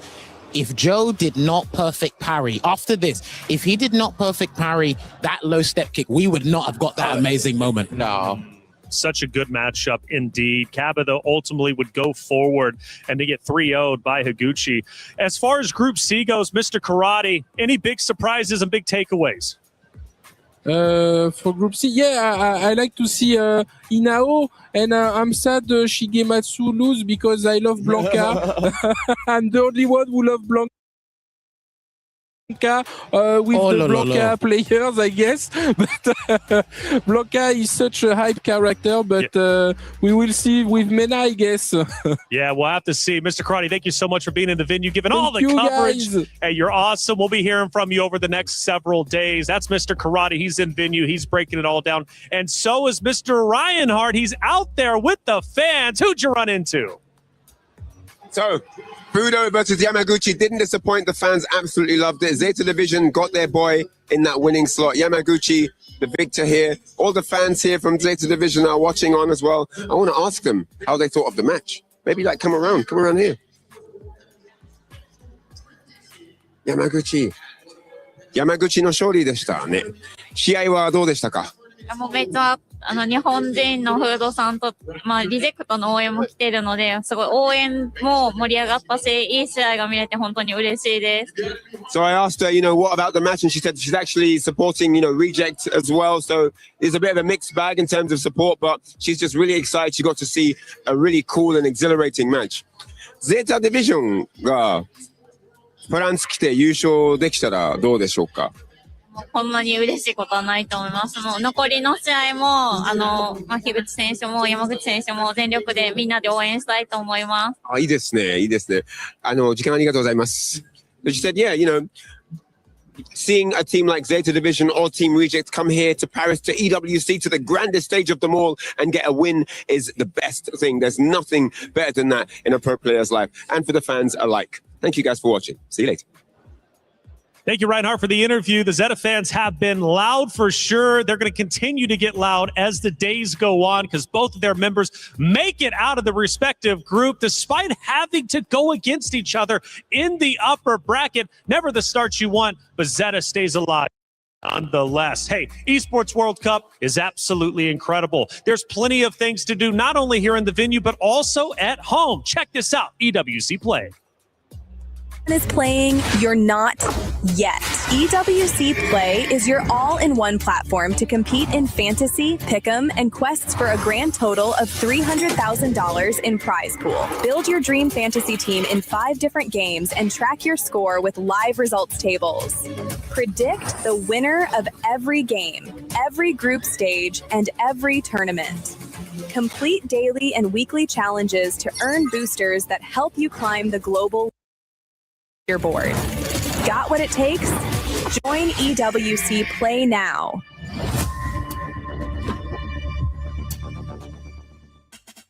Well, that's it for Group C, but Group B is about to start fresh matchups, but it brings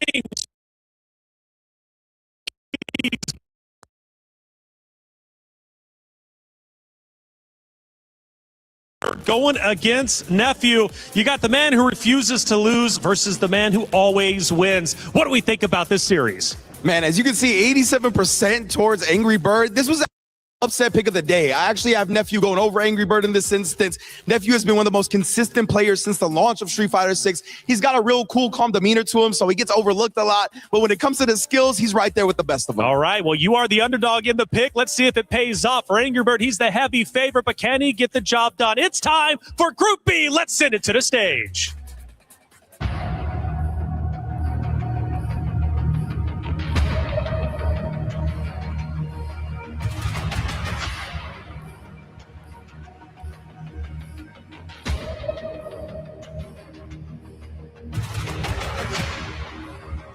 And officially, ladies and gentlemen, it is time for Group C. Actually, for Group B, my apologies. The last group was absolute insanity, Damascus. And of course, how about Kaba versus Juicy Joe, the wake up DP from hell? Best moment of the day. I can't lie, I was next to Crusher. I jumped around, waiting for this. But this is Street Fighter 6, bro. That's what I want to have. And look at the match coming up. Okay, this match is an absolute banger. I ain't gonna lie to you. Actually, Damascus, let's switch up real quick. No, okay. Let's switch up real quick. Yeah, I gotta talk to my dog. I gotta talk to Dark Nep. Boy, you got your feet out, kick back like you at home or something right now. You seem real confident to be going up against a legend like Angry Bird. Yeah, I mean, I'm just going to try my best. Angry Bird's obviously one of the most accomplished players in this game. So I just got to try my best and try and win. Not nervous, just ready to work? No, I think playing against good players, like, it brings out the best in you. All right, enough said. I like that. I like that. That boy mature. I like hearing that. You heard what Nephew is saying, Angry Bird. We haven't seen you that much traveling this year, but you're out there. How did you get ready for this tournament? How ready do you feel today? I think I got ready. I practiced hard for this tournament, and I think I'm just going to play my best.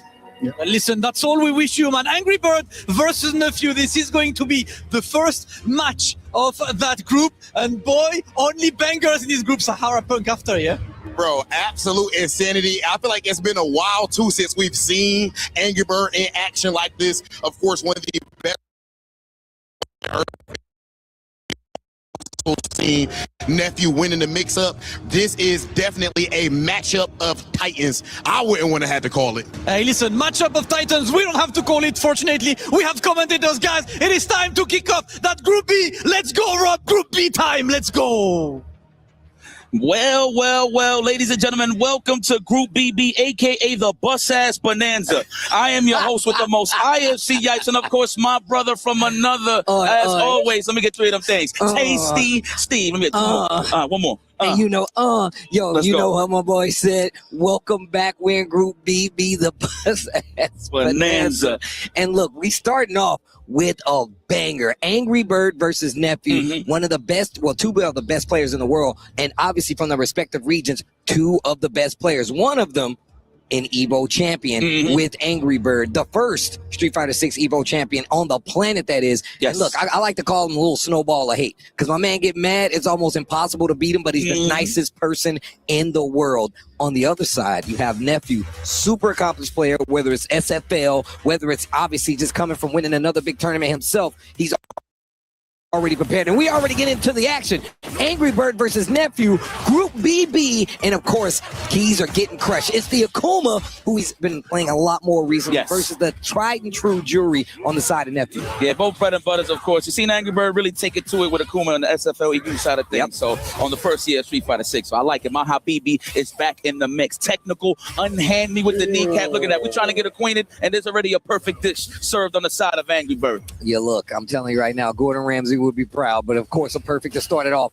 And look, we've been seeing Jury's consistently been around, and obviously, I feel like we really haven't seen him win anything big since like Capcom Cup, right? Yeah, very solid characters, of course, plus frame strong buttons can always dictate some little bit of that defense. Speaking of dictating the defense, I'm going to wake up with that super just to get a little bit of that espacio. Drive rush, good bait on the pair. We are almost to the side of the burnout. There it is. Wow, the jump strong. That was nice. That's the Nephew classic, bro. Into the DI is not going to work. Level 1. He's fighting back, and Darius trying to get the recovery back on the drive gauge. And Nephew put himself in the corner because of it and mix up into throw. And listen, Angry Bird is one of the greatest defenders when he's in burnout, so he's not going to hit it with a drive impact. And look at that. Great defense led to some great offense. Got out the corner, finished the job to keep Nephew at bay 1-0. You're holding up the team logo. And look, man, we know that this dude Akuma cannot take a hit, but he can damn sure give a hit, though. You have to be careful versus this character, no matter who you are. So obviously he's going to be playing for no staying fierce ranges, right? But the thing that I love about Angry Bird's play is his defensive style of just becoming the wall, just to force that offense. That way he can pick his spots to actually counter poke with a jab. So you're going to see it here, especially when he loses his turn. As you can see, watch, you're going to see very solid there. Another throw, unhand me, says Angry Bird. There's the plus range represented there with the stand strong. Oh, bad call out with the roundhouse Tatsu. It drops the combo after it, answers instantly with an OD uppercut. Bro, this dude Angry Bird he instantly finds another way, bro. Yeah, he turned it up a notch. I'm not going to lie. He's been very aggressive. Just to point out what the master said earlier, you know, he has been a little bit on the silent side, but you've seen him in the World Warriors and the SFL side of things, of course. So you're going to see Angry Bird. Nothing has changed. He's still one of those killers that we're so used to seeing in these tournaments. Speaking of killers, the DP, the OS, sees the green and matches in between. Are we going to go for another throw? No. Strings for the space out. Okay. And look, and they're fighting heavy in the middle of the screen. Likely definitely in favor of Angry Bird right now. And he still has one charge. The drive rush confirm off the jab. Angry Bird, another level 1 to get the job done. Angry Bird looking like he haven't missed a step. I'm glad Damascus said this. We definitely haven't seen him. He qualified for EWC early on, so we really didn't have to see him as much. So him being here and us getting to see him play once again, I'm just happy to see my man out here competing again, bro. There it is. Ooh, big button starter, the fearsome fierce. Already down a clean 30% Nephew in the corner. However, Angry Bird is slow on the drive gauge. Nephew chilling. I like that. Angry Bird just resets. He's like, you know, I ain't going to scramble with you. I'm going to let you hang yourself. Please whiff at this point that I have this lead. Oh, wow. What a conversion, man. Nephew walking him down to the corner. Big backdash in the corner. Could have got you in trouble. Punish counter on the stand light kick and the conversion and get the roundhouse carry to the back of the middle of the screen. And the level 3 is going to put Angry Bird in burnout. Nephew got another chance to close this out. He wasn't able to do it the first time. Let's see if he's going to do it this time. Again, he was highlighting great defense from Angry Bird. One of the best when he's in burnout. You already see him buffering with those buttons just in case if it's a drive impact. But hold on here. Nice. He tried to challenge with a jab. Too much plus frames. You're too dusty. You got to dust yourself off. Looking like an antique out here. Okay, a little head-to-head shot, show you what the players are looking like, what they're thinking, what's on their mind. Yo, and just peppering them with the jab. Small conversion, not a lot of damage, but the momentum is the reward. Big damage. Oh, man, we in the corner already. Throw loop situation, of course, and there is big damage incoming. I thought he was going to catch the punish counter there. Nice. no. What a snipe out. He walked back. He walked forward and back. That was so solid on the side of Angry Bird. Another perfect dish. Again, bring this man's apron here. Bro, oh, my God. You hear that car crash? Yeah, you smell that? It smells like what is it? Hibachi? Yeah, he's cooking Nephew in front of everybody. In front of everybody. In front of everybody. You like veggies? How about you? Toss it into their mouth from across the. There you go. Have this shrimp. And Nephew thinking about it. Also, like, I'm glad Rob said this, man. Nephew definitely one of the best players on the planet. Definitely one of the best players in the States. Yes. And consistent with the jury as well. So let's see what happens. But the thing about fighting jury, man, I love when they got the fans out front. One thing about jury is, man, she's been around and she's been so strong for so long. Yes. You know, everybody's got some idea of how to play against this character. So you know Angry Bird did his homework coming into this. I mean, I just at the end of the day, look, Angry Bird, he really is very strong on this opinion here, but it's an actual fact. Do not whiff on me. You have said this plenty of times in terms of matchups and just head-to-head. He likes walking into those inches, into those zones, the low forwards, the crouching shorts, just to fill out exactly how you like to counter poke, and then he punishes accordingly. As you can see, he's looking for that crouching jab or the low forward to stand fierce, but no one went home. Nephew is starting to wake up. I feel like when you're always down on a 2-0 scenario, that's what always had the ability to like slow a game down, even though he's playing. Wow, the dive kick staying in front.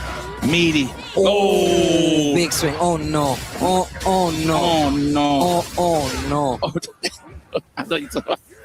Oh, the DI. What a lie. I actually thought he was going to land on the fireball. Psych. The impact has so much drive. Damn. You got places to go, Habibi? Where you going? To the grave. That's where he's going to the doom. That's where he's going. Oh, I like that. Already ripping out the drive rush of the DP. Good stuff there, nephew. Big Buns, of course, trying to shave off just slowly but surely. The pressure's on. Good snipe out. Okay, he'll take some damage leaving out, but at least he can reset on the neutral side of things. Trying to clip the legs on the walk back. Wow, on the low forward. Jeez, and this dude Angry Bird is checking in hard with the jabs, but now he's in burnout. No stocks on the side of Nephew and Jury, but he's keeping his corner. And now all he has is level 1. That's his only defense against the DI. Air fireball, extra low. Jump wasn't safe enough. Caught him reaching. All right, Nephew, hold on. Listen, at the end of the day, it's not how you start, it's how you finish. Can you actually close out a game against Angry Bird? Can you slow down the momentum? Already filling out the drive rush. What a beautiful punish there from the side of Angry Bird. Angry Bird with the momentum and just how he plays. He just takes it back instantly. And now you already in this corner. He's still on set point. Nephew needs a round to make this a match of contention. Otherwise, he's going to lose his first group match. And look, you don't want that to happen, especially in a group like this. Man, you saw the sneaky overhead. I know that happened like 100 frames ago, but he just walked up and just didn't let him have it. All right. There we go, close to the burnout side of things. Nephew's with it. Wow, what a way to snipe out the offense with the perfect parry. And parry, Hey, like bars. That? All right, time to think about it. You're in that dehydrated state. You look like you need some electrolytes, my boy. Oh, he thought he could cut the level 3. I thought he actually thought he was going to cash out. But now he's so close to getting back in the green. He's so close to touching grass with punish. He doesn't have a lot of meter, though. This is going to be a hard kill. Akuma ain't dead, even though he can't take a hit. Next guess right here. There it is. Condition early with the jab backdash to catch him hugging paranormal activity. Bro, I know how I was afraid the fact that he got the jab, didn't confirm anything, and didn't get the kill. I was terrified for Nephew right there. But luckily able to run it back, gets 1 on the board. This is best of 5, first to 3 in this group stages, so Nephew still got a chance. He can't lose another game, though. Here we go. Nice. I'm pretty sure he sniped out a low forward there with the crouch throw on the Tatsumaki. The gold Tatsumaki. I think that's what it's called. Should be. All right, nice. Okay, the space out. Love it. Did a little too close. That would have been a stand light punish on the side of Angry Bird. So I'm loving the spacing here from Nephew. Hand me. Closing the distance a lot faster now. And now he's using that walk speed of hers. Akuma ain't got a bad walk speed himself, but she can cover the ground a lot faster. Yeah, that is fast. The fact that most of her attacks actually move forward as well is what kind of throws it off a little bit. Super annoying to deal with, especially in the ground game. Nice throw. So good sniper right there. Big damage. Oh, wow. We back on it like that. Why not? There is a lot of cash on the line. I think I would have done it myself. Nephew on the prowl. The perfection parry. The Kurt Hennings comes out. And we got a level 2. Are we going to do this? And this is going to kill. We don't need a survey. We know the truth here. Talk. This dude, Angry Bird, like you said, man, perfect wall. A lot of it's so hard. And the thing is, Nephew is still doing a good job of walking him down, but Angry Bird holds his ground. My man is fighting a war out there, and he's hold. That's it. He plays off of that. When he holds the lead, that's when he decides when he wants to take calculated risk or not. But he always becomes the wall again. That is definitely the highlight of Angry Bird's play. Nephew is filling this out, though. However, trying to go for the counter hits, looking for the throw. Angry Bird will take that all day. Wow, what a check. He caught the overhead. But he didn't do anything with it. And look, I'm telling you right now, this is an Evo champion we're talking about. We already told you how crispy he was with it. Goes back to the neutral, though. And I like the patience, walks right into a fierce, though.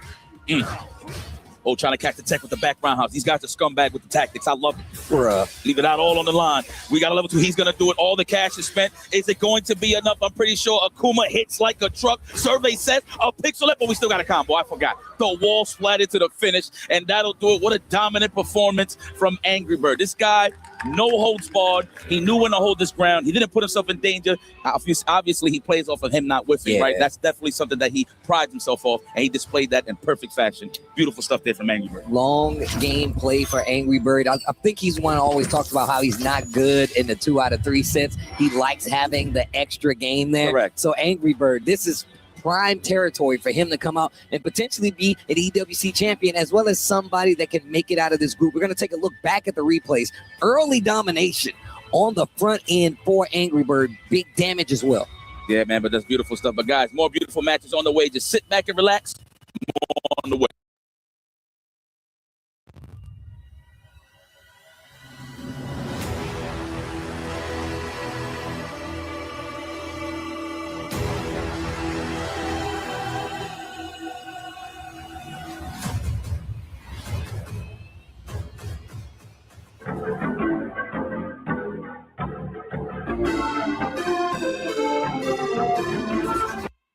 And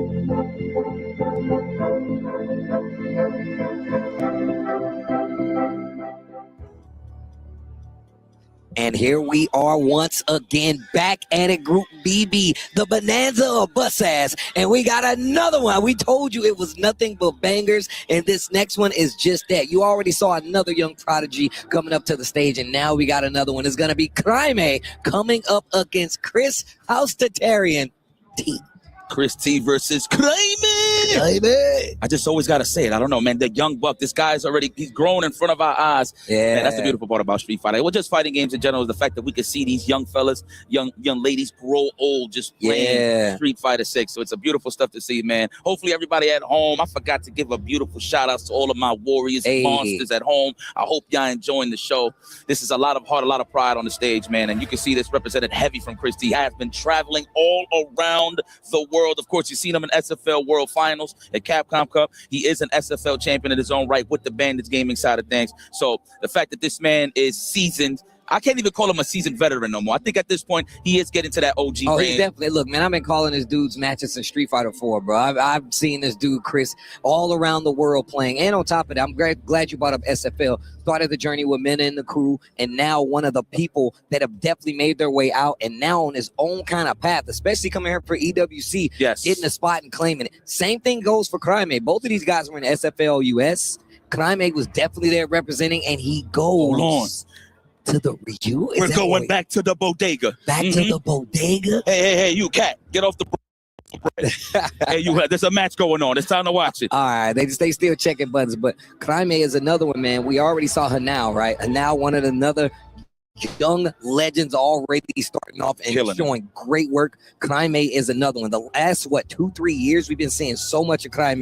I mean, along with a player like Blast, but both of these guys representing, along with her now, representing the next generation of Street Fighter in such a way that they're already taking out legends in the game. This is how I look at it. Crime ciphering that momentum, right? Like, obviously, Blas had the grand stage. Of course, Crime picking up his own results. He definitely finished strong at EVO. He got top 8 in the world stage. So this guy, listen, it's only up from here. It's like, even though Crime loses, and this is just hypothetical, obviously, right? It doesn't take anything away due to the fact, again, sound like a broken record, there's just too many killers in Street Fighter 6. So I can't even take nothing away from him. But the point that I'm trying to make is, no matter what's the end result, he is one of those killers in this new generation. Yep.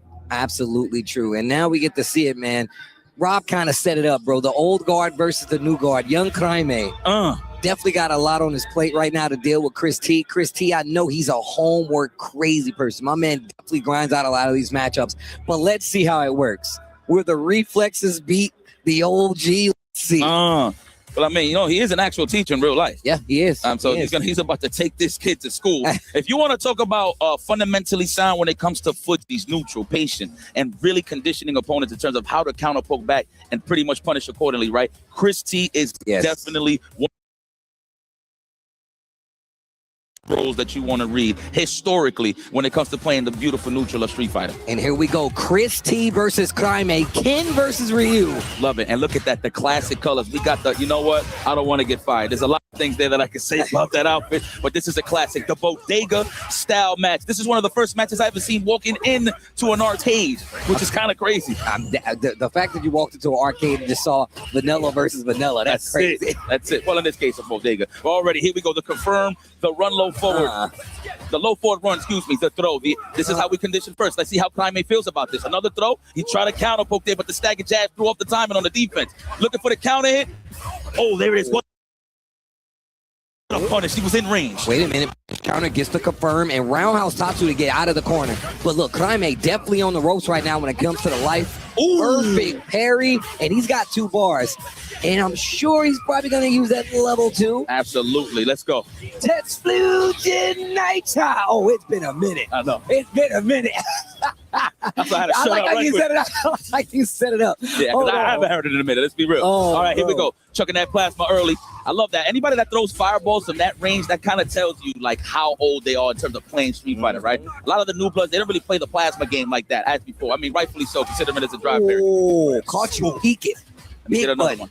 Oh, trying to snipe out the drive reversal. That's why he stopped. Took his turn back. Nice. What a dominant call back. What a run back there for my man Climate. Wow, look at the demonic face on this young lad. Yo, that angle don't do him no favors. He look like a problem child right there. Hold on. He looking like he's going right in the back of his mind.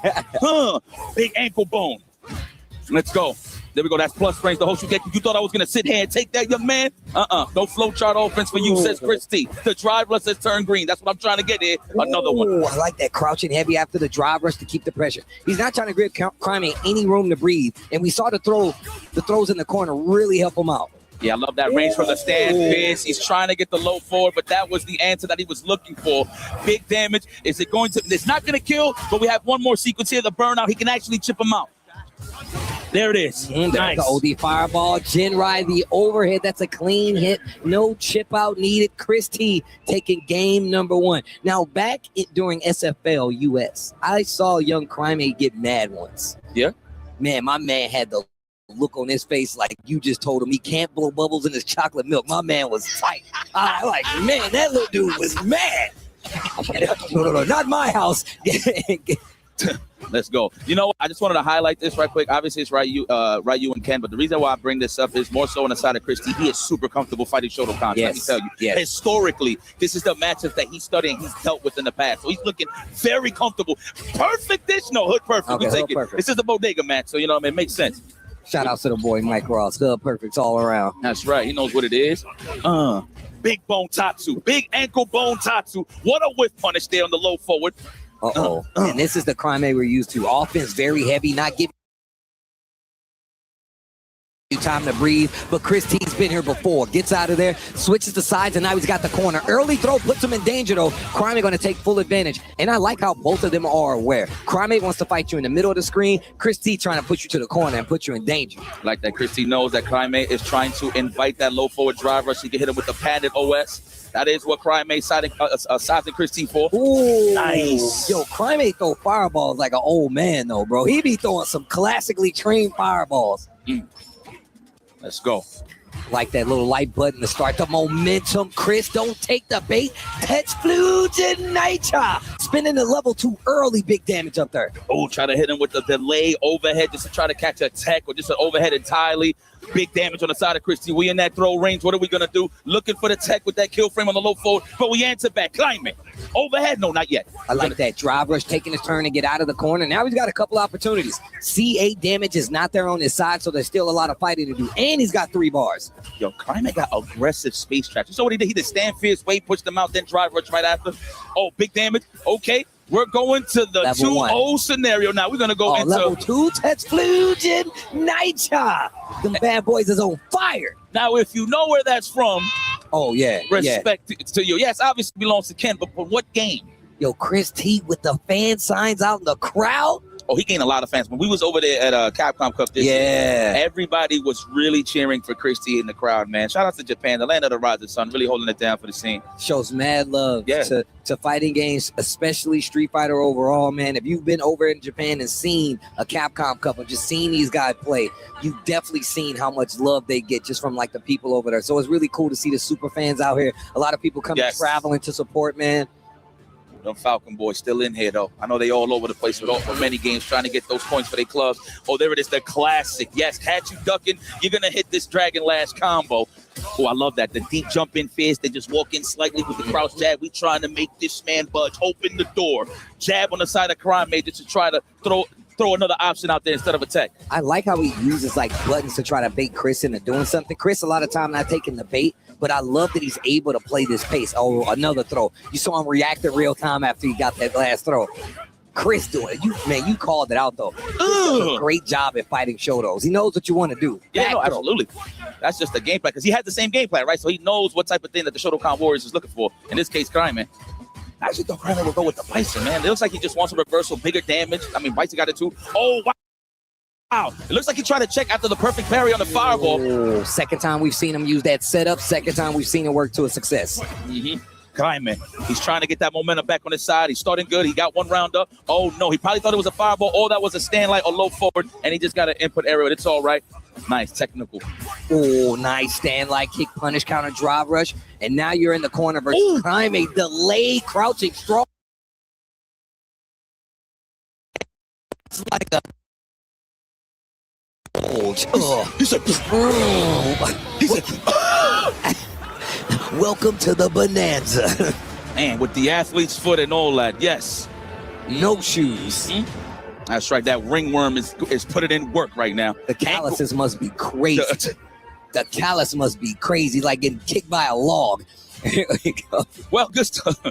Well, good stuff to Kraime finding his footing in this matchup. I know that's what he's looking for. I like how no matter what's the odds on the side of Kraime, he always keeps that good, steady attitude. Yeah. You can kind of see it on people's faces, right? Human nature. You see people kind of like, you know, losing their momentum and stuff like that. You can see the emotions on their face. And a lot of times in fighting games, we know exactly how somebody, we read the character, but if you get to see a look at the players' faces, and that's why the people watching at home, you guys are lucky. You get to see every reaction in a lot of these times to see just how actually affected they are. But also, Kraime gets one on the board. Chris is on game point. That means if he wins these next 2 rounds, he wins. He takes out Kraime and puts him on the lower side of this, especially now because this is his first match. You want to get that W. Looking for that punish counter, Chris T. You already see the turnstile roundhouse. There you go. Lost his turn off for the drive rush, of course, naturally. Good stuff there from a Chris T. Ooh. Okay. Yo, that Hashogeki, bro, he's been killing it with that. Now, Chris T actually had the space for it. He had the right idea, but wasn't in range for the stand rounds. Well, in terms of spacing, that is. Let me just go. That's a safe jump. Nice. Wow, he got a lot of cash on the side of Chris T. Very nice stuff there. Oh, organic. In this corner, though, the low parry, that means I knew the low was coming. I did that intentionally with intent. Riding that momentum all full away from Evo. Look at Kraime's face, bro. Yeah, he smells it. Yeah. I mean, he smells the pie of bus ass like around the corner, but it looks like he's missing an ingredient here. Love the DP on the side of Chris T. He's trying to keep Kraime honest. Oh, no big roundhouse there on the side of Kraime. Did you see what he tried to do to him? Try to walk up stand roundhouse, maybe a stand strong, either or. Love it. Fireball battles. Yes. It's one of my personal favorites. Anybody that Chuck Plasma know how to play some Street Fighter. That's how I see it. Roll forward to the enhanced uppercut. OD just clean. Oh, I caught you. Better than the punish counter. He would have been a burnout in that scenario. There it is, level 3, him immediately after the chin ride. Absolutely not going to kill, but we both going to be looking at you here. Drag the fist, start the fire like a match on the street. Running kick? No, not even. He's going to go for the chip out. Oh, he tried to DP through it. He tried to set him up. Watch your legs. Christy knows he just got to keep it patient so he can touch grass again, but just run DP anyway. And that is going to put him on set point versus Kraime. Kraime needs to lock in. Once again, this is play. That means you just have to have one of the best records to make it out, and you don't want to lose the first game. The back throw. Trying to dry my clothes out here. Ooh, stand fist. I like how he's choosing that button now instead of the stand roundhouse. Keep it nice and solid. Oh my God, I thought it was gonna hit. Oh, whips in. You see him go for the big bet level 3 attack on the drive gauge, and he missed the cross cut. Kraime spent all his meter, but because of that, he's got another chance. Chris T, but it worked out on the side of Kraime. He keeps that pressure. Wake up, level 1. You think I won't do it? You think I won't do it, young man? Side switch too. Stand light kick just to keep him at odds. God, he's looking for it. You see the whiffing those little light buttons from close range just to actually get Chris T to poke one of those big buttons, the stand fist or the stand roundhouse. He's backing up. He's looking for it. As you can see, he has the right idea. Oh my God, watch your final. Oh, just a big shot into the super Kraime with the confirm. That takes us to 2-2 final game for both of these players. And once again, this is group play. You don't want to lose your first game. It's telling momentum is on the line here. 2-2 equals the process bonanza. Welcome to the bonanza. No tickets here. Welcome to the bonanza. Grab a seat. Oh, nice. Like that. The plasma. These guys are chucking some plasma. But notice how it's usually when they're in the closer to the corner, not even mid-range. A lot of whip punish for the young lad Kraime. Below forward. Trying to overextend, trying to steal his turn back. Chris knows, bro. He's a teacher. He knows. Speaking of trying to steal, Kraime answers back. Tatsu to the corner. Here's a throw. Stand medium kick. I love that. It would have caught the jump anyway if he was holding north. 100%. The king of the north. Oh, I thought he made it. That was a little too early on the side of Kraime when it came to the fireball side of things, so he kept it safe. Oh, what a punish. Great fireball. Parry right there from Chris. This next exchange, he can only take one more throw. Legs. Ooh, come on, man. Got a little too thirsty there. You got to spin that. And you can see it in Chris T's face. He's like, oh my.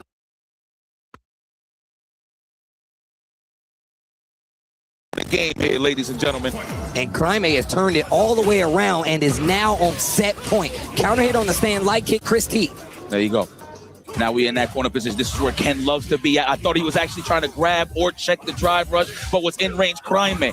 At least he don't got a level 3, so it's okay. It's not going to be too damaging here. However, big, easy access to big damage on the side of Ryu. Man, he is getting dog walked into this corner. Bro, he is clipping them on the toes, bro. You need to put some sandals on. Nice. Okay, wait a minute. Give me a final game. I don't even care who win. Give me another round, though. I care. I love Bodega Ken. Oh, nah, I don't care. As long as it's good matches. You right? Oh, I thought he probably thought he caught him on the tap parry side of things. Oh, that roundhouse. Got to pay a toll. And speaking of paying a toll, oh my God, he didn't get the level 3 drive reversal. Not burned out just yet, but both of them burned out. Goes for the super and he catches him running, and the run stop puts a stop to this match. Climate runs it all the way back to take the set versus Chris T. 3-2. Yo, that is nuts. And I know Chris T tried to hit the brakes a little early. That way he could recover. But I feel like he was going to be in that burnout. He's going to get chipped out regardless, right? So, man, I feel like if he really felt gutsy, he should have just committed to the run DP or a run step kick. But again, the super would have won anyway. So run DP was the better option. But I mean, how you know Crime is going to do it, to be honest with you, right? That was a great defensive decision in for Crime. It's not like he was representing it in that scenario every single time. So that was a big surprise and finished the job. And once again, Crime, the young gunner out here, this dude plays like he's an older player, which is crazy. Great button knowledge. His spacing is immaculate. The way he plays the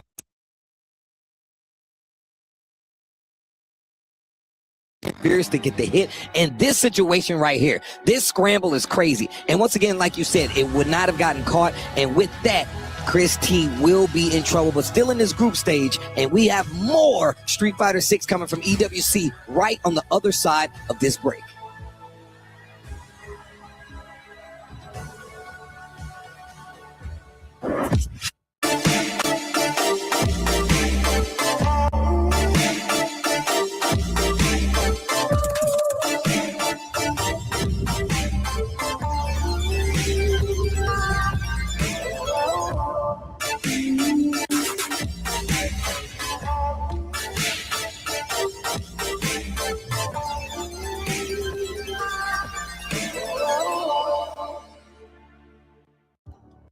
See, it wasn't that long. Just kick back and relax. You got more Street Fighter 6 action coming your way here at EWC 2026. We are officially on the way. Of course, day one. Group BB is where we at right now. This is where me and Tasty Steve stands. The next match that we are about to see on the stage is Tokido versus Lex. And now what makes this an official match, there is no recorded footage, no nada about these guys playing. You know what it means? A historical battle is on the way. AKA, it's the first time I see you. I ain't going to be cheap on the first date. Look, and on top of that, I love talking about the economy of fighting games. The fact that, like, you don't have any recorded footage. And I feel like these guys have obviously played on some, like, low-key sessions, right? Obviously. But when it comes to the set count, that's the only thing that matters. And to say you have to fight against Tokido, a legend in fighting games. And you heard Lex he was like, yo, I'm going to beat him. He says, I'm going to beat him clean. And I like that. Lex wearing it on his chest. He says, you know what? I don't care who is on the other side. Tokido, Daigo, they're going down. But Lex has come quite a long way. Obviously, over in Europe now, playing at SFL, he's taken out some of the biggest players in the business. And now he's got to take out one of the best players in the business with Tokido. The mother face. Mother face. Don't put an R at the end. You got to put an H. Mother face. Okay, so let's go for the guy. I was going to touch that up a little bit. He does have a Bison. He does have good results with Bison. However, his real bread and butter is Guile. So, I mean, historically, when you really look at it, Guile kind of does have a bit of a tough time with this matchup. That's why you see the likes of Kaba always playing Sagat on JP. But, I mean, this is like different Guile. He loves being a lot more aggro than keep away. Yes. That's just how he works. And he will take those big gambles with those reversals. You've seen it in the past with guys like Problem X in the first EWC, and he hasn't stopped representing that ever since. But that's a bit of an edge, though. You know why? Because the player's aware of that. That does mean that they're going to have to slow down or delay the buttons a little more, which means it'll give Lex more of an opportunity or just get some offense on his own more frequently. And that definitely helps him out. Like you said, he's more on the offensive side, especially with a character like Guile, who typically kind of plays the down back game. He's I'm going to let you run into these booms. But also Tokido, my man be jumping. He goes to wherever the grass is greener. If it's cheap, he's in it. Historical. History. That's in the books right there. But here we go. Game 1, round 1, Tokido versus Lex. It's JP versus Guile. The second JP we've seen today. And look, JP is definitely one of the public enemies out here. However, Tokido is known to take characters like this and just push them to the absolute limits. No, absolutely. I like the career change here for Tokido. We're not talking about Street Fighter. He's here to the days dry out, right? He's rocking the JP. If people don't know the lore, Kakuru has been helping Tokido tremendously in terms of elevating his JP game, and he's been keeping strong with the character in these tournaments. There it is already in the corner carry. Disgusting. Look at the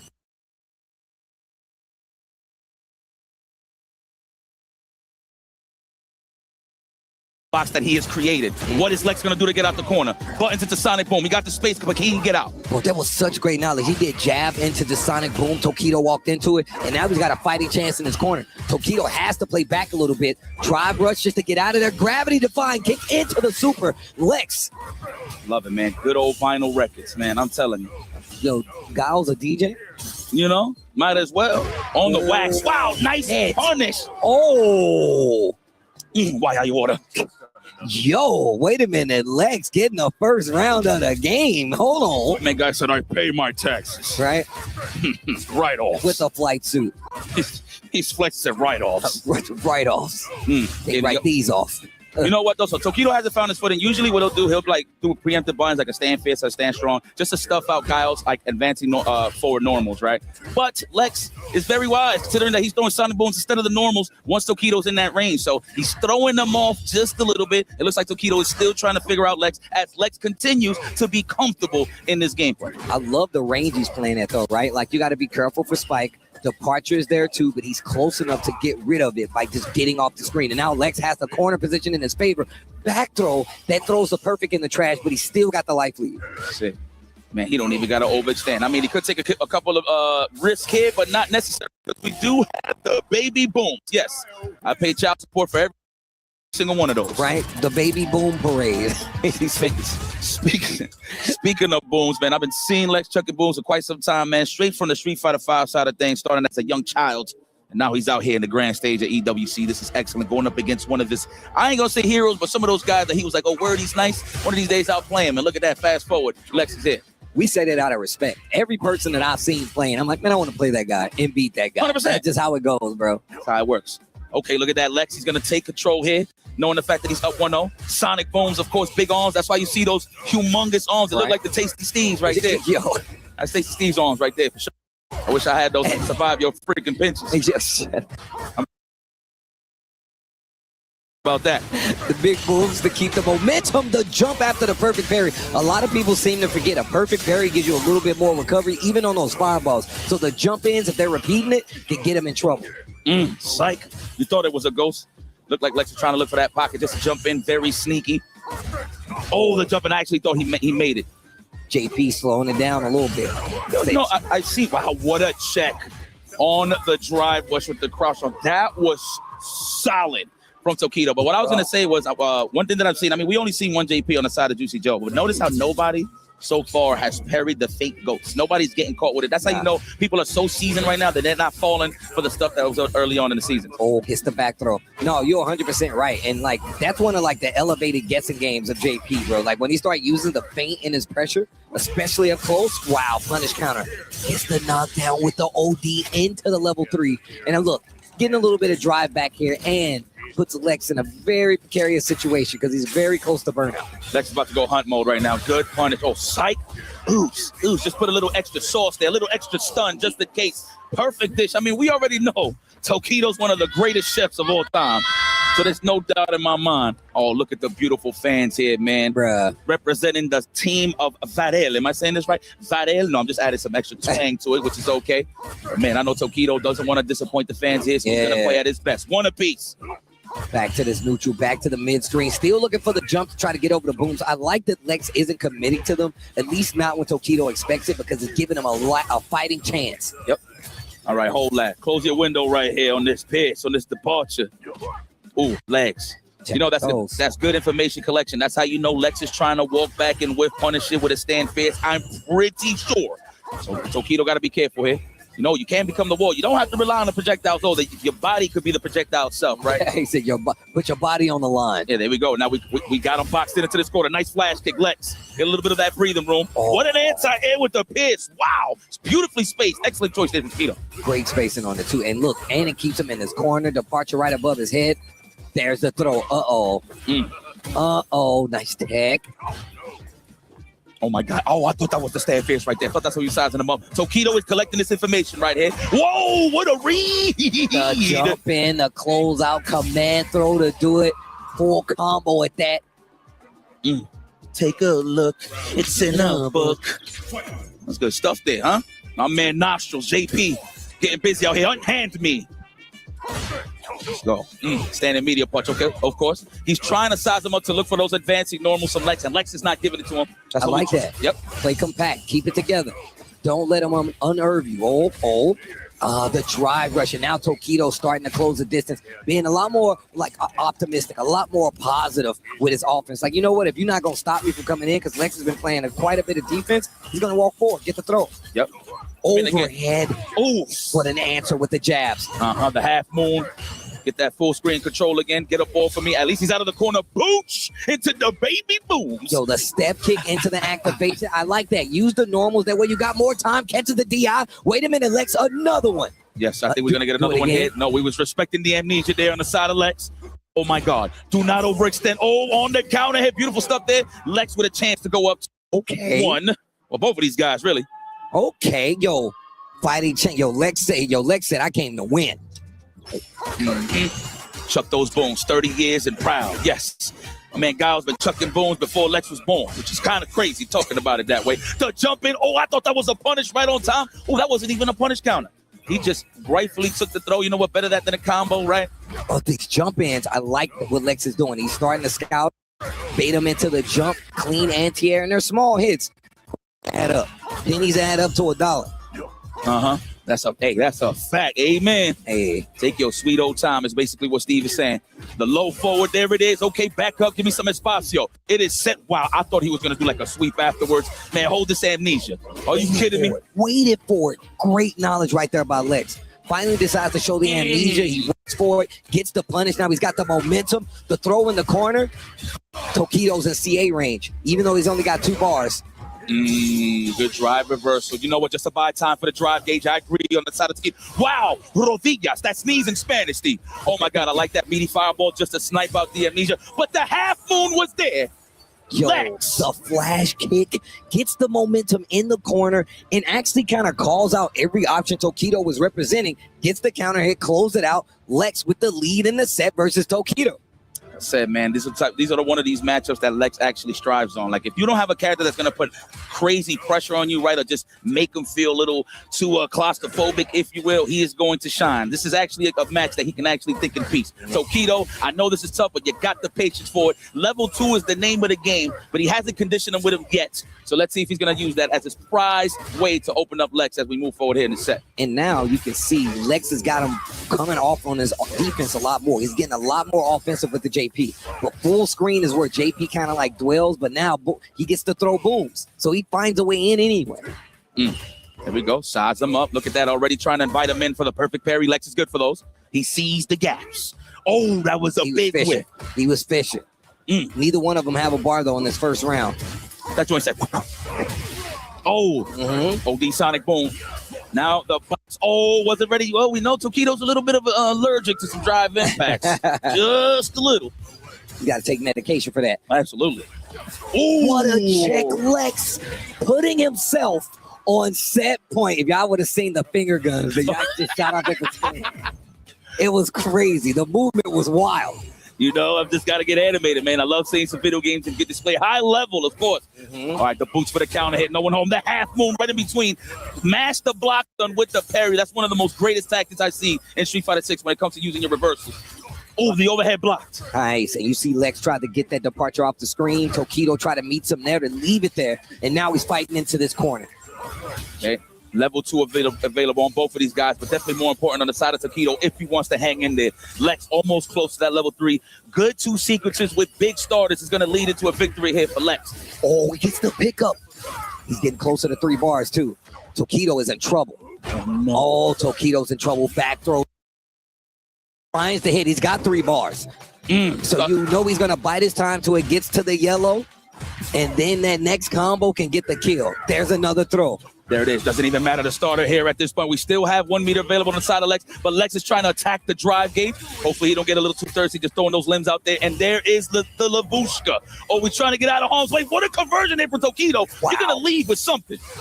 Oh, wait a minute. The booms are there. The baby boom parade.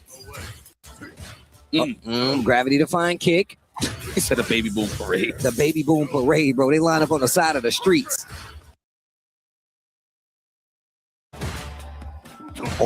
Staying out of that crouching medium kick range. Tokido starting to look comfortable. The feint. Punish counter throw, but it's a back throw. He's out of that corner now. Takes the space, but now he's looking a little gray, looking a little thirsty, and the parade is back up. Oh my God, he's almost on with the level 2 as well. How are you going to avoid this? Tokido had no choice but to try to avoid it with a jump, but was in harm's way with the baby booms, and that'll do it for Lex.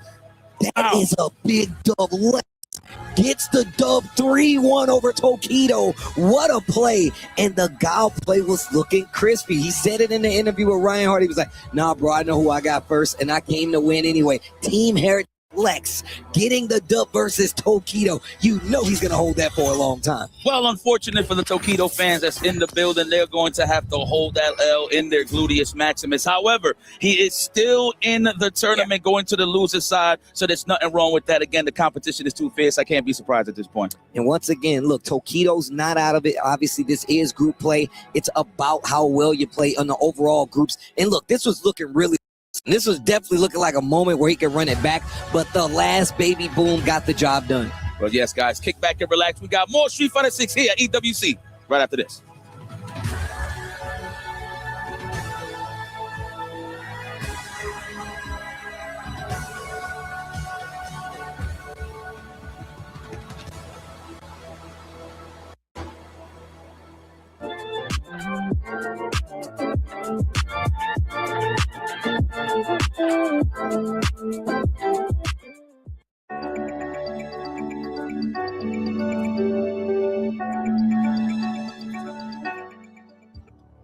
Welcome, BB, as the action continues. Lex just took out Tokido, but I can't tell who it is. True. I think that's my man, really from a Victor Woodley, aka it ain't victory without the victor. Punk the God is on the right, of course, cruising, just winning.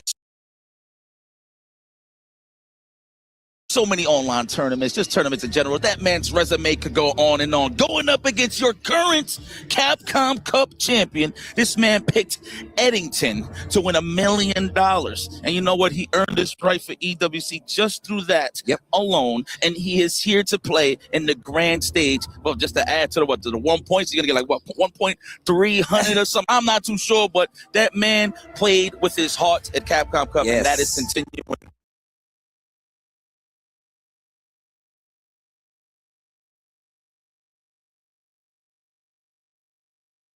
This is beautiful stuff here. Battle of the Young Bucks. I feel like, of course, Punk is a little more seasoned than Sahara, naturally, obviously, because we've seen him play so many games throughout the year, starting with Street Fighter 5. But Sahara, of course, swinging big. I mean, the first time I seen this dude actually win a tournament was at UFA that one year. And I'm like, who the hell is this guy? I did my homework. I'm like, oh, wow, he plays shooters as well? I can understand that. That means you got all the reactions in the world to play a game like Street Fighter 6. So it's kind of cool that he's continuing on, still kicking ass and taking names, and he's still here because, as the champion of Capcom Cup, trying to get one here at EWC. There you go. I mean, think about that. What if you are a Capcom Cup and an EWC champion? That's a big thing to have. That's $2 million in the bank. Hasnn't happened yet. It hasn't happened. Okay, you know what? Unless if we want to count the first year with Kakaru, but he did win. You know what? We could count that. I think we can count that. But that's here nor there, though. This is a new scripture, new history books. We need some ink on the page. Historical battles here. Live. Sahara versus Punk. Where else are you going to see this? Bruh. These are world caliber matches. These are top 16 matches that you are getting for 3 days straight here until we crown a winner. And look, man, Punk just had a great year as well, man. We saw him come from Evo Japan, had a great showing, just recently got engaged, and it's my homie's birthday, man. So look, more life to my guy, Victor Woodley. Punk, man, happy birthday. And hopefully you can get some dubs for the B-Day, you know? Yeah, you know, I had to punch his arm 27 times. You know what I'm saying? Oh, yeah, we still Nah, I didn't do no punch buggies. I ain't doing no punch. Nah, he good. Punk bro, as a child, first time I seen him on the scene was, 17? He's 27 now. Jesus, how time is flying. Wow. It goes fast. It's beautiful. Sahara knows who he's dealing with, so he's going to play his best gameplay, of course, all the way from the land of the rising sun versus Punk the God. USA, yes, but Philly representative. Opening gambit time. Gets the throw. And look, we've seen a couple of Eds out here, but this is the Capcom Cup winning Ed that we're talking about. But this is the footsie god himself, Punk. Wake up OD uppercut. I think that's the textbook. If you want to follow the rules of how to really whip punish and condition, Punk the God is one of those guys you want to watch. And he does it week. Wow, what a catch there from Sahara. That combo was kind of crazy. Looking for the shimmy. Okay, he's trying to get a little greasy there. You saw the big jump into the back dash. Let me get a throw. Crouch fist? No, throw first. Crouch your fist later. It's coming. Oh, try to throw again. The challenge there from Sahara. Checking on the the back jump, not going to get you out of danger, but another OD uppercut. Life lead in favor of Punk right now. He's trying to close out with the drive rush, but he puts himself in burnout to get it done. No anti-air from Sahara in this situation. You really got to be careful, though. Yep, respecting the dive kick. You don't know what it is sometimes, where it's a regular jump or a dive kick. Sometimes the dive kick just throw you off, right? So you can get that cross up easy in the corner. So I'm loving that from Sahara, but good stuff from Punk for setting that trap. Oh, big punish with normals. Hello. To the corner we go. Wait a minute. Sahara looking a lot better in the second round. Stand medium kick on the way out. Ooh. Punish landing almost. And he tried to do it the safe way with the stand jab. He wanted something guaranteed, but couldn't get the finish there. Ooh. Wait a minute. Caught your beacon. Stuck on the wall now. Back on the ropes. This is where it really becomes a problem. OD dive kick and then spins it with the uppercut anyway. Good data collection. Oh my God, the next one I promise is going to be regular into level 3. Imagine into level 3. That should be enough. Hold on. Is that enough? We've seen it in the past, but we don't talk about the past. This is the present. What are we going to do here? Absolutely not. Oh my God, we got to see it. What are you going to do, Sahara? Why the jump back? Are you going to get chipped out into the level 2? No blocks on the side of Punk. Is he going to chip him? Yes, he is. Oh my God, that series was bold. Look at did you see how that match ended? Both in burnout, a sliver of fingernails worth of life on that bar. Nah. Damn, and all really Punk had to do was just walk up, size up, and see what he wanted to do. But he wanted that guaranteed block stun. But of course, holding North was on the side of Sahara for him to survive and finish that job. My goodness, high-level play here is being displayed. 1 round apiece, game 1. Best of 5 once again. Okay. Quick lead. Wow, looks like it was supposed to be an uppercut. A little bit of an input error there on the side of Sahara. There's the knockdown. We're going to get a crouch fist. Conditioning starts with it now. Oh. Wow, and he repeated the crouch jabs, perfect parry, side switch with the snatcher, just jump OD dive kick. Delayed jabs, no throws. Oh, there it is. Speaking of which, should it be enough? No. Dive kick scenario hit. Wow, what a challenge. No walk-up jabs, no fear of the dive kick. Just going to fully commit to that crouching strong. Beautiful stuff there. Not enough, though, but it'll put him in a pixel scenario. Imagine. But he's in burnout. And now, oh no, he jumped back. The call out. What a play by Sahara. Oh my God. Get mad, son. Bro, and Sahara, why does Sahara always look like he's smiling after he gets the W? He's like, yeah, I got him. I feel like he just talking smack about me. Look at his face. Look at the bro. No, he got this look like, I can't believe I got away with 2 jump backs. Yeah, it is what it is. You know what I'm saying? And that worked out. That was definitely the MVP of the game. Jump back for defense. Yo, the placement on the jump. Jeez, little shimmy. Not on your birthday. I mean, it don't even matter. It's your birthday every day the way you win, sir. So it's okay. Look for that punish counter there on the flickers, the snatchers. Excuse me. Big damage, big starter, and look what happens. This is your grand prize. Big damage. Get up in there, throw. Oh, too early. Wait a minute. Okay, Punk's got a chance. Sahara takes the throw. That whiff jab almost got Punk a round on against him. Yeah, he's looking for those win normals right now. Punk's a guard.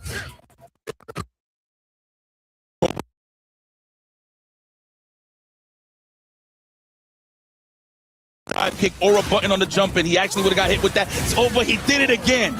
Come on, you gotta be pooping me. Yeah, you know what I want to say. Esports. To the corner we go. There's the crown champion. I feel like that's the first one we've seen the entire set. Backdash again in the corner into the level 2. Hakeem Olajuwon, Kenny Smith. Who was? I was going to give them all of them. That was the dream combo. If you know, you know. Oh, wow! What a conversion! That was godlike. That was godlike. That man never blinked in his life. Bruh. Not with those kind of conversions. Sheesh. Back throw. Punk stuck in the corner. Wake up, crouch jab. Try to get a button out of Sahara. He waits a little longer. Finds the counter hit on his side. Sahara 2-0 right now up against Punk. Man. And he is really slowing his pace down to throw Punk off. Yeah, she looked like she's about to cry in emotion. Like, man, this guy is so pro. He's so pro. He's so pro. Oh my God.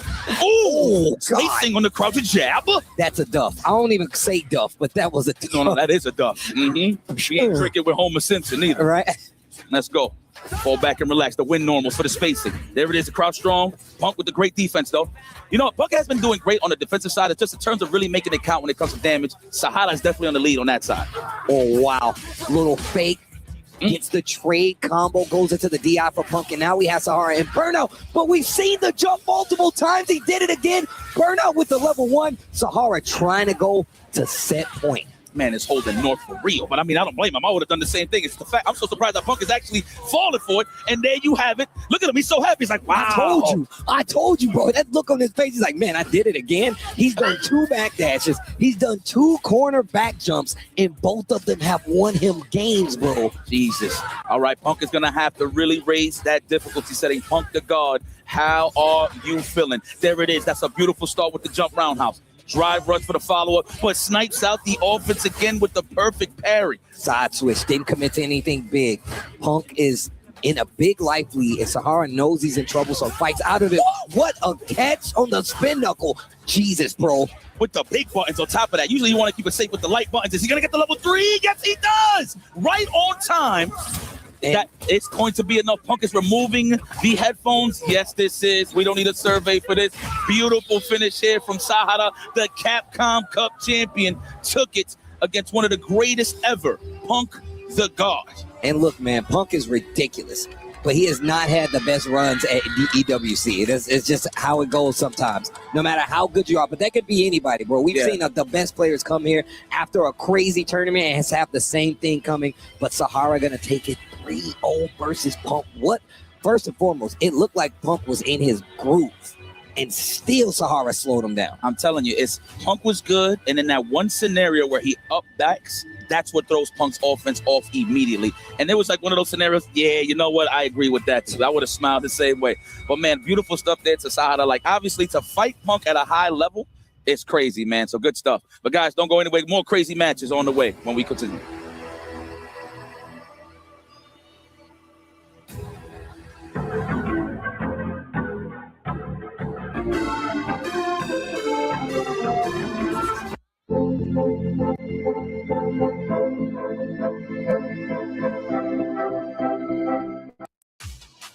Group B is well underway. 4 matches down, 6 more to go. And coming up, keys will be crushed and more spots in the next stage will be earned. Hey, welcome in. I'm Taylor Reflections Noble. Of course, Logan Sama Vicious. Good to see you, boys. 4 matches down, a lot more to go. But breaking down the first one, man, Angry Bird Nephew. It was a banger matchup. Angry Bird was the heavy favorite. And for a reason, he gets the win. Yeah, I feel like recently Angry Bird's kind of been forgotten about because he hasn't been as active on the international circuit, but he reminded everybody what it was all about there. It felt really clinical, right? It's as if he never left for the most part, right? I think not even just from a character matchup standpoint, but also facing off against Nephew. He showed zero remorse throughout the entirety of that set. Yeah, no ring rust. He stepped into that arena and he just was about his business. You know, nothing exceptional, nothing flashy. It was just a takedown. Well, Really again, impressive. 3-1 for Angry Bird, getting the big win. That is tremendous for them. And it was, in fact, 2-1. My bad. My apologies. It is a first. No, 3-1. 3-1, yes, bro. 3-1. That was wrong. 3-1. But hey, for Angry Bird, though, coming in as the heavy favorite, like you said, it was clinical. He now moves forward, and he's looking to secure a spot in the next stage. Now, these two do have history, and they have met up before, and it was Angry Bird who got the win. So Nephew is still looking for revenge, but he's not going to get it this time. It's been rather difficult to call, right? I feel like Angry Bird is just like forever adapting. And whereas, I feel like a lot of the people have developed counterplays against Jury at this point. So I don't even know if to kind of like take it against Nephew. It's more so about how the matchup has played out at this point. And it was the first time seeing a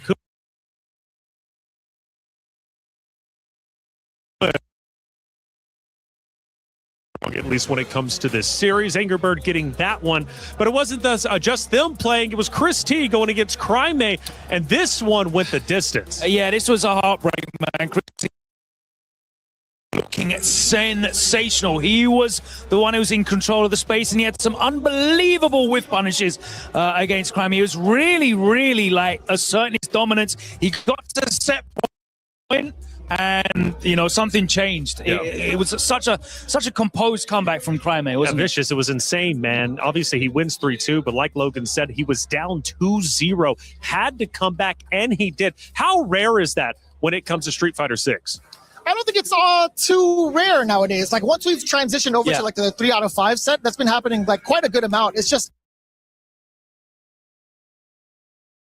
coming up from these players, like you have somebody who's been so well established since the Street Fighter 4 days versus somebody who's still technically up and coming. To have that type of result, outstanding and also unprecedented. But for Crime, Logan, Falcons, they need an excellent performance, and they got that in the first series. And Falcons, at least when it came to week 1 fighting game, they were non-existent. Both getting eliminated, not making it to the next stage. Crime is looking to change that narrative. Yeah, they had 4 or 5 players in Fatal Fury. They've got some very, very talented players in Crime, but experienced in Shanghai as well. So they've covered the full spectrum. And as you can see, 15 years old. He's coming off the back of a top 4 finish at EVO. And he's playing with that composure, being on that stage 2-0 down against someone with the experience of Christie. The adjustments in spacing, by the way, was sublime. He started with punishing everything. It was an incredible display of adjustment under the most severe of pressure. This is the EWC. This is your one chance of the year to make that impact on that big stage, and boy, did he take it. Yeah, the Young Guns are looking sensational so far. We'll see if another one manages to get through. Still one more series for Crime to lock in before he moves to the next stage. The third match was a lot of fun going into it. It was going to be the JP versus Guile matchup. That's exactly what we ended up getting. And for JP, at least on the side of Tokido, this was the first time, or at least he just recently transitioned. But for Lex, though, Guile has been his main run. So it was JP, Guile. Ultimately, it was Lex and Guile who ended up taking the win. So I'm going to say this about this matchup as well as the matchup afterwards between Sahara and Puck. This was probably the most well-informed match that I've seen Lex prepare for. Normally, we don't get to see Tokido bleed like that, but there's also instances where Lex had taken the liberties with some of the negative frames that were available to him, right? He's gone into like OD flash kicks so many times over to throw off Tokido off his game. Yeah, one of the things that was brought up in the previous interview was the fact is this is a unique format. In other events, you don't have the chance to actually strategize, know who you're going to play. This time you do for EWC. Yeah, and this is one of those tough character matchups that has been for Guile since season 1, right? He doesn't have the tools, the mobility tools that you really need to navigate what JP's putting on the screen. He's so good at controlling that horizontal space. Guile doesn't have the vertical jump art tools to get in as well. But that is a matchup that the Guile players have had to grind out for 3 years so far. Tokido, as you mentioned, like he has been dabbling with JP, but he's locked in on that JP competitive now. Whereas Lex, he's been all in on Guile for the whole time. He's got that experience and he really deployed it, showing that knowledge, showing that composure, and he closed out the 3-1 big win. Match 4, Sahara going against Punk. Now, of course, it is Punk's birthday today, but he doesn't get a birthday present this time around. Sahara, big 3-0. Not quite yet, right? He still has a chance in the lower bracket. One of the things we're looking forward to is seeing how he bounces back emotionally, mentally, right? It wasn't even that far off. He had so many instances where he could have closed out the set. He just needed to clutch it out and also call out what Sahara was going to do defensively. I think Sahara's decision-making towards the very ends of each and every one of those rounds just happened to catch Punk off guard. Yeah, and I mean, his birthday present's going to be a run back against Takedo in lower bracket, right? Happy birthday. Jesus. Is that a good one? Happy birthday or a bad happy birthday? Yeah, What do we think? It's certainly a historic battle. It's a dramatic battle on his birthday. But all that matters is you survive. All that matters is you make it out of this first group stage, because there is no upper-lower bracket preferential treatment when you get into phase 2. It's all redrawn again. So that survival instinct is what matters, and Punk and Takedo both have that. We'll see how they get on against each other. That's going to be hype. It is definitely getting hype for sure. The first 4 matches have concluded, but 6 more to come, including elimination matches. It only gets harder from this point forward. For Nephew, obviously, there was a lot of, at least writing on the line against that Angry Bird matchup. He falls down.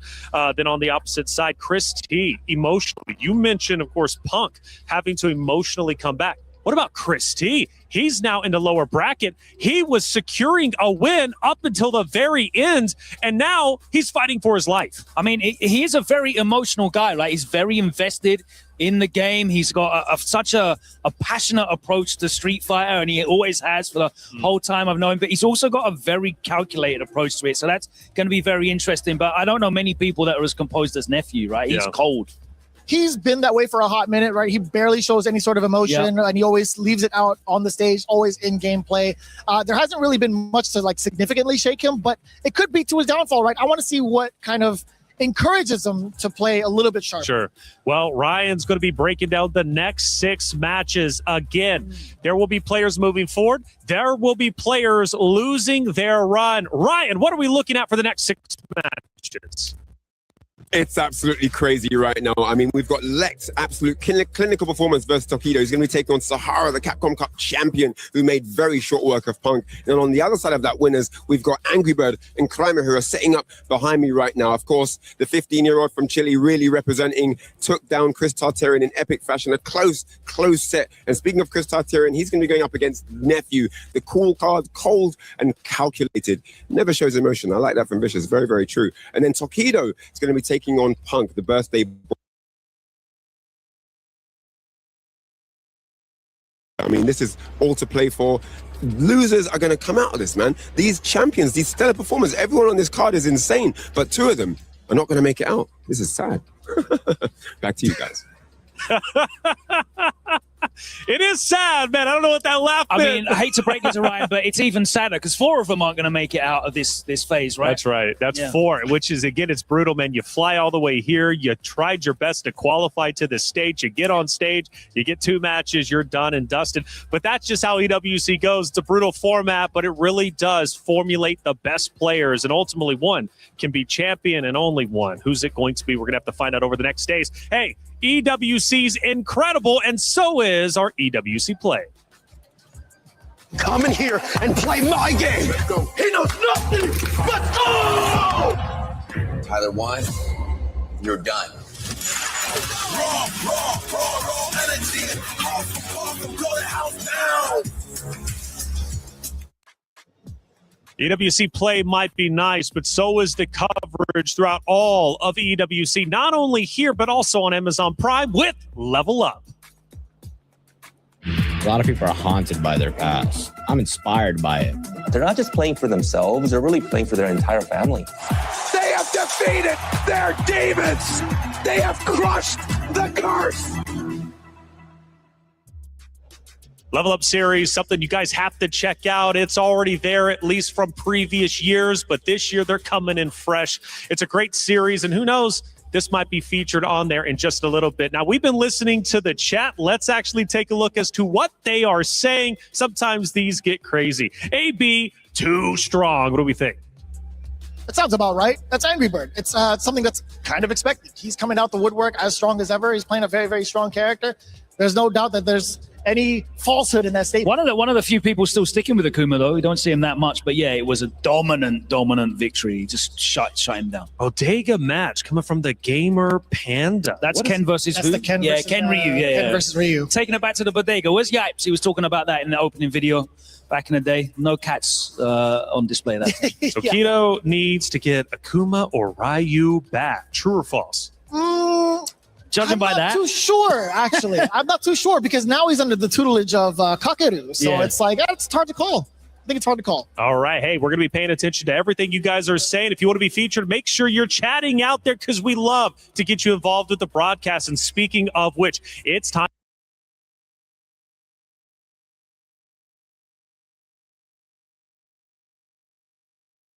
Matches. It's Group B. Let's head to the stage to get it started once again.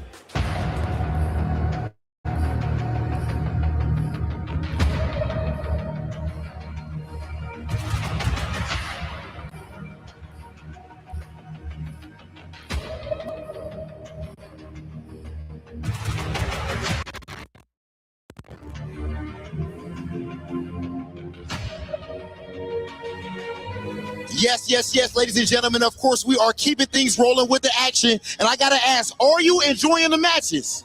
Oh, yeah. So far, everything has been absolute insanity. Did you see Lil Crime showing that poise? Reverse 3-0 over my brother Chris T. I got to respect it. Hey, that was clean. I've also seen Angry Bird cleaning house looking so solid. I love when I see Angry Bird strong, man. Yo, Angry Bird with the 3-0 over the Dark Lord, over the That's extremely difficult, ladies and gentlemen. But in the end of the day, Angry Bird showing that he is still in elite shape. Absolutely elite. And you know what? He's on the stage right now because he's about to face Nephew to be qualifying for stage 2 on Friday. Who do you got? He's definitely about to be playing against Crime. Man said Nephew. Put some respect on Crime. Hell no, man. On my man's Lil Crime. Bro, in all honesty, bro, he is only 15 years old and he is putting belt to ass like that, ladies and gentlemen. Much respect to my guy, but this next match is about to be a banger. I think it's about time we get it started, man. It's about time we get it started. Listen, it is time for Angry Bird versus Crime. Are you ready for Angry Bird Crime? Hey, shout out to the fan. It's been beautiful with the crowd. Shout out to the Reject super fans out there. We see you all. It is time to go to our commentators for the match. Big match. Angry Bird Crime. Who makes it to Friday? Y'all know what it is. Ringe and Jammers on the mic. And despite how hype I am for Angry Bird and Crime, that Ryan Hart segment where he said, "This is sad," and then laughed is still living in my head rent-free. I don't know what's wrong with Ryan, but I love it. Don't listen to what they say. Watch what they do. He laughed. That was the real answer to the message here. But yes, we are here with Angry Bird representing Red Dune's new team from the Middle East. Going up against your boy Crime. Now, Crime is part of Team Falcons. They need to be catching up in the points in terms of the club championships. Now, the thing is, what's interesting about Angry Bird is he hasn't been able to attend many major events thus far. This is probably the biggest one he's done in 2026. He's stuck with the Akuma. People almost fooled me and said this character's off the cards. And I actually watched probably about 12 hours of footage of Akuma. I said, "You're lying. You all are lying."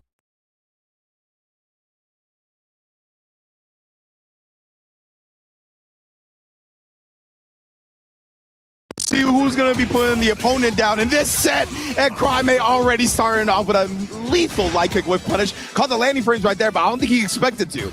Now, the thing is, both these characters, very similar. They've got a colossal, massive damage output here, but it is Crime that's a little bit more ruthless, a little bit more cutthroat in terms of, I want this win. Trying to get that delayed medium punch, but didn't quite get it there, Ringe.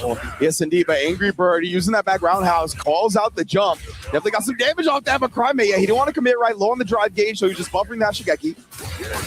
Drive impact here, and he is going to try and build as much drive gauge back as possible because he doesn't need EX Aghanim and Flame to actually kill yet. Wake up button there from your boy Crime, and the last hit of the Shinku Hadouken will close out that round 1 for Crime. That's the 15-year-old. That's the clear skin wake up right there. We don't got worried about no pimples, no acne, no bills. And we got a camera to prove it. Perfect parry there for the pristine moment. And he will take Angry Bird to the corner. All the way there. Oh, and then fades out the throw as well. The smothering pressure of Crime getting Angry Bird to be active on defense. But just as I say that, we do see the DP. Let's have level 3 here. So if Angry Bird gets a clean hit, he might actually need to replenish some drive gauge, but he is burnt out. He's comfortable in this mode, but I don't think it's going to be relevant because it will be the charged Shin Hashigeki. Is that going to close it out? Not quite. A pixel left. Oh, he's going to miss. He's going to miss. Yes, going to miss. Oh, and he tried it there. Luckily, he was already airborne, and there is some invincibility on that to make him avoid that.